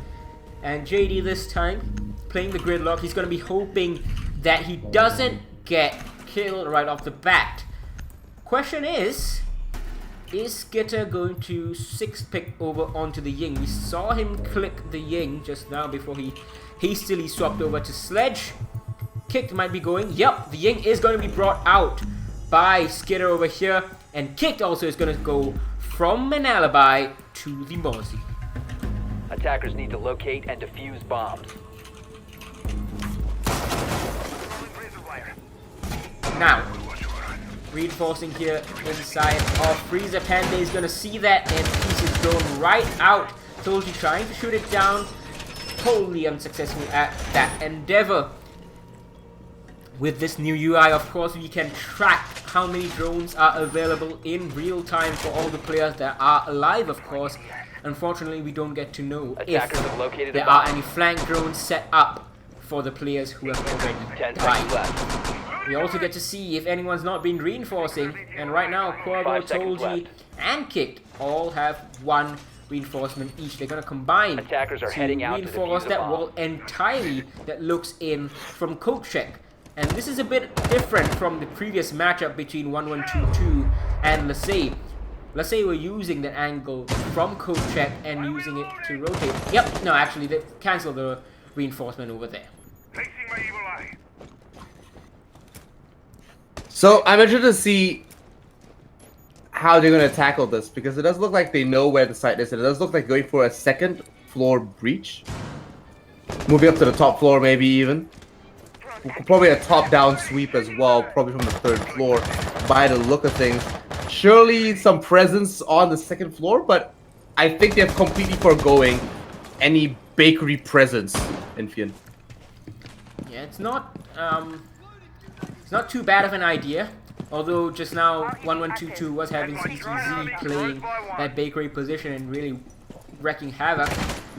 Drones are going to be coming in from the third floor, and Kicked and the Vigil of Tolji are ready and waiting. They're actually going to scan the Vigil, and Maze is all just going to go leaping in. So is Pandey following up, trying to cut them off. But Skinner is going to be the one taking Kicked away with the 81 bullet pre-fire. Wow. Maze, though, he is felled before Border Tech refrags onto Tolji.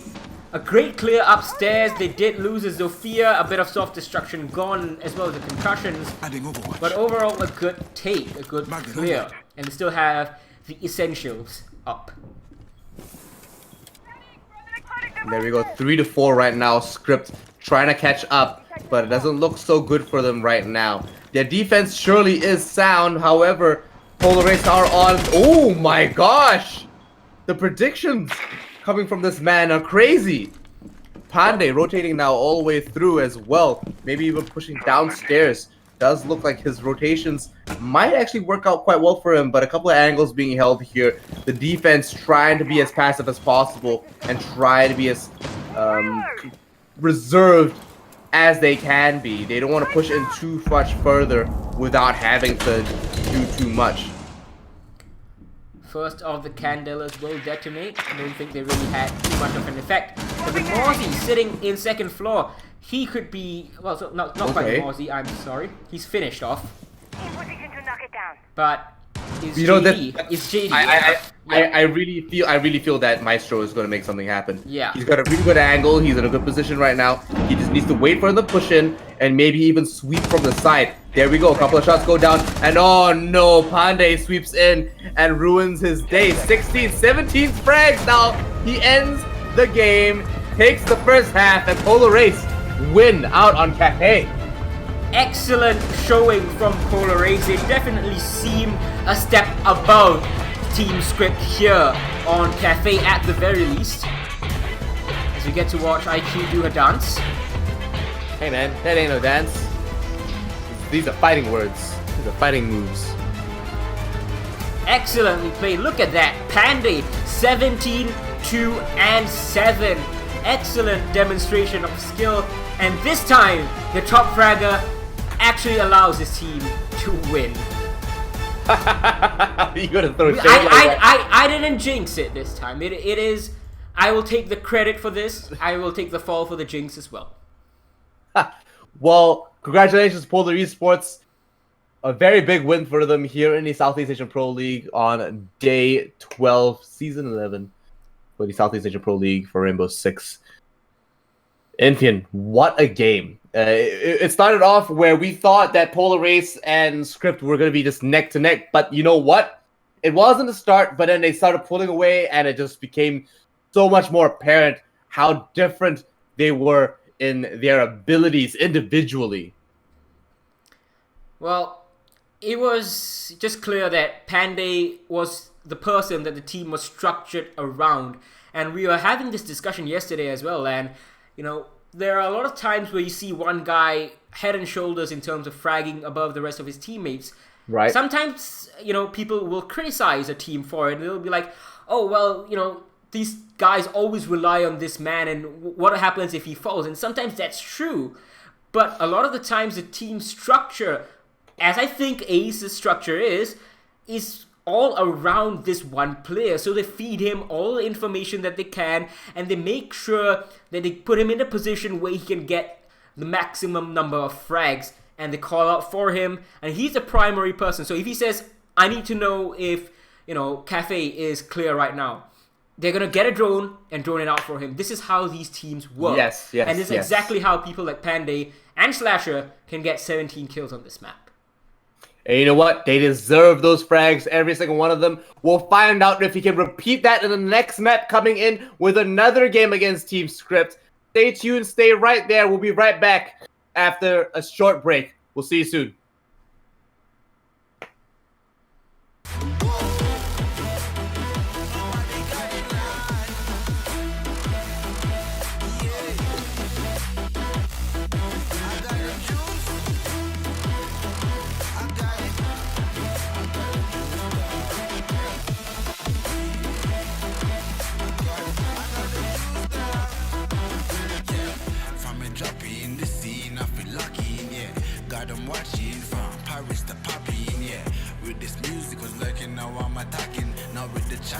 I just step up and make it happen. It's a lifestyle. Living young and restless, yeah, we quite wild.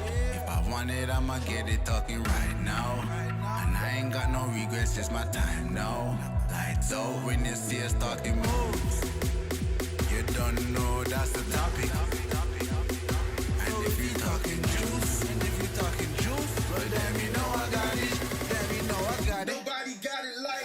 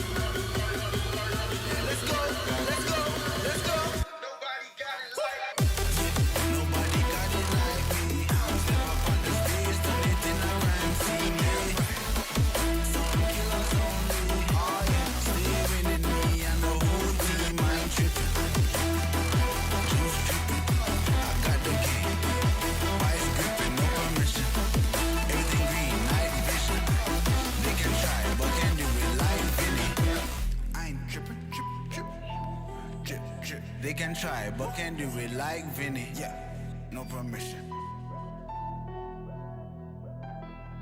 I got it.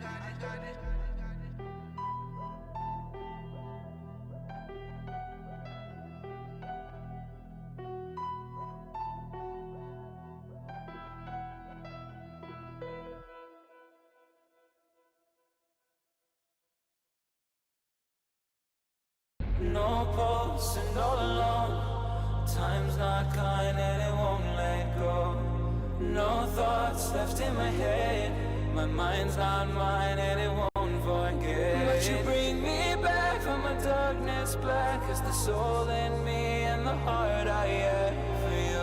It bleeds for you, it beats again. Oh, you bring me to life. Oh, you bring me to life. Oh, you bring me to life. Oh, you bring me to life. Bring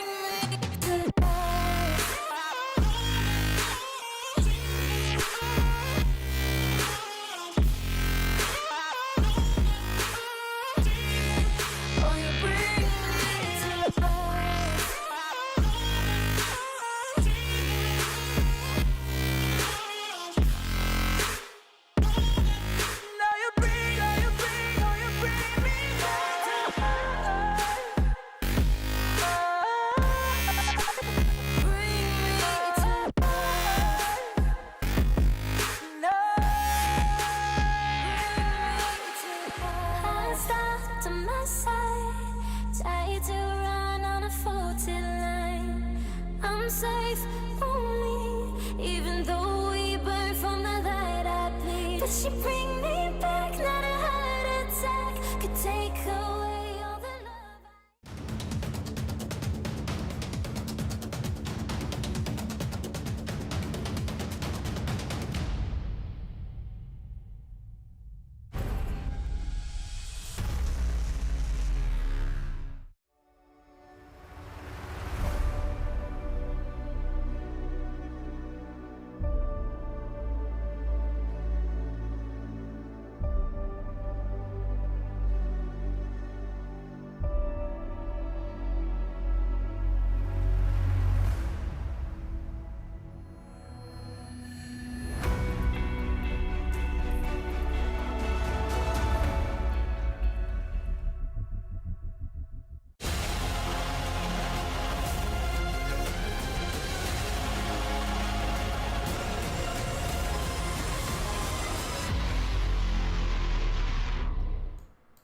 Hello and welcome back everyone to day 12 of the Southeast Asian Pro League.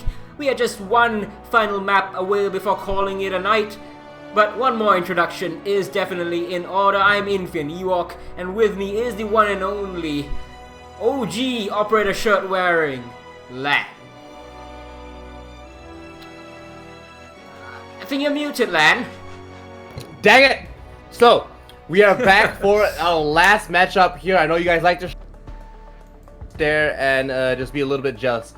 We are going into Border, a map that surely is going to change things up for us. Yes, it's an old map that we know so well, but it's a map that we haven't seen in a long time. I'm glad to have a little bit of change in our tempo and the pace for our games tonight here, boys and girls. Enfian, what do you remember about Team Script and Border? Because I only remember I remember only chaos and only tragedy. Yeah, only sad things with Team Script and Border, man. I mean, right, where do we get started with Script's history on Border? Because there is so much of it. They have played it time and again against Q Confirm, against Xavier Esports. They've gotten close to winning so many times. But what he said is right, Lan. I mean, it is just chaos every time Script goes to this map. It just seems to suit their playstyle oh so very well. And, you know, whenever they play it, it seems like they don't know what's going on, but the actual fact is, it's really controlled aggression, isn't it? And they are just doling it out in measured doses as and when they feel like it. And it's quite successful against most teams. It was even successful against Q Confirm at the start of this year for the 6th Invitational 2020 Southeast Asian qualifiers. They couldn't quite convert it into a LAN appearance. That was Xavier Esports winning that out. But Border is a map that I would say definitely favors Script, and you can see why they have selected it over here and why in the previous ban phase, deciding between Cafe and Border, Polarace banned Border and went to Cafe instead. However, Polarace does have a secret weapon. Playing on Border, they have Border.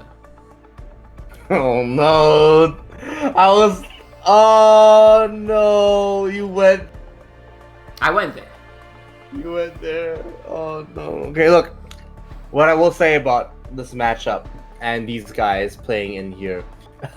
for between Script and Polarace is that one, Script, like you said, it suits their playstyle to be chaotic. It does suit them how they play with Border. They just had a lot of turmoil. They're not bad at the map. It just never really works out in the end for them, or it just gets just so close for Script. So, Polarace, yeah, I mean, Polarace, we don't know too much. They're a bit of a wild card right now, right? They have Border Tech, but secret weapon. Yeah. But you know what? Like, because they are a wild card for this map, it could go very bad or it could go great. I think it's gonna go bad before it gets great for Polarace. Not saying that they're a bad team.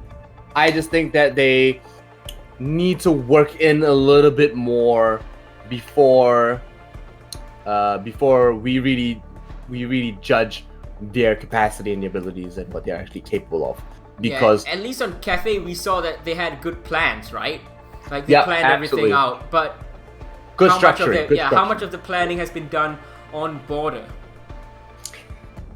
I mean, you would imagine it's a map that every team has fleshed out all the time. It is a quintessential map that you see great teams, you see giants, you see monolithic, iconic names die on. You know, these are maps that like teams like G2 will die and lose on. TSM, you name it. Fnatic. Fnatic, especially one of the best matches I've ever seen, by the way, was between Fnatic versus Extricity a long time ago. Yeah. On Border, and if you guys haven't seen that, go search it up. It's on YouTube. It's a fantastic game. It's just so close, and this map can really make or break a team. It's not like it really tests you, but the fact that it's just so well balanced, anything can go with Border, and it's a quintessential map that I think honestly everyone should really learn as a competitive player and as a competitive organization and team. Talking about maps, a lot of people were quite unhappy that Bank left the map pool in favor of Theme Park and not Border. Yeah. A lot of the calls were to pull Border out of the map pool. But I was at the Season 10 APAC Finals and I was talking with Dizzle, the coach of Fnatic. And if you go back and watch the Season 10 APAC Finals game, Airwolf versus Fnatic, that one, the Border second map that was played, you could see there was so much new stuff being brought. And Dizzle told me backstage that a lot of the foreign teams are saying, the global teams are saying, well, Border's washed up, everything's been kind of played out. But he doesn't believe so. He believes there's a lot more to come from Border. And they showed us that, Fnatic, in that matchup against Airwolf. And Airwolf now, of course, being Giants Gaming. So go and watch that if you really want to see the potential for Border, even when it's been played out so much. So I think Bank being removed was quite the right call. Look at the basement take. It's just the same every single time. You need to take blue stairs and you push into server, then you get the walls open, you get the hatch control above an open area, so on and so forth. And there's like hardly any variation. But in terms of Border, hopefully we're going to see some of the innovation today. Not too sure, but if anyone can bring it, it's going to be Script and Polarace, because Polarace is just brimming with confidence, brimming with youth and aggression, while Script, they love to play that chaotic game, and if Polarace are going to bring that, Script are going to feel right at home. Yeah, so Script are going to play what they know already, and mind you, their roster is very different from when they were on Border last time. I remember last time they had Detrian. Detrian not on that roster this time around. However, what I will say is that if we're looking at a lot of the players on Polarace, they have some very frag-focused players. We didn't see crazy creative plays coming out from them as we did see, or aggressively creative plays that we did see from players like Slasher. Oh yeah, that was something else. Yeah, the way he uses Ashe and the way he uses Soft Breach is just aggressive, and that in itself has a lot of creativity required. So what I will say is that Polarace have the ability to actually make something happen. It is a map that's quite rigid and quite structured in how it's built and how teams can play around it. But it's, just like you said with Dizzle, if these teams can bring something unique into the front lines and change up the pace, then we're definitely going to see a new era of Border here on the Rainbow Six Southeast Asian Pro League. Once again, Polarace on defense, and once again opening up with a Thatcher ban. Now, Script are going to possibly respond with a Maverick or Capital ban? No, it's going to be a Nomad ban. They saw what JD can do with it, how they were constricted on Cafe, not to mention the fragging firepower, of course, and they have decided to take that away from him. Yeah, these are bans that we've seen every single game. Like, Thatcher has been almost 100%. He's been 100% banned every game today. Maestro, I think we did see one Maestro. I'm not too sure. Yeah, BorderTech was playing Maestro, wasn't he, on Cafe in the early rounds when they were defending. But it wasn't too successful. His real success started coming when he switched over to the attacking side. But it's going to be a Valkyrie ban from Polar Ace. And that's a pretty cool one, I would say, because just now it was, I believe, Script banning out that Valkyrie. Border is a map where Valkyrie can really hide her black eyes really well, and denying the information game for Script will possibly be the difference maker. If Polar Ace are confident enough in their own abilities to collect the information using the Echo and the Mozzie, then they're gonna have a pretty decent time. Amaru being teased out by Toji over here though. There you go, it does look like... Oh, okay. Will he lock it in? That's my question. He's not... He's not touching it. 3 seconds left on the clock. Unless it's an emergency Yeah. swap out. There we go. Amaru! Okay. Woo! It's not every day you see Amaru get picked. Definitely the first time this week. Attackers need to locate. Yeah, it's the first time this Bomb weekend. season. I'm confused as to that pick because what is the plan over here? Is it going to be just yeeting yourself through the sandwich window over here that you can see right next to the A-bomb site? Because that could kind of work out. I mean, if you coordinate a rush, perhaps through the archives door and perhaps through office as well, distract the defenders, and then pull yourself through the sandwich window to pincer these defenders, it 10 could seconds left. work out, but curious to see what Tolji's going to do with that. 5 seconds left. I feel like they're going to use the Amaru to actually take control of a entry point real quick.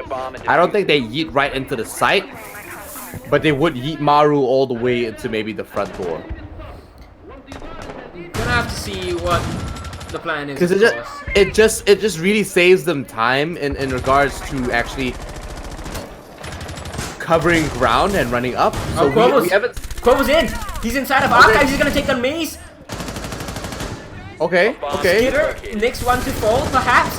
No. Oh, Panda, he's taken out Skitter. He does fall, but to his own teammate. BorderTech does take down Riggs, so that's not too bad. Kick has taken down BorderTech and JD. So it's a 4v1 all of a sudden. The Amaru didn't quite see what she did, but she is not really doing much so far, except for taking some damage and getting in a gunfight. First round, absolutely explosive, and Panda's left alone. He's only gotten 1 kill. Can he make this 1v4 clutch happen? Unfortunately, won't be able to connect those shots this time around. This man is a monster, but he will be taken down and will be slain. Ray getting up that last kill there, but a very aggressive play coming in from Pandey. Oh no, sorry, Cuervo. Actually cleaning up a lot of the team and just making a very aggressive move that they weren't expecting. And so, I really expected that to come from the Amaru.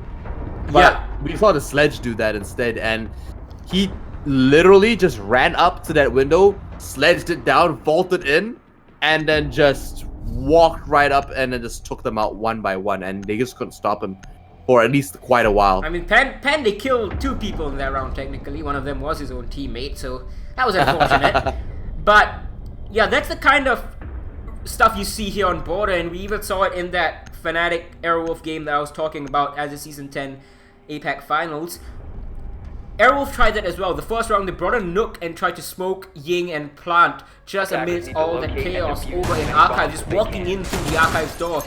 Mistake from Airwolf then was Lunamel didn't activate his Nook ability, so he was very much seen by the cameras. But that's where the aggression really comes from, and that's what Quervo did. But I agree with you that I'm surprised that Amaru didn't play more of a role, as I was predicting, pulling herself in through the window on Sandwich, for example.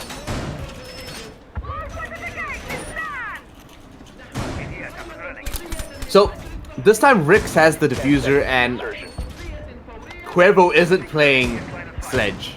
5 seconds. Toji is an Amaru.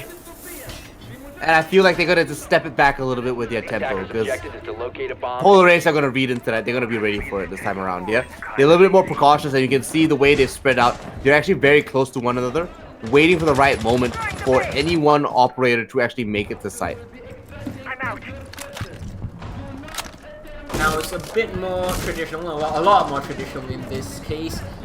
Having a bit of difficulty opening that door into CCTV, but oh wow, that is aggressive for sure from Quavo. Breaking open that door before putting the Claymore down, before getting support.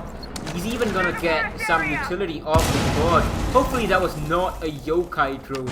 Can't quite tell because once the Echo will deploy his Yokai drone, it will go to 0. So they might be available, but this is so aggressive, so quick. 2 minutes, 10 seconds left, and they are already getting the wall open.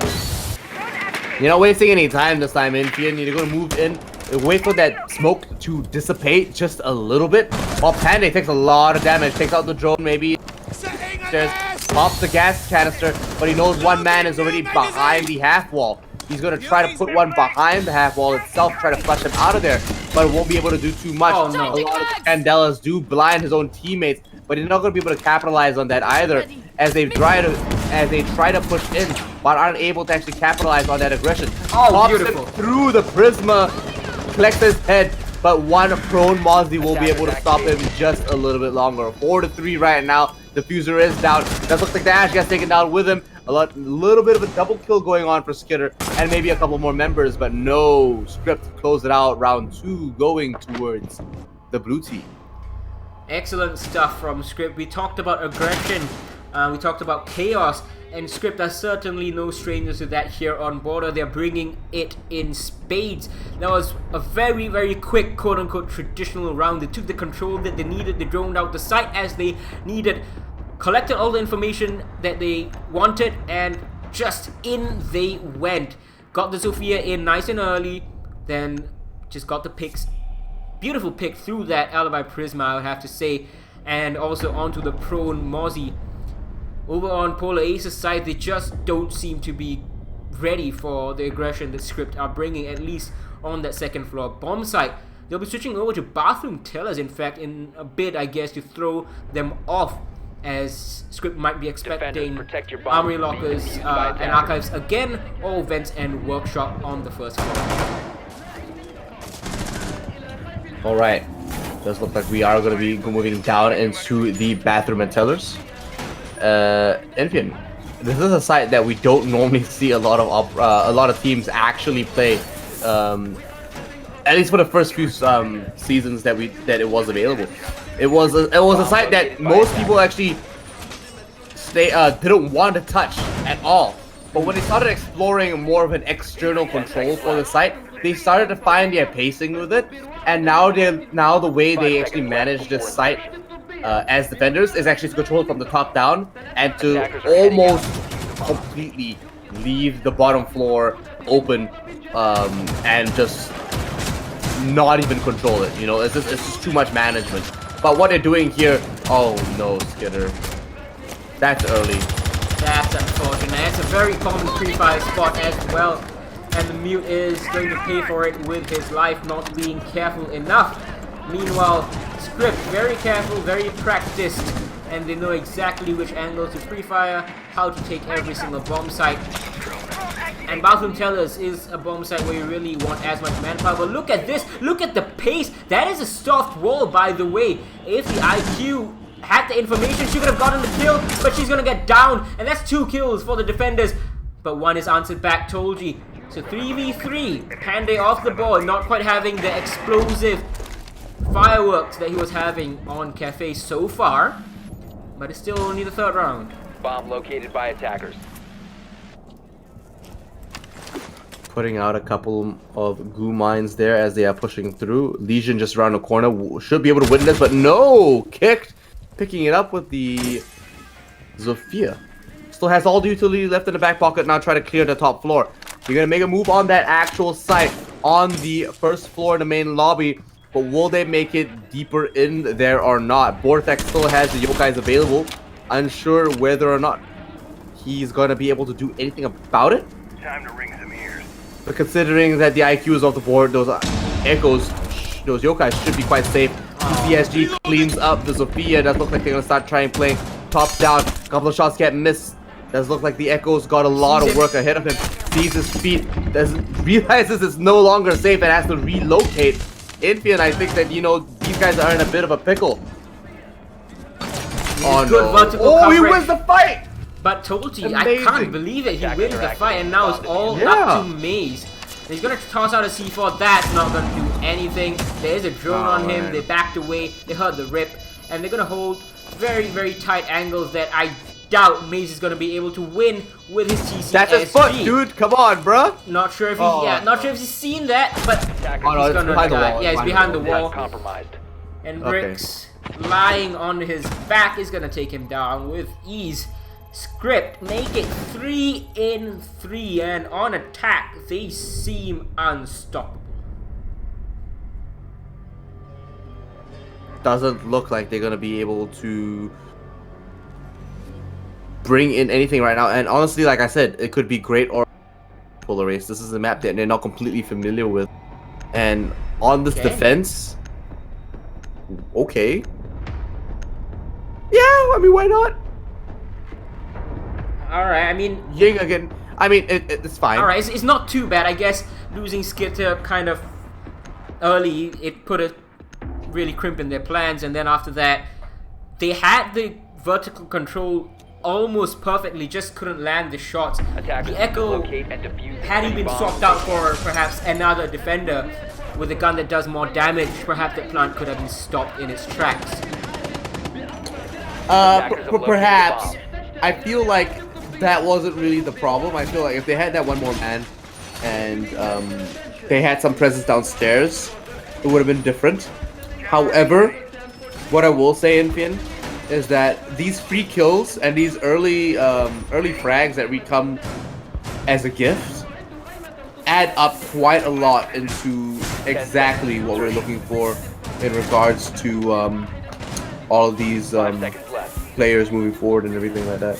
It is very Attackers interesting are to heading see, out of course. defuse a bomb. Now, Quavo spawning with the IQ this time around instead of the sledges he's playing early on. What can Script offer in this reform defense from Polar Ace? No Skitter's death in the early round. It's a good start already.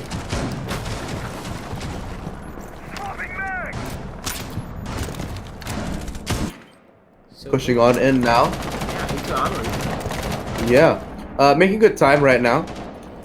Does look like Cuervo's already got a decent line of sight. Has a little bit more available to him. A couple of drones going out there just to bring in a little bit more recon, a little bit more information for his team. Attackers have located a Skitter bomb. doing a little bit of renovating on the flooring there. Ooh, interesting line of sight just created by the fountain. Moving into the office there just to provide a little bit of a sneaky peek as people push through into the archives.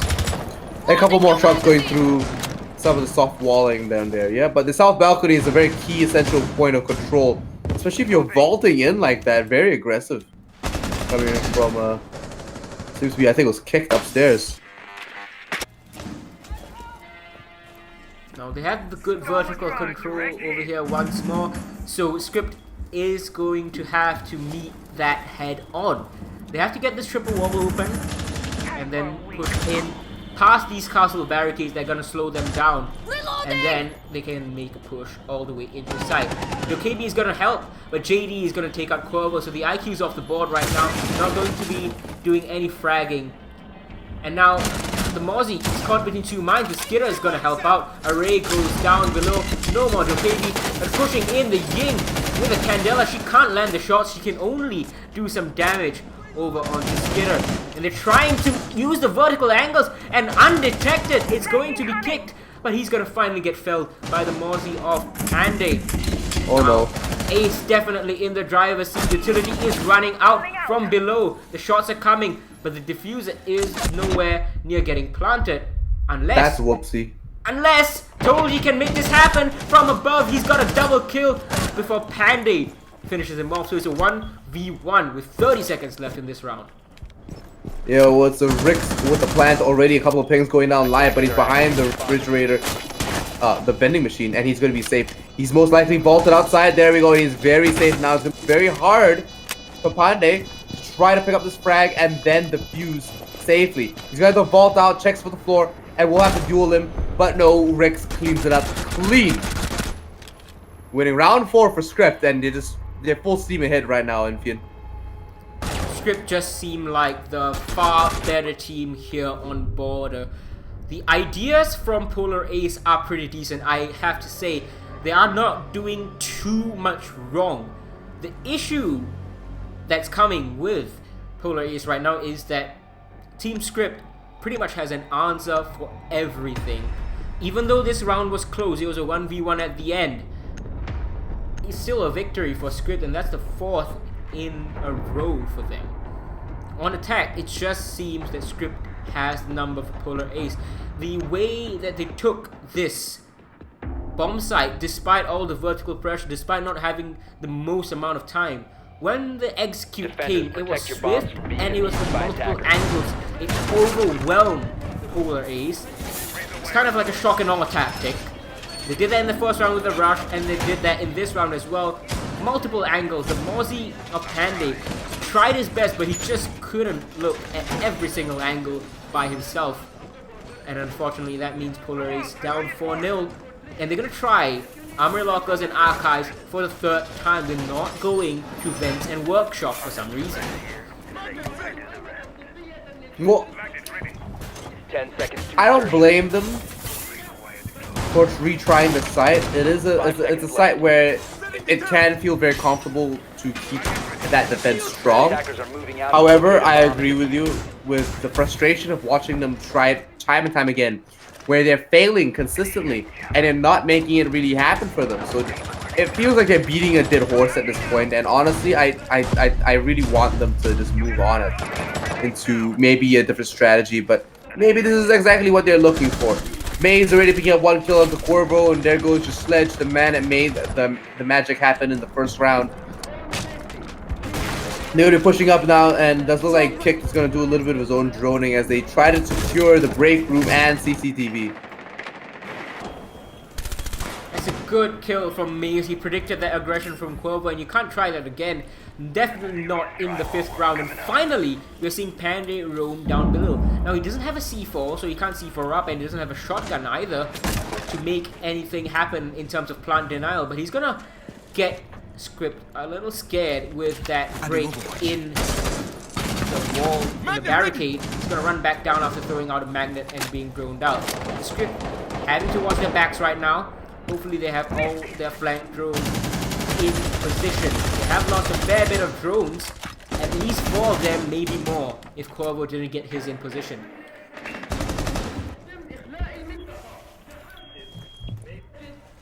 And there we go, a couple of positions being held down here, and a lot of good angles actually being controlled by the defense right now. Though got that man count, Polar Ace might be able to win 1 round on defensive for a change. And maybe even bring in a, oh my gosh, sees him a little bit late and reacts far too late.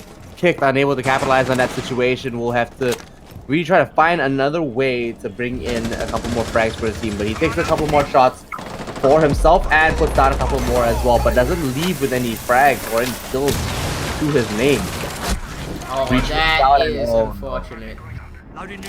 Skater playing close to the wall with a shotgun, trying to get 1 more, and he will. Rix will fall. This could be a flawless round for Polar Ace. It will be the first one this series, and yes, out from the east stairs hole that was created by the thermite, Skater comes out and makes it 3 in the round for him.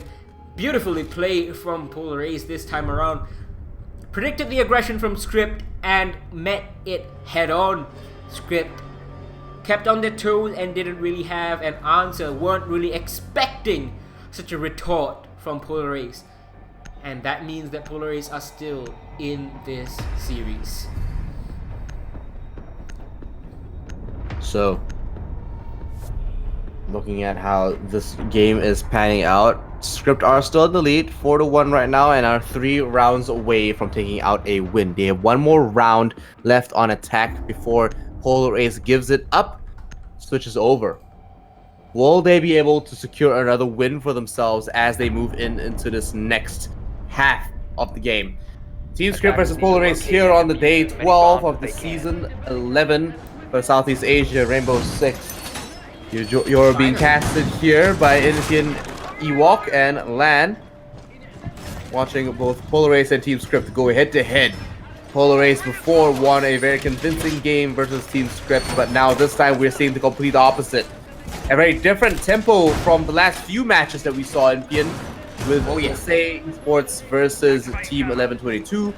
Both organizations drawing up even 2 times, and that in itself was a first. 5 seconds left before. So these guys are going to Vents and Workshop finally. After me questioning why they tried Bathroom Tellers a second time. Wasn't successful, so I guess this becomes their secondary site. And it is the final defense anyway. Let's see what Polar Race has to offer and how Script are going to approach it. This time around, they're probably ready for both Bathroom Tellers as well as this more standard secondary bomb site. Second floor control is going to be pivotal, and Panda is going to help keep that in his team's favor by taking out Kick. That's Sophia off the board, and Kick has been fragging the best for his team so far. 7 kills on the board, as you can see. He's not going to get any more so far in this half. Not at all. They are going to be trying to push through, and a lot of line of sight being available to them, but not too much valuable information. The user will be picked up, and they are rotating downstairs.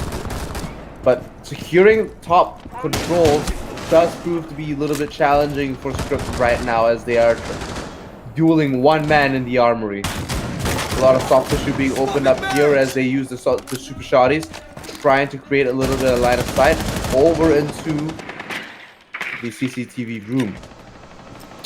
Panda is expending a lot of ammo trying to create that opening, but will it be worth it or not? A couple of frag grenades going down and a couple of shots follow up as well. Smoke grenades follow, along with a couple of frag grenades.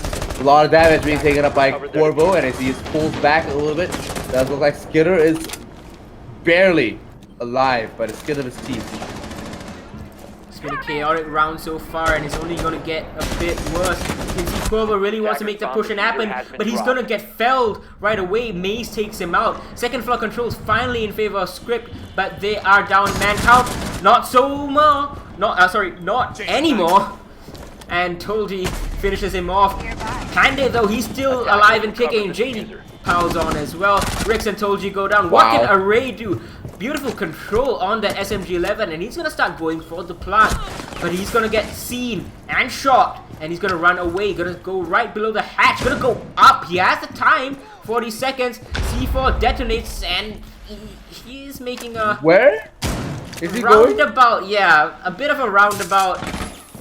Oh, he's going to find the Echo. Beautifully read. That must have been a call. Wow. Surely there must have been a call on the drones. He has the time, 25 seconds to make this happen. 1v1 against Panda, the star of Cafe versus the captain of Script.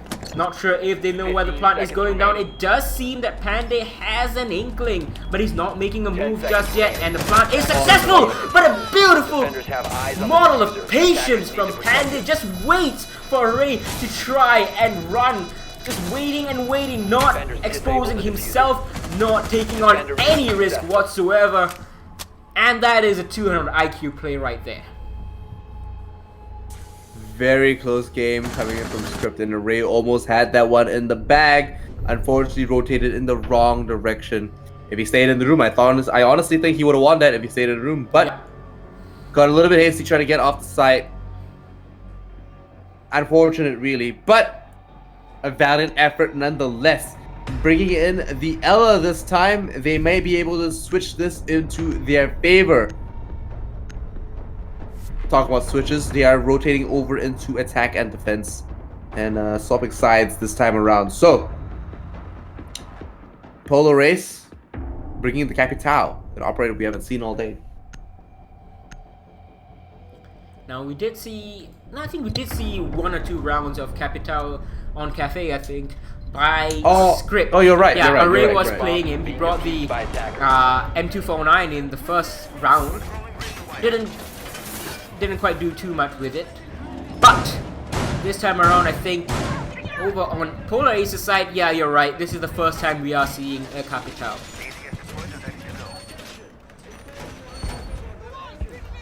In my opinion, Capital here on this on this side, it's a really strong operator pick because you can't play half wall at all, and even the deployable shield that you see that's being set up by Riggs, it can be flamed out. So not only do you have smokes to deny information, aside from a possible echo drone or bulletproof camera spotting you out, or a Maestro camera, if that was available. Attacker's objective is to locate a bomb and defuse The other thing is the firebolt or the asphyxiation bolts that can flush out so many strong positions, and on a map like Border, where the positions are quite static in terms of denying this plant, Riggs is going to be Defender having a has tough the time, area of operation. and that's not good. Defender exposed. Drone activated. Alright, and we're going to be pushing through a couple of drones coming in for the CCTV as well. Does look like they will be trying to rotate around. Both teams have lost members, and to be fair, they're both very, very strong operators on both sides. Doc with the ability to heal. Now also Diella and Pandey with the Sophia, and also losing out the Jaeger. Oh my gosh, rude. But you know what, Polar Ace angled. Yeah, well, you know what? G36. Hey, you know the thing is, the G36 doesn't need the vertical grip for recoil control. Right? It is a laser in itself already, and you only need you need the angle grip just to provide that firepower and that gunfight ability. You know? So 2 members left on script, and they got a lot of work ahead of them.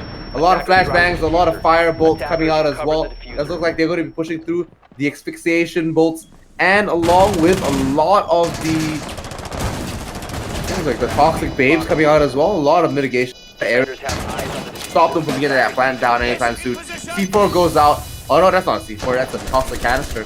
That looks like they will go out, and no one's will be able to collect any of these kills anytime soon. Rotations are real far off, and wow, one great kill. A second one with a shotgun. Switching over, Array is on absolute fire right now. This man might be able to stop this coming through. The plant has been denied. He's going to go out there and buy his teammate a little bit more time. Thermite Thermite gets away with it. Array, what happened? Array, what happened, man? Come on, he walked inside of you. Was he shooting BB guns or something, or what? Excuse me, who replaces bullets with Nerf? Because I'm pretty sure he hit the Thermite at least twice. I'm not sure whether... Was that the SMG-11 or the shotgun out? No, I'm pretty sure he missed the second shot. Oh my goodness, how? And he turns around, Border Tech, and gets the kill on Array to put insult to injury. Oh, I am at a loss. The Border Tech hour, boys. It's happening. This is Border after all. It is his reality, and we're all just living in it. Border Tech hour is real. It's happening.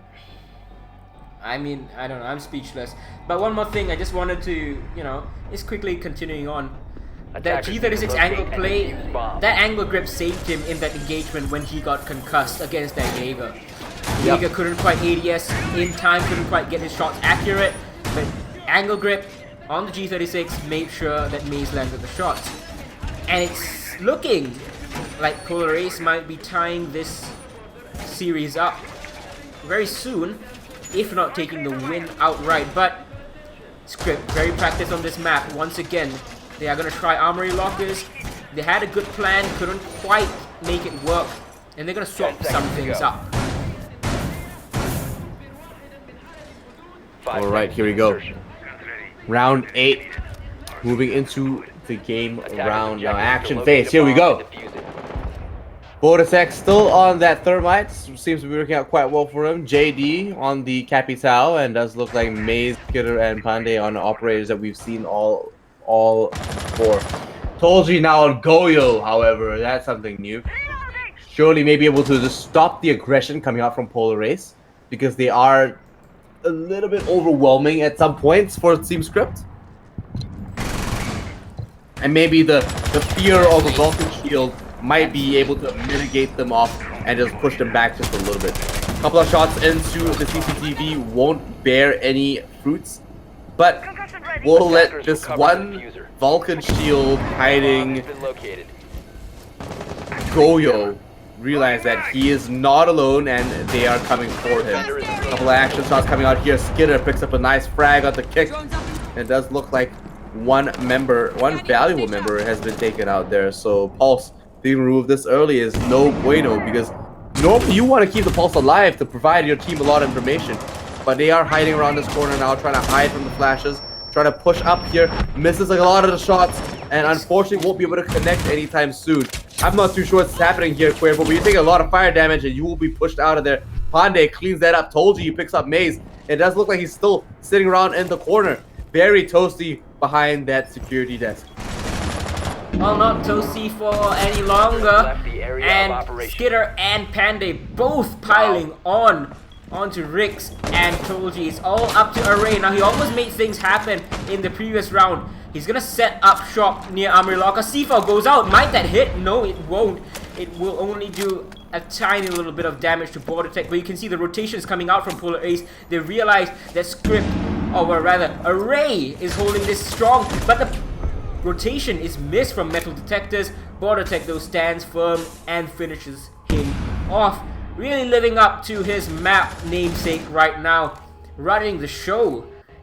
Excellent take from Polar Ace, all in all.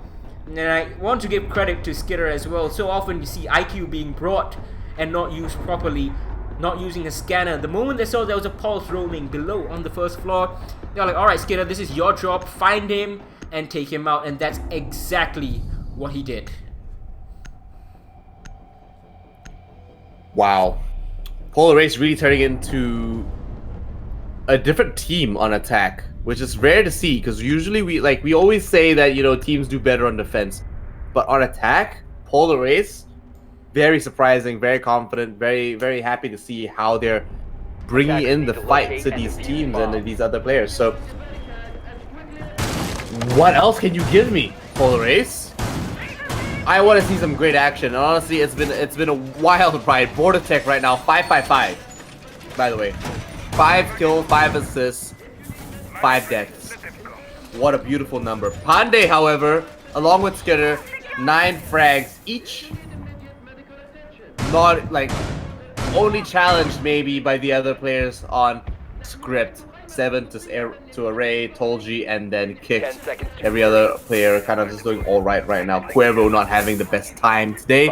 However, should be giving it his best regardless. Attacker's objective is to locate a bomb. Now Script trying out this bomb site for the 3rd time in a row. That's something I am fairly annoyed by, because 3 in a row, it's just tempting fate. If your opponents, in this case Polar Ace, have your number well and truly, then that means you've just thrown away 2, if not, you know, at least 1 round that could have been yours by going to another site. We keep on bringing a different operator lineup. Told you now on the Wamai, but I'm not too sure how effective it's going to be.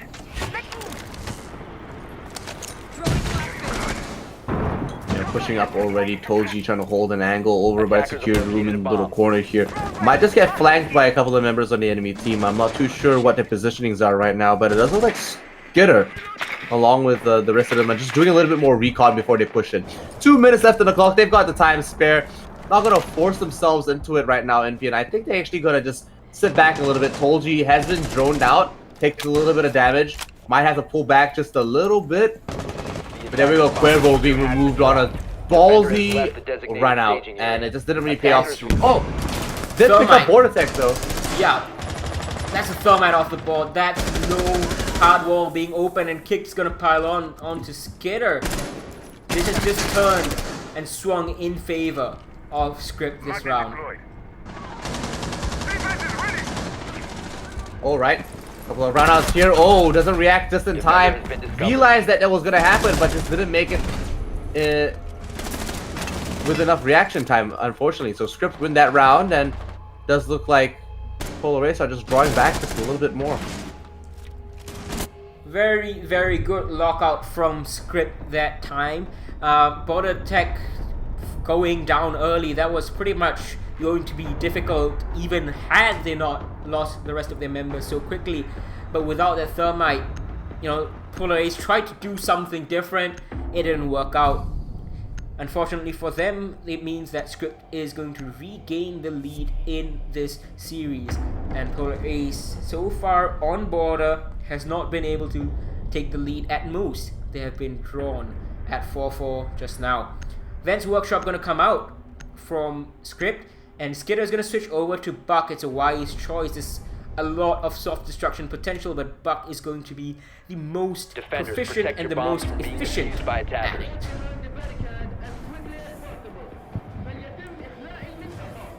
it. We're coming to the end of the game, boys and girls. 3 rounds maybe left. Will these guys be able to make something come to life for any one of these teams? So far, it's been a bit of a rough ride. Was a very one-sided matchup with Team Script leading the way, but now that Polar Ace are in the driver's seat for attack, they should be putting up a pretty decent fight, pushing in with everybody. Attackers are moving out to locate Honestly, just putting up their A game, except the Ray on that last round. That was whack.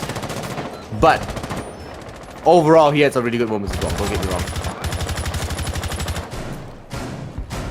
Now Corvo on a far roam inside of jail. Panday is going to try push in on the Ash inside of Passport. Maze is taking control of East Stairs just above him, and Mordecai is bringing up the rear. It's a good combination right now, and oh, they have information that someone's inside of Customs, and Panday is going to try and help his team out. Pinch together with Skitter on the Buck. But there's going to be inquisitive defenders coming, looking for him. Is Panday going to see it? Is the Jaeger going to see it? No! It's going to be Panday getting a free kill, getting off the drone just in time. No. And it's really a comedy of error. Can Panday land the second shot? No, he takes a little bit of damage, does a little bit to Corvo, but back into Customs is the Bandit. Arezo, he's going to finish off Panday, and it's a 4v4. There we go. We are pushing in, having a little bit of a back and forth with both teams. Polar Ace not exactly in the healthiest position. They are down their, I suppose, their superstar Panday. But Skitter and the rest of the team are still around. Bordertech still within the hour, should be able to make something happen for him. Tolji as well on the other side there with the Mozzie, coming in for a little bit of a sneaky flank from the look of it. A couple of shots coming in from the UMP 45. Unable to connect with too much right now, but oh, another member dropping down from Polar Ace. Maze taking a whole lot of damage. JD also gets removed from the game, and it's down to just 2 members against the rest of Script. If they lose this round, the best they get is a draw. And there we go. Script run round 10, pushing it into a 6-4 scoreline. Polar Ace need to win 2 rounds to make a draw, or they lose this out 7-4. Amazing stuff from Script. They have really found their mojo once more after the role swap. They were 4-2 up after that, and they let 2 defensive rounds slip. In fact, it was 4 rounds in a row for Script and then 4 rounds in a row for Polar Ace, but that slide has been arrested, and now Script on match point, as you said, meaning that Polar can only get 1 point from this second map at most. They have already gotten 3 points from the win on Cafe, so this will just be a bonus if they can pull Attackers things need back to to a locate and defuse as many 6-6. bombs as they can. It's a tertiary bomb site for Script, and this is the best chance to start that comeback train going. Customs is a bit hard to defend, to say the least. You have to hold it really well from upstairs. Usually, if you want to hold it upstairs really hard, bring a castle, you make lines of sight from above that can look into the A window vault. You can see that our wonderful observer of Beer Scotch is showing us. And over in Passport, we generally want to reinforce that entirely. 10 seconds to insert. Hatches are very strong in this site as well, So you want to keep the 5 seconds control left before of insertion. CCTV as much as you can. But that's of course easier said than done, Attackers isn't are it? moving out to locate a bomb and defuse it. You're controlling the prison quite intently as well. A lot of defense is going up on that side. Does look like not so much attention's going to go there. They're going to just go try to clear it up from the top. And oh no, maybe not. Okay, there we go. Honestly, I think it is the right choice to actually clear from the top down. It is the easier way. You need a little soft breach, open up a little bit of that flooring, and just throw in a couple of concussions. You know, just try to dizzy them up a little bit, try to clear it out, make it easy for them to breach through. But whether or not they can actually make it in there safely is another story. We do see Tolji actually throw out a couple of frisbees to keep his teammates safe, and that's the versatility that YMI brings to the table. You know, he's Jaeger but without the commitment. It's a bit of a slow start, and Quovo's quite confused. He's typing in what? Not sure what he's typing what about, but it's going to be a trade. Maze takes down Array, Kick takes down Panda in return. Quick kills, and now Tolji might be able to get one as well. But JD is the one coming up top in that engagement. Fortunately, that puts the man-count advantage back in Polar Ace's favor, and it seems that they have CCTV well under control. It's going great so far, boys and girls. Both teams are neck to neck right now. Team Script a little bit on the underhanded side. Actually, no, they're evening it up right now unless they get Cup Maze.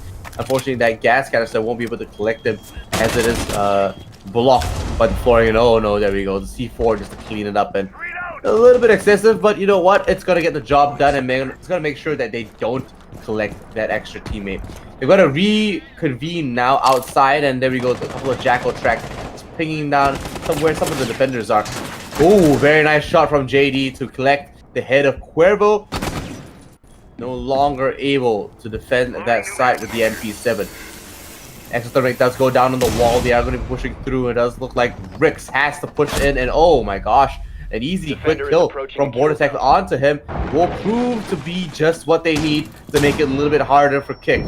He has the cardiac sensor. He might be able to just bring in a little bit of information for himself, but he's going to have to rely heavily on that UMP. But no, Polar Ace win one more round, take it 6-5, and are inching closer to a draw. This is going the full distance, ladies and gentlemen. Polar Ace, can they make it 4 points from tonight, or is it going to be 3 apiece? So just if you're unclear, if you guys are new to this system in APAC over here, we play 2 maps, but they're considered separate in terms of point scoring. First map went in favor of Polar Ace, 7-4 it was on Cafe, and now Team Script in the driver's seat with match point here on Border, trying to get 3 points of their own. If it's a draw, that is 6-6, then it is going to be 1 point apiece on Border, but 3 points still go to Polar Ace from Cafe.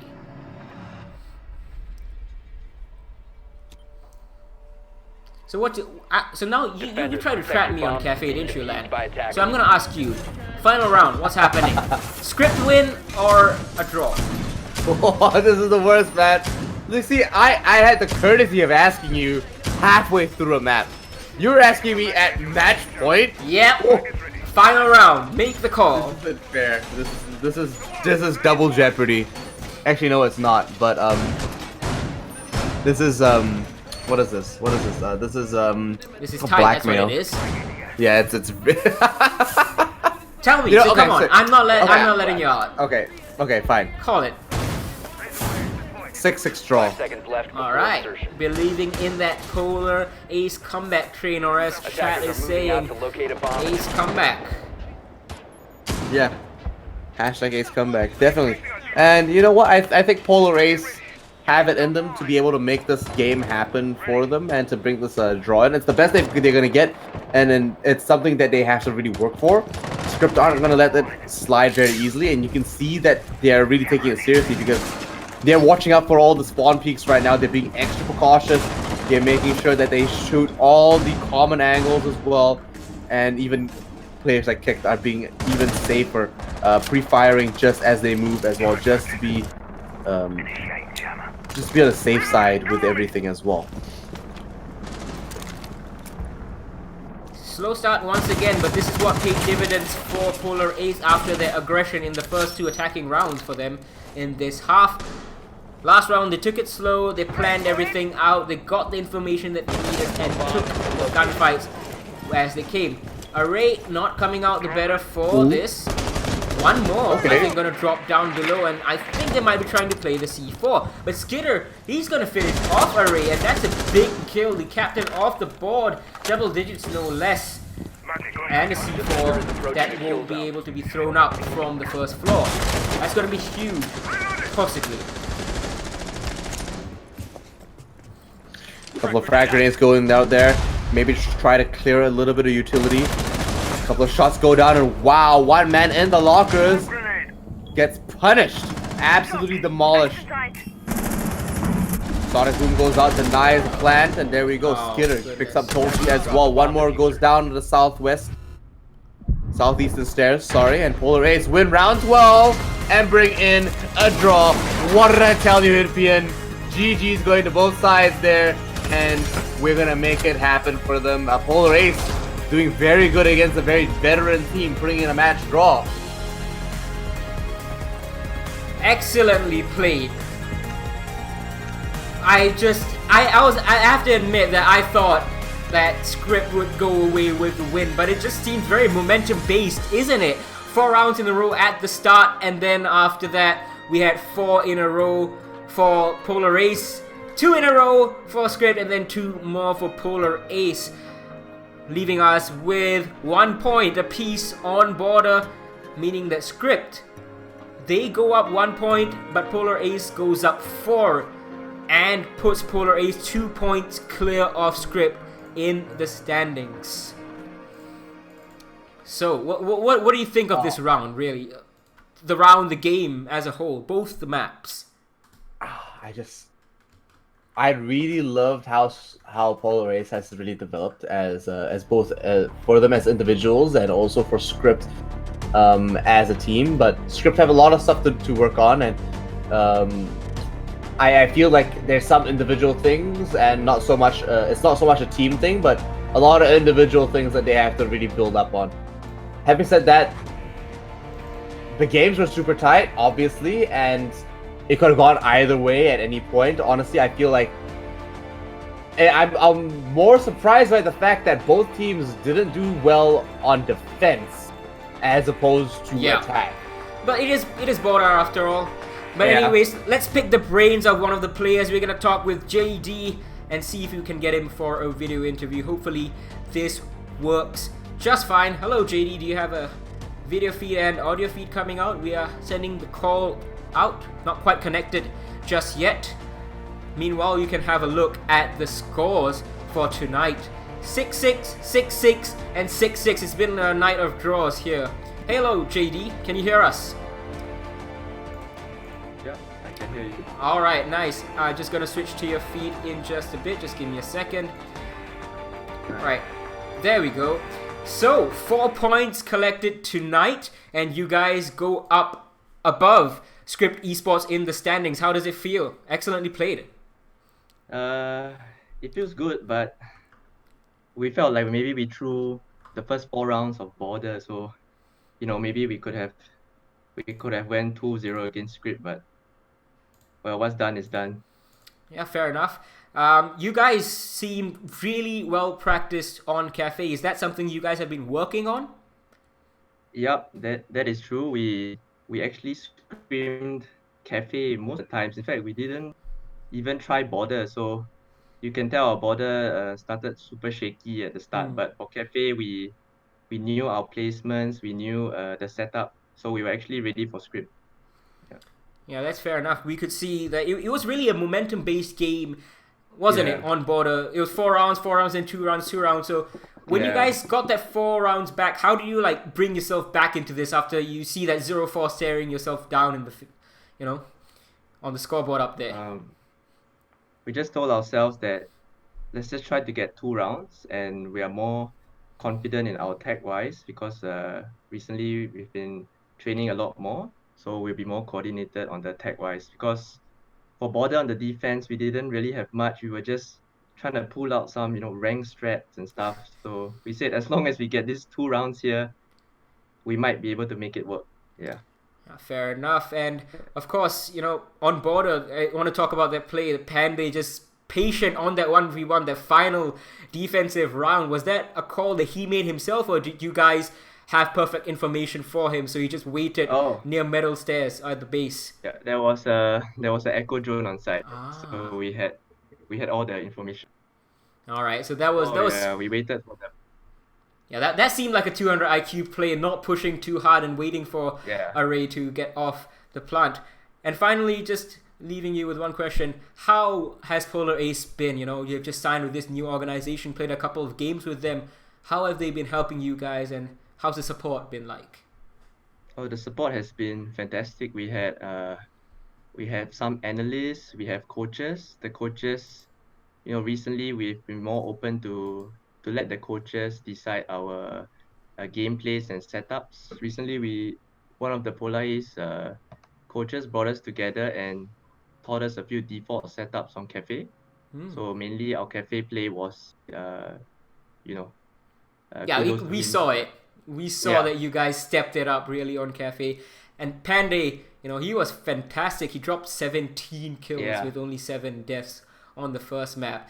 It must feel really good having someone to rely on to get those picks. So, I said that was a final question, but this is actually going to be my final question. Do you guys structure your team around him? Allow him to get the frags? Panday? Yeah. Or does he just do his own thing and still gets the frags? So, for based on our play, what we wanted was the 4 of us to be more structured, and we sort of let him do whatever he wants as a flex. So on the defense, he can go around. On the attack, he can go around and find picks, while the rest of us work together. So we kind of give him the freedom to play his style. So it's like a very Walker or Laxing style play for him, which works for some teams, and it clearly worked very well for you guys on Cafe. Thank you very much for joining me for this interview, and congratulations on the 4 points. And hopefully we'll see you around tomorrow if you guys can beat Qconfirm. Okay, thank you. See ya. Bye.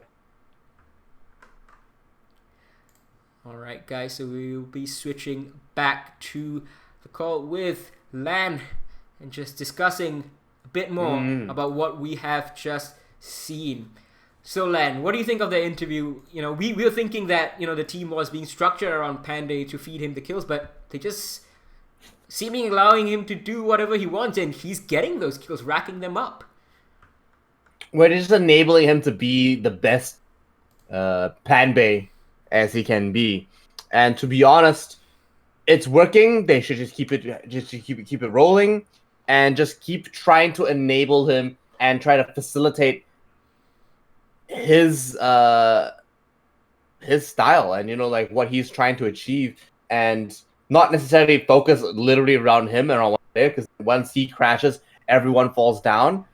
But work on that and feed off it as a team, and use that momentum to really propel you to new levels. But let's look at the standings after a very crazy week full of ties, draws, and only a few wins. At the top of the board, we've got Qconfirmed at 33 points, Giants Gaming at 28, Xavier Esports at 22, Lisay at 16, Team 1122 at 15, Polar Ace Esports very close by at 13, and Team Script at 11. 200 Degrees still only at 1 point at the very bottom. And it's been one heck of a week in Fien, honestly. And it's continuing. Exactly. Tomorrow. And you know what? 4th, 5th, and 6th place are so close to one another, they could lose their spot at any moment. Right, you are. And now tomorrow we're going to have 4 games simultaneously. It's going to be Giants Gaming versus 200 Degrees, as well as Xavier Esports versus Team 1122. And we're going to have Qconfirm versus, I believe, Polar Ace. So hopefully Jordan and JD and Panday can bring some of this style again. And we're also going to have, let's say, Esports versus Script. But because these 4 games are going on together, we can only bring you 2 on the broadcast because that's how the timing has been allotted, and the games that have been chosen by the broadcasting team are Xavier Esports versus Team 1122 and then Q Confirm versus Polar Ace Esports. So if you're a fan of Giants, 200 Degrees, let's say, or Script, sorry about that, you're not going to see them on stream, but you can still follow their organization Twitters and keep up with the matches, I'm sure. Having said that, thank you for watching today. These are the scores for the day. Let's say Esports Team 1122 both ending up in a double tie. And as Imphian said yesterday, that barely ever happens. We had another tie in the previous match between Script and Polar Esports. And before that, we had Polar Esports pull up ahead 3 rounds over Script, really bring in the only win of the night. So an interesting game day so far for us, Imphian. And it's just been so eventful and just so tight with all the games. Honestly, I've been at the edge of my seat this entire time, and we had some good laughs on the way here as well. Indeed, it has been a fantastic night of casting from the 2 of us. Thank you so much to everyone who tuned in tonight and watched the games, watched us cast. There is still games tomorrow, 7 p.m. Singapore time, that is UTC +8. Tune in at this channel, follow to get a notification, and we will see you in the next one. Thank you for joining us today, boys and girls. We'll see you later. Lan Imphian out.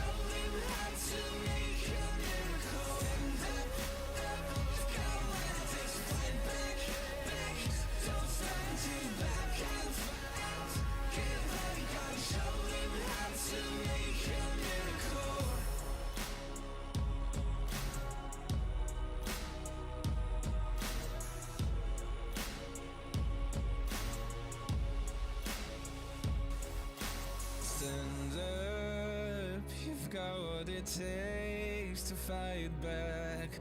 Don't stop until you black out.